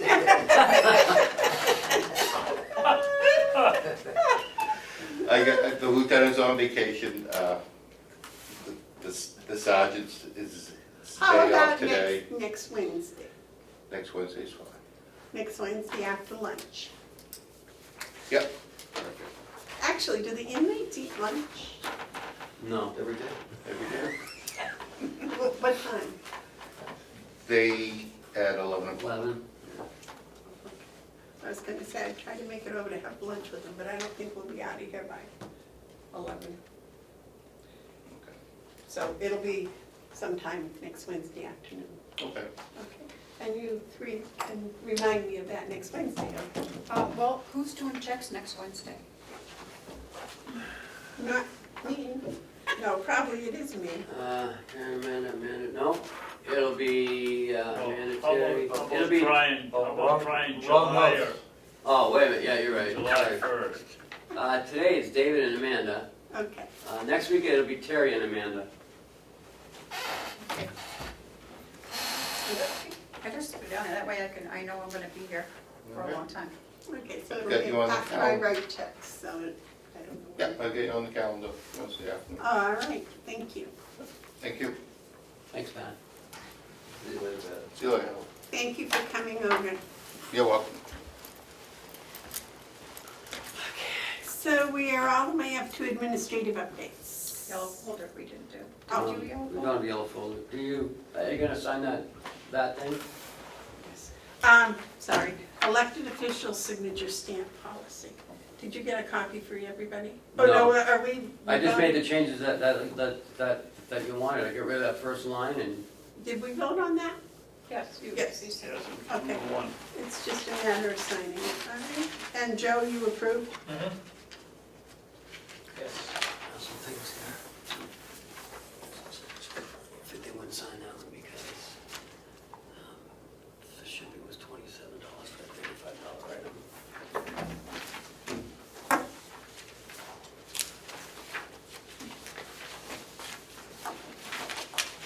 There's your check, which they did approve. And that. What would they like me to do with this? Find out why it costs so much and when, why do they say it?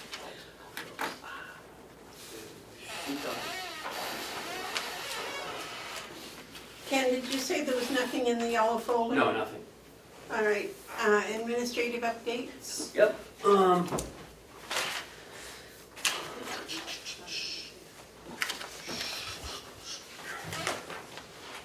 thank you. Just find my agenda here. Okay, so the commissioner's inspection of the jail, that's all done. As you noticed, they're starting to do some work on the roundabout, finally. They're starting to dig up the guy's house on the corner. Yes. Man, getting pretty close. The road is done going to the water tower. That was completed. And it's a nice job, and so I had Will take me up the other day, and it's smooth sailing. So we can get a bobtail propane truck up there to fill up those tanks now, whereas before we couldn't. So I'm gonna have Will come in next week, talk about the hay production. He seems to be getting more out of the fields because of, I guess Amanda, you said it's because of the rain we've had. So I'll have him come in next week, talk about his the volume he's getting out of the fields. And I was in Concord yesterday for 2 meetings. The first one was on we have a non-meeting right after this on the legal updates for the lawsuit. And also talked about the IDN.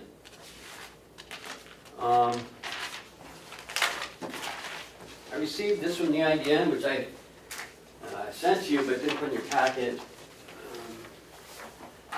It's a financial report, but I don't think it's adequate. I was gonna say, I didn't see what we were looking for.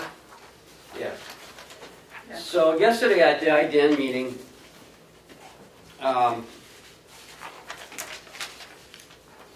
there was discussion on, first off, most of the counties agree with we need to pay for our own.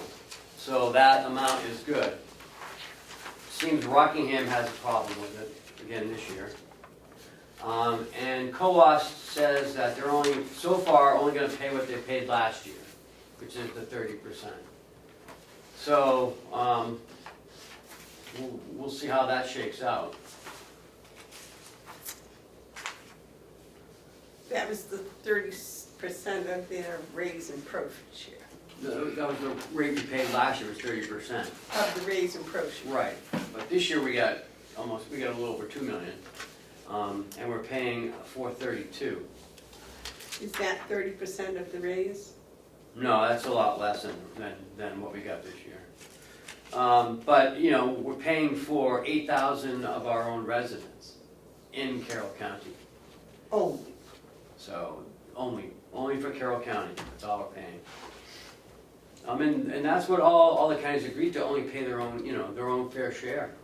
So we're not paying for, 18 people in IDN 5, or, we're just paying for our own people that, well, they may be in IDN 5, but they're our own people. And how much was that? There's 8,011 identified, using the 1115 waiver, and who are being serviced by the IDN or the recipients of the IDN grants. Oh, wait a minute, well, that second, the recipients. Or being serviced by, right, so people. So that would be like Mount Washington Valley, or White Horse, or Huggins Hospital. Saco River, or Memorial Hospital, yes, they're the recipients of the money. The 5. Right. Okay, now, what about the nonprofits that aren't one of those 5? Didn't we put money aside to help with those last year? No, just go directly to the IDN. And we were gonna treat them like an outside agency, like we normally do. We still have that money. We still have the money. We have to get the delegation to appropriate it for us.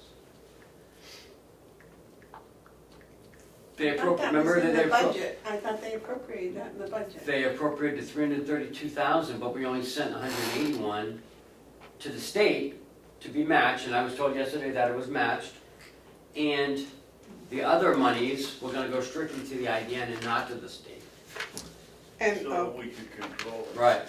And they have to reappropriate that because we didn't send it to the state, because they appropriated it for. No, it's been appropriated for the state, but not for the IDN. Well, that's They need right. to appropriate for the IDN. That, I said it backwards, I guess. Yeah. So how much did they send? We sent 115? No, we sent 167 to the state, and we retained, I think, about 130. Totally, it was like 133. something like that, some odd number. I'll have to look in the encumbrances because I have the specifics there. So our only situation we have to look at is how to distribute that, or are we just going to give it to the IDN and let? That is up to you. Because the IDN encompasses more than just Carroll County. Right, and it covers Co-op and Northern Grafton. David, you had a comment? Yeah, that was it. How are they gonna, who are we putting in our faith in Coos County that's going to look and say, oh, this person is from Carroll County. I can tell you, to pay for it. we have 6,480 in our IDN. 918 go to IDN 6, which is the chart I gave you guys last week. Yep. Tells you how many of our people are in the different IDNs. Last week? Yeah. See, aren't those packets handy? Yeah, they are. They're hard to file, but they're handy.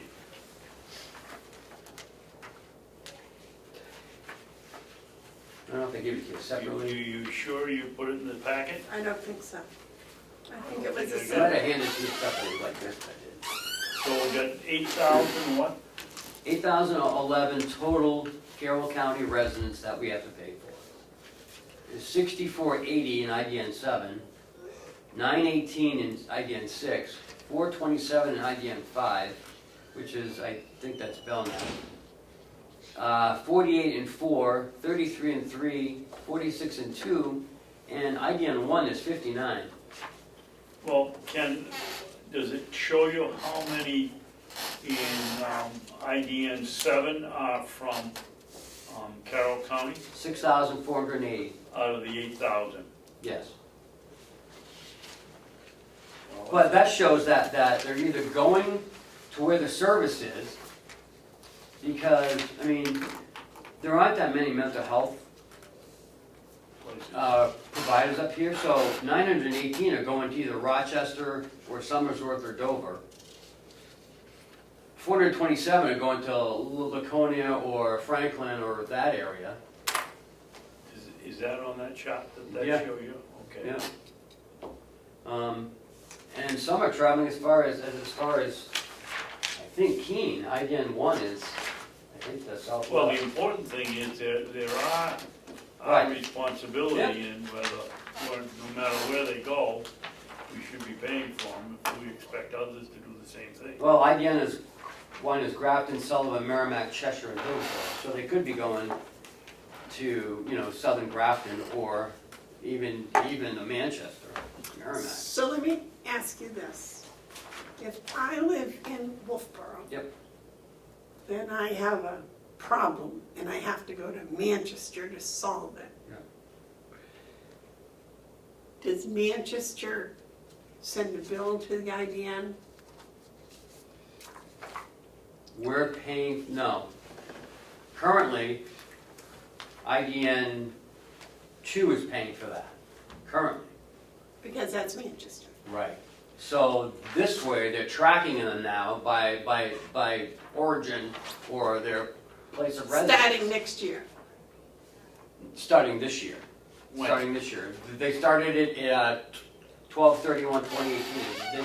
Is this, Okay. So the answer to her question now is Manchester is billing our IDN and Right. so it's coming. Okay. right, So- so now we are paying for that. So if we give our money to our IDN and say, this is only for Carroll County residents, they will be able to say, okay, this one went from Wolfboro to there, so we'll take some of this money and pay for it. Because that's where we get these from, are the IDNs. Yeah. Okay, all right, that was my question, because before was how are we gonna know? Right. And now we know. And now they're actually tracking them. And actually, we're, in IDN 7 though, there's 21 out-of-state people. But they may be vacationing or summer residents or who knows. Well, unless they end up in a nursing home and then they become ours. Right. But I think this is the fairest way to do it, is to pay for who we're really responsible for. I think it's a very legitimate question to ask. 21 isn't a very high number, but even one, how do they end up being paid for us if they're from out of state? This is for Carroll County residents, not out of state. No, I said that there's 21 going to our IDN, but they may be Grafton, it may be Vermont, it may be, because 21 going to our IDN 7. So Right. they could be paying, Grafton could be paying for them. Grafton could be paying for. I thought you meant they were from out of state and we were paying for those 21. No, they're out of state, but they're coming to IDN. I don't know who's paying for them. Okay. Really. Well, our IDN must be billing wherever they're coming from. Right, like if I went down. They should. If I went to Manchester, IDN 2 would bill our IDN for me. Yeah, but that's within state. These people are out of state. Oh, they're out of state. Right, it could be Vermont people, just like, could be Maine coming over to Memorial, even Freiburg could go to Memorial. Well, we know that we have people coming from Freiburg to Center Conway. Yes. Oh, you Center Conway, yeah. Yeah, well, yeah, mostly, actually, yeah, at the, at that, I don't wanna say it's a halfway house, but it's the, Yeah, it is, well, kind of, almost, maybe. So, So I think what you're saying, it's a good yeah, system. I don't know why, Rockingham's not on board. I mean, they pay 1.4 million, but they have 27,000, you know, people they have to pay for. How many? 27,000, 275. Yeah, but that's between Hillsborough, Rockingham, and Stratford, that's where the heavy load is, yeah, the heavy lifting is there. Hillsborough's 61, Rockingham's 27, and Stratford's 18,000. Well, those are the big population areas. Yeah. You know, that's why they get the money, and up north here, we don't. And so right now, so our next move is to make the MOU between the IDNs and the counties with better financial reporting than this. Yeah. We want to know, what are you spending your money on? Overhead, you know, 20% overhead is quite a bit when you're spending $3 million. And what is it, 300,000? No, it's 600,000. That's the high end. That's Yeah. acceptable. Who's getting that money? Where did The you see IDNs that? over it. Where'd you see that? It's in the contract for the IDNs from the state. They could have up to 20% overhead. So, but that doesn't mean that we're paying 20%. We could pay it if we. No, because they've gotten $4 million. I mean, we're not the only ones paying. They get that, you know, the match is another 300,000 match on top of that, plus the state put in that 300,000.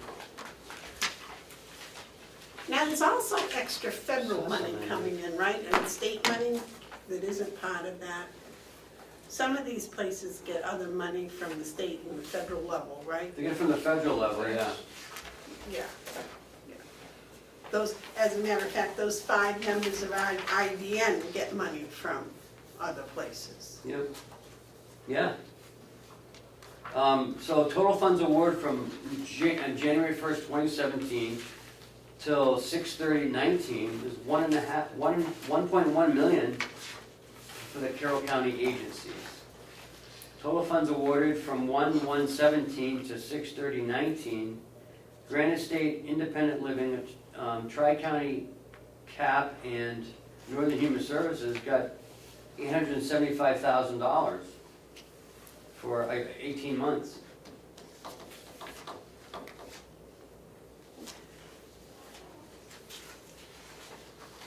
Yeah, yeah.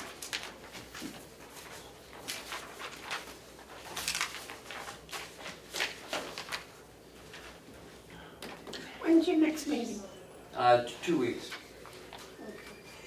I think we wait till then to make a decision of any kind here, and with that other money that we're hanging on to. Just, that's my thinking, that we ought to wait and see what else shakes out while they're doing this. What do you think, David? Yeah, I'm not happy with the financial reporting we got here. No. Terry? I agree. Okay. That's that. Good work, Ken. And that's it. Commissioner updates. David, do you have anything? Yeah, the sheriff's tower grant that we found out last week that we have to pay for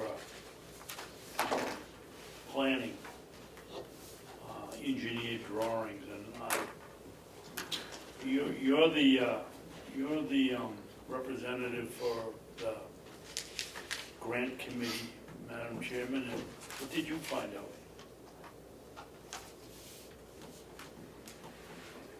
As to, Why all of a sudden we have to pay, why the engineering drawings weren't part of the grant?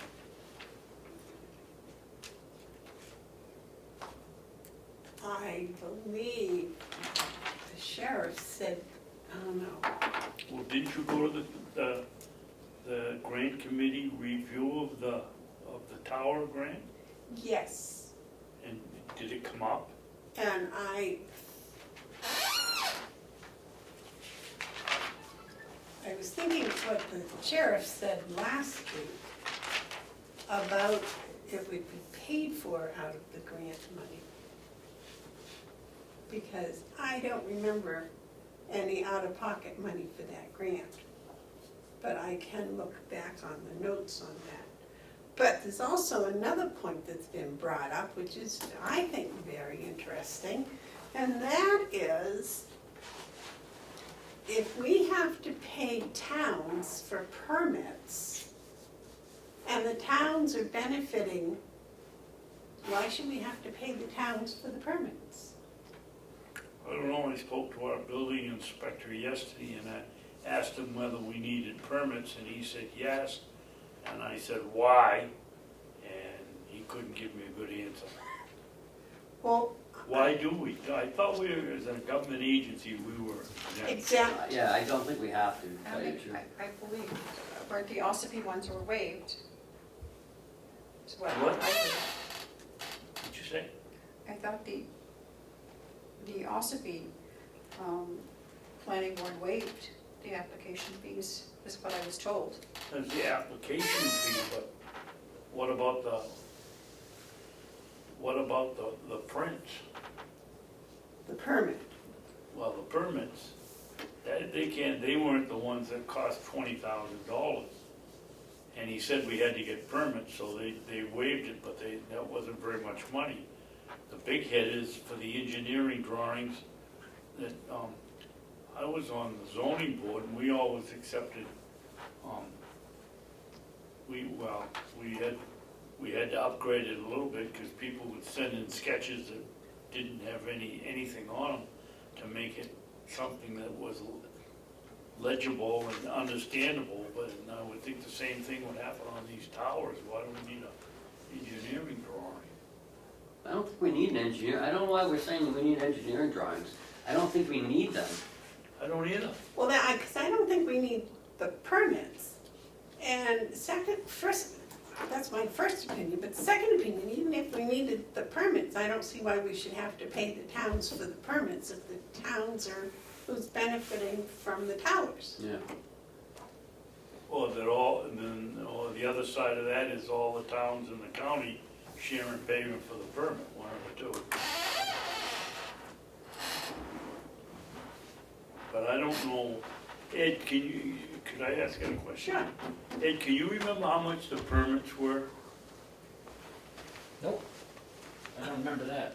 The question is, where did it say we have to have these drawings made?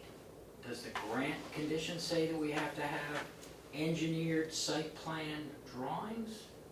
Or where did that come from? I do not believe, I think that came when they had to apply for permits, and the permits required the engineering drawings. I asked the sheriff that specific question, he said they don't have to be engineered. So the question I is, think it's Ossipee that's asking the question, demanding the prints, No. isn't it? I don't well think then I he's guess saying I'm that. confused here then. What are the two RFPs for? I thought it was for engineering drawings for Madison, the Madison Tower, and the Thompson Hill Tower, is that correct? Yes. Yes.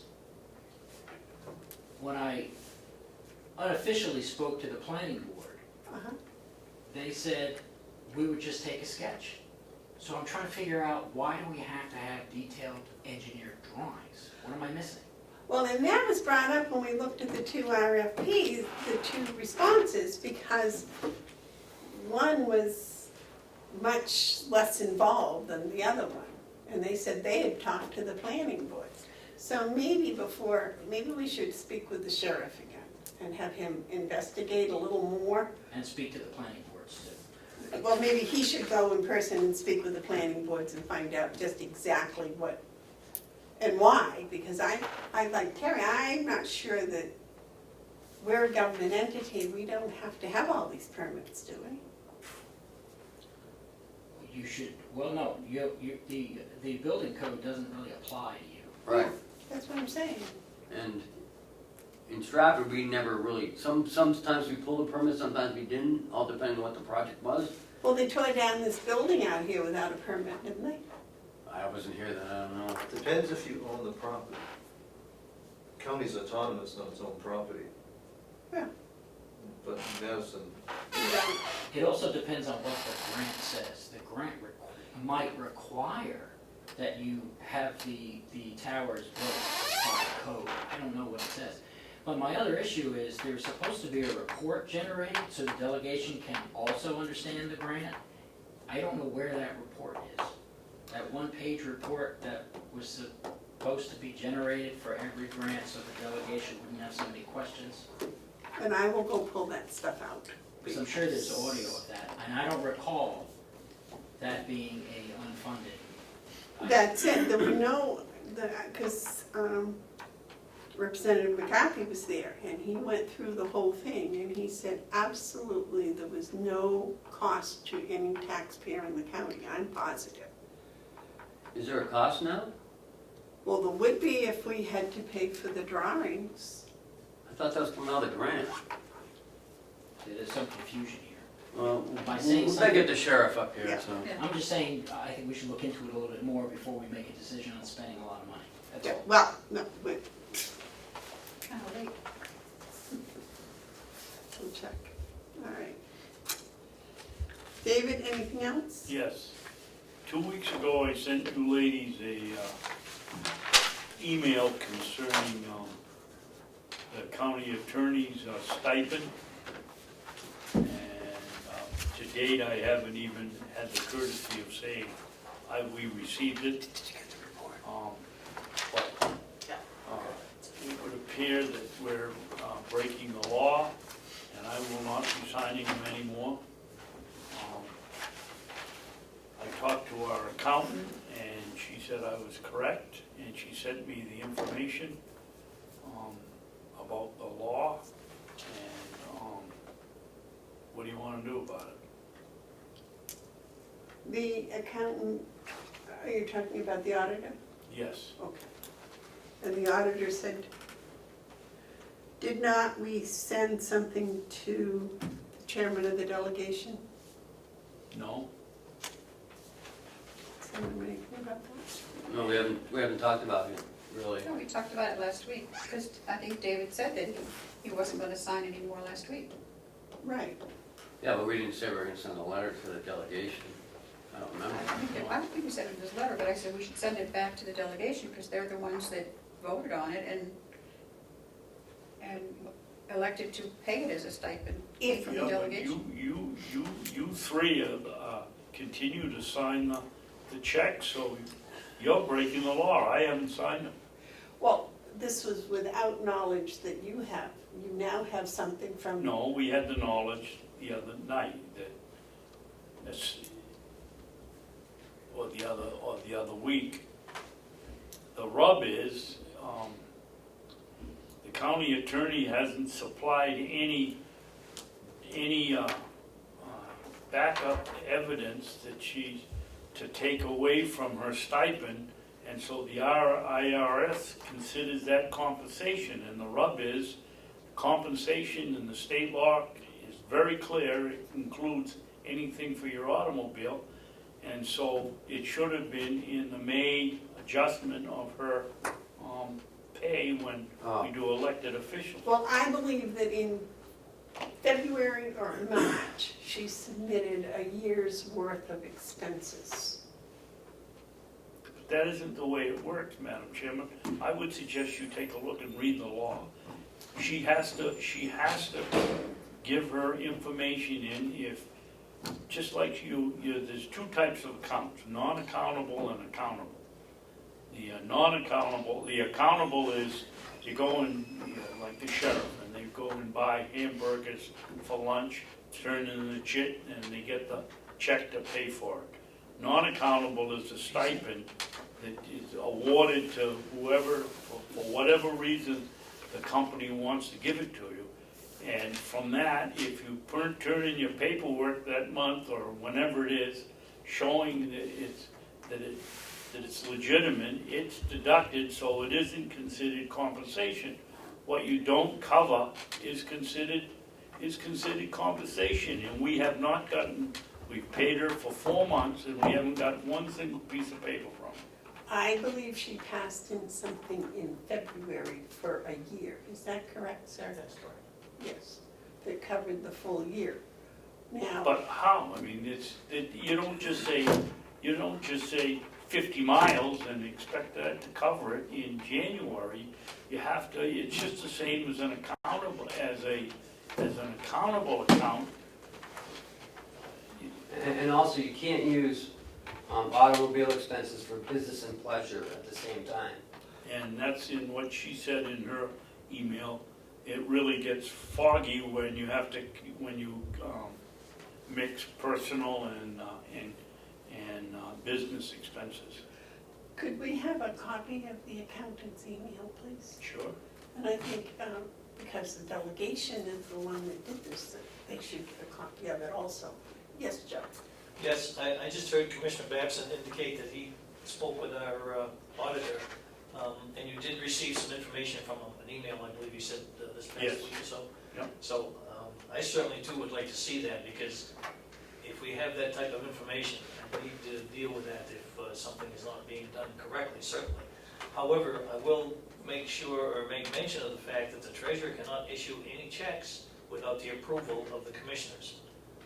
So don't look at me, I'm not signing. I'm not saying you, sir. All I'm saying is, once I get approval from the commissioners, I can issue the checks. I certainly can't deny a check because the commissioners approved it, so I just want to be clear about that. But I would like to see that information from the auditor. I do think it has to go back to the delegation. Well, if the auditor is deemed that it wasn't correct, because back in February, I talked with the chairman of the delegation, and she said it was not part of the salary, it was extra. They had, Well, she it was obviously for doesn't her have- expenses, her automobile expenses, and that it wasn't part of her elected salary. So, The law very clearly says it's compensation. The state law includes automobile expenses as part of their compensation. It's very clear. And I told the delegation, literally, that it was I think you compensation, ought to read the law. before they even passed the budget. well, I think if they show their expenses, then it's a reimbursement for expenses, and that's what the delegation's intention was. But she hasn't even expended the money. How can you pass in an expense account when you haven't even spent the money? Oh, you're saying in advance? In advance. Where is this piece of paper that you claim that she put in February? I passed it on to you. Yeah, and I believe it's filed in the business office, because I gave it to the recording secretary at the time, as I do with everything. I haven't really looked, but I haven't seen it, so. Well, my point is, you can do what you want. When my turn comes to sign the check and her stipend is in it, you two better plan to sign it, because I'm not going to. If I may, Madam Chair, I would like to get a copy of that from Commissioner Babson, because I would like to follow up with this to make sure that this process is being done correctly. I don't disagree with what Commissioner Babson has to say, but it occurs to me that it's an issue that the delegation has created, not something that has been created here, but we're saddled with trying to fix it. Well, and that's why in January, February, March, maybe, I'm not sure just which one, that's when I went back and I contacted the chairman and discussed it, and it was no, absolutely not. It was not part of her regular paycheck. It was reimbursement for automobile expenses. Now, if you have something from our auditors that says different, then I wish you would share that with us. It says the same thing. It says, except you have to turn the expenses in. She hasn't, So you don't turn them in advance. If I may, I would just forward that document right to the delegation and say, look, it appears there's an issue with this, and it needs to be resolved at their level, so that we are not either breaking the law or whatever the case may be. And the accountant also in her email to me explains how her company, Lance and Heath, treats they get a stipend, and on the first check of December, whatever is still considered compensation, they get a check for. I think that should be shared too. What do you mean they get a check for, if it's compensation? If they've only, well, let's say they get $1,200 like the county attorney, and they've only used $10,000 of it, they get the other $200 goes as compensation and as Social Security and everything else. Also goes in their W-2? Pardon me? Does it go in their W-2? Yes. Oh.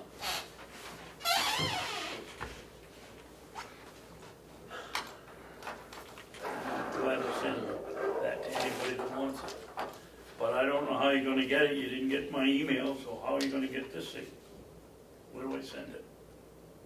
Well, you might try sending it to my email address rather Well, I than the sent you county one, email and you didn't address. No, answer it. I found it, you sent it to the county email address. Well, isn't that the one you have, Shannon? No. No, that's not the one you send all the others to, but that's okay. Yes, it is.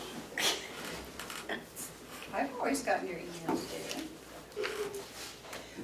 Okay, anything else, David? Bevard. I don't know, the one that says county commission, or Carroll County is the one I sent it to. That's, Oh, Roadrunner? yep, that's one. Anything else, David? Terry, do you have any commissioner updates? No? Okay, the only one I have is for some reason, and I apologize, the recording secretary's job request was asked to be put on Indeed and also asked to be published here in the buildings. And apparently it was put up in the buildings, but it was put up with the old commissioner's address.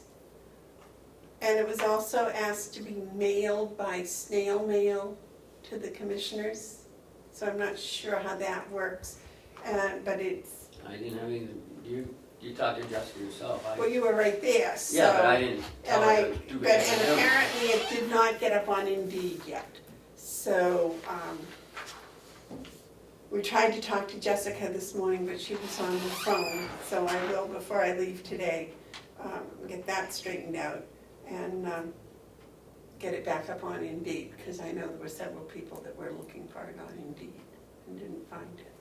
It is on our website, but I gather on the website it's the old commissioner email that's not being used anymore. So, I don't know if she knew that.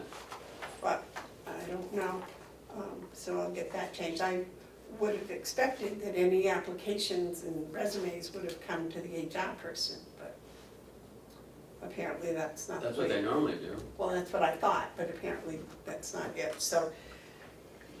Where do they go? Well, apparently this one went to the old commissioner's email that's no longer in effect, so. Anyways, if anyone's watching that was curious about that, we'll get that one straightened around.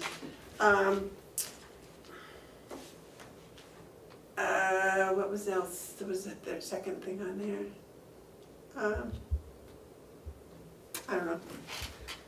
It's too late, my brain's gone blank, so it must be pretty close to time to settle.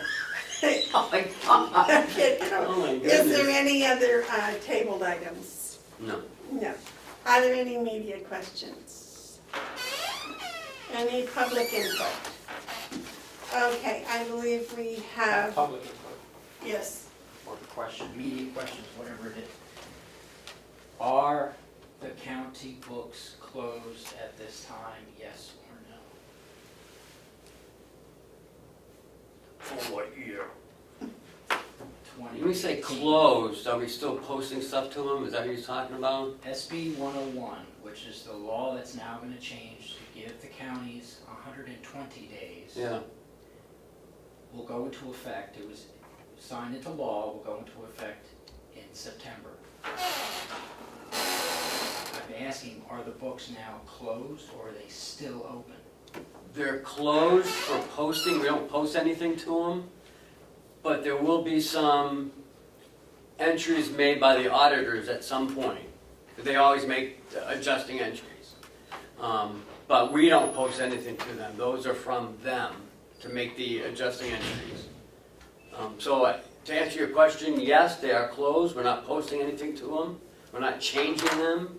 We're not taking money from it. We're not spending out of it, so they're closed. We are not posting anything to it. The auditors still post to it when they send closing entries at some point. Adjustments. Yep, closing adjustment entries. At the end of their audit, they will send those to Kathy, and she will do what they tell her to do. You know, put this and this, put that and that. And because there were some, maybe some payroll entries that should have been in 18 instead of 19. I'm just making that up. But that's what they will do. I mean, there aren't many closing entries, but as far as we're concerned, as the county's concerned, they're closed. But they're not impenetrable, is what I'm saying. About 4.5 months ago, the delegation voted to ask the auditors to give us a report, to keep us updated on what's happening.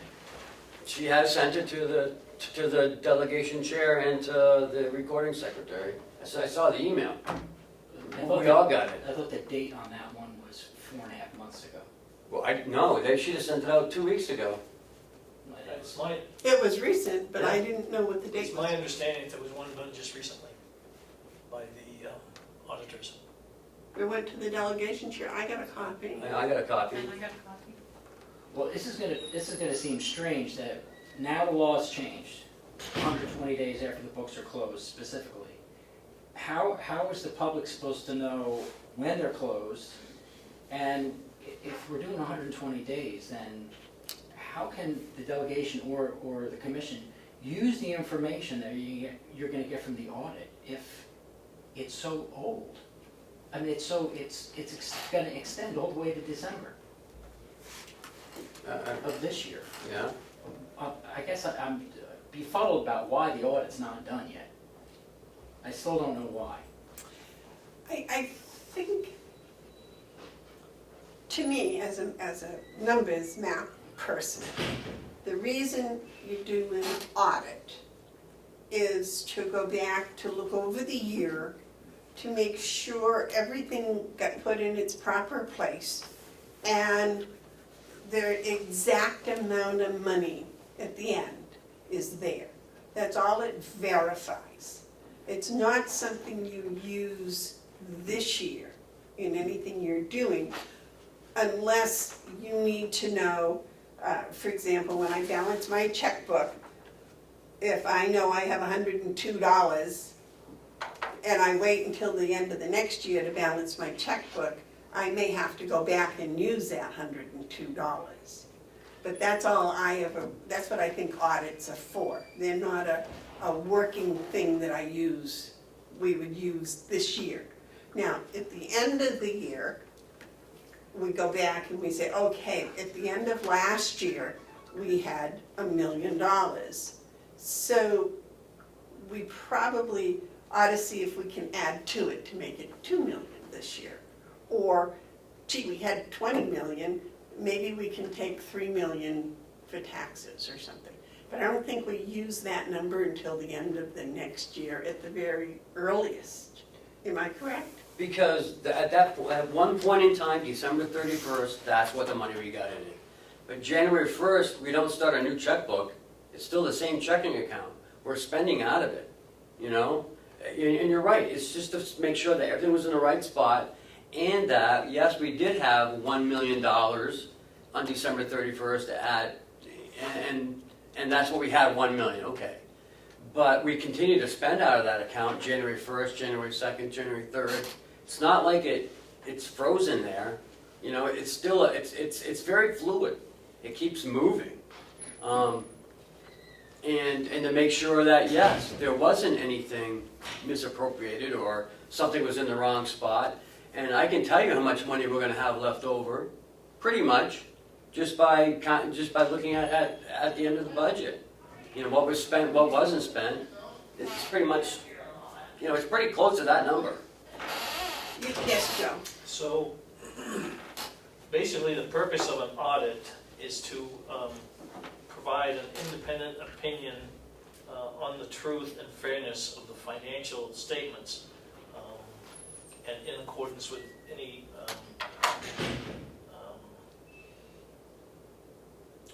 I guess the term I'd use is any gap analysis issues that can occur. So that's a very broad scope of things. The basic idea behind the audit is to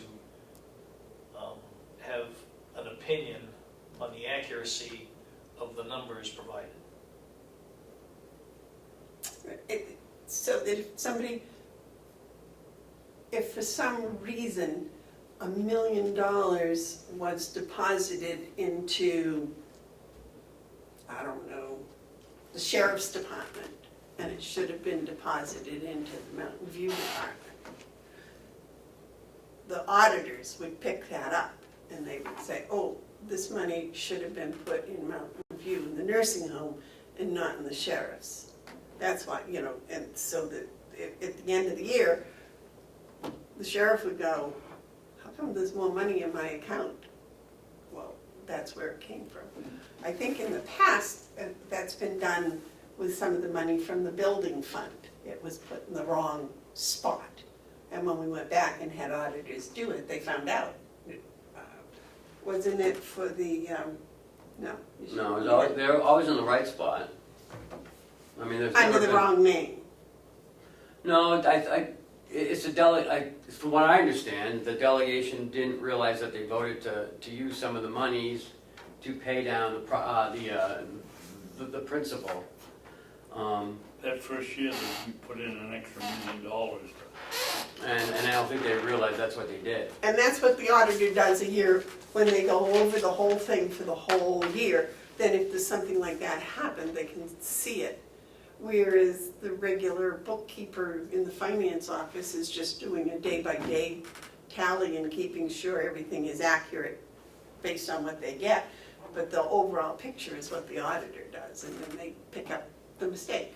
And we don't use the audit. Once it's done, we don't use it in our day-to-day activities. I mean, Next subject. This ACS Avenue conversion, transference, whatever you want to call it. Is that delaying the auditors? Is that delaying the No. functioning of our financial system? no. Have we looked into Avenue? Are they a company that we approve of? Did we even look into their performance, costs, everything? And is this going to go to the cloud, or is this going to maintain on the server downstairs? It's going to the cloud. We've all agreed to that. We don't have a choice who they sell it to.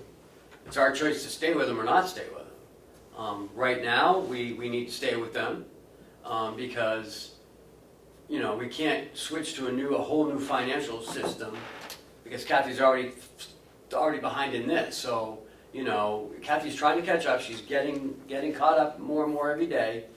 But you got to remember, we were without that help for a year and a half almost, and Kathy was doing everything.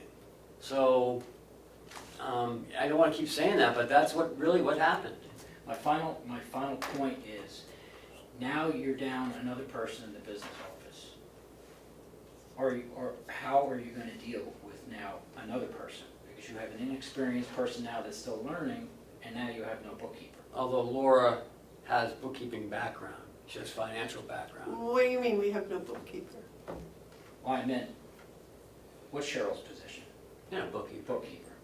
I mean, if she's not in the office, then she can't be there. She's on vacation right now, but she was out last week, but she's on vacation this week, and from all indications, she'll be back next week. So you're not forecasting any issues with getting work done in the office now? As a matter of fact, we've looked into some other help, some short-term help, like agency help, if you will. And Joe's been working really, really hard at looking at alternative things for to help with the financing and to get the finance office all caught up and happy and well-staffed. But Avenue has nothing to do with the audit. I would have thought that the representative from Avenue would have came in before this whole transfer started to kind of explain and introduce themselves as a new company that's going to be taking over the service. I would think they would have came to the meetings at some point, but okay, that's it. Thank you. Thank you.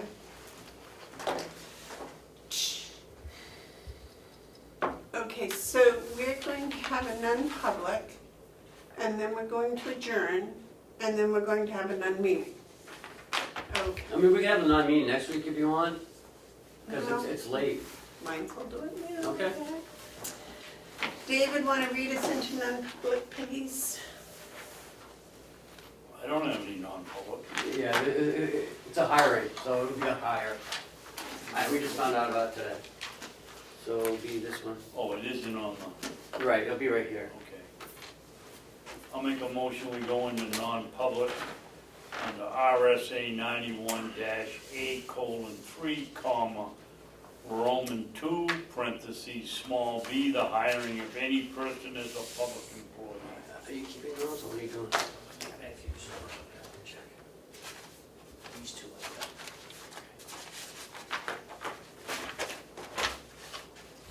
You need a second. Wait for you for Ken to catch up. All right. Okay, I'll second. Roll call, please. Commissioner Babson? Commissioner Bevard? Yes. And Commissioner McCarthy? Yes.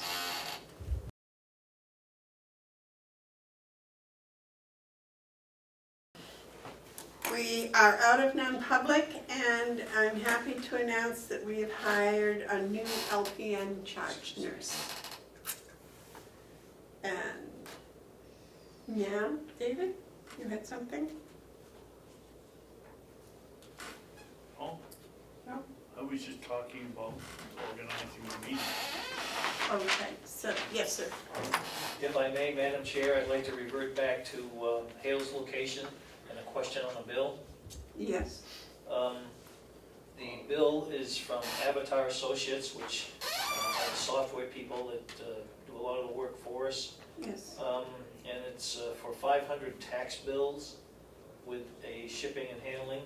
Yes. The reason, first off, these are 3 or 4 part perforated forms with the special message that has to be printed on the back of the tax bill for the customer. And the tax collector actually does the tax bills herself. So they're not done by this company. As far as the shipping and handling, I think the handling part had to do with the fact that it had to be printed on the reverse side. And so I'd recommend that this board go ahead and pay this invoice for $62.62. There was a cost for the forms, and then Yes. there was a cost for the shipping and handling. That's correct. Okay, what was the amount for the shipping and handling? Shipping and handling cost was, $62 and something cents. no, the shipping and handling was $27.62. Okay. Yeah, the total invoice is $62.62. Okay, that's what I had to say. Total invoice. And the forms are The 35. forms were $35.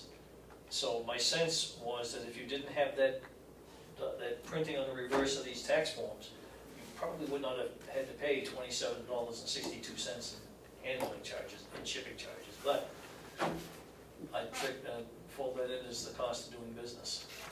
David? Yeah, if you'll vote not to sign it, I'll call Avatar and find out why.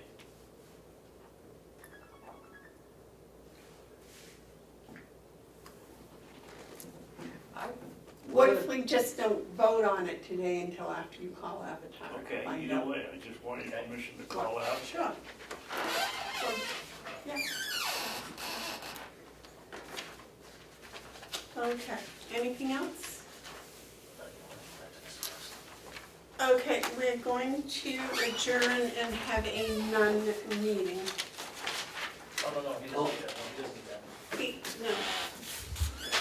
Oh, okay. Okay, So we're gonna adjourn? well, I made a motion to adjourn. I'll second. Okay, I make a motion, we adjourn. I Seconded. second. All those in favor say aye. You know what it is? I hear you say, I'll make a motion. You're saying, I'll await a motion. Right. Yeah. That's what it, okay. I would like to point out that I'm not losing it. It says under the total balance, shipping and handling, $62.62. And then If I may- amount due, $62.62. I knew I saw the shipping at $62. If I may, Yes. Strange way to send out a bill. it certainly is. What it is, if you look at that column, you'll see that the first charge is the $35 for the You're right, documents. Joe, you're right. The second It's a total. column I've added it totals up. everything, Yep, and so it you're looks right. like it's $62 for the shipping and handling. You're It's actually absolutely right. 27. They should put total balance on Right. in that Yeah. column. Did you, I might suggest that when I call. Yeah. Thank you. I heard him say you were right. Get that in writing. It's on tape. okay, all those in favor of adjournment say aye. All right. Aye. Okay.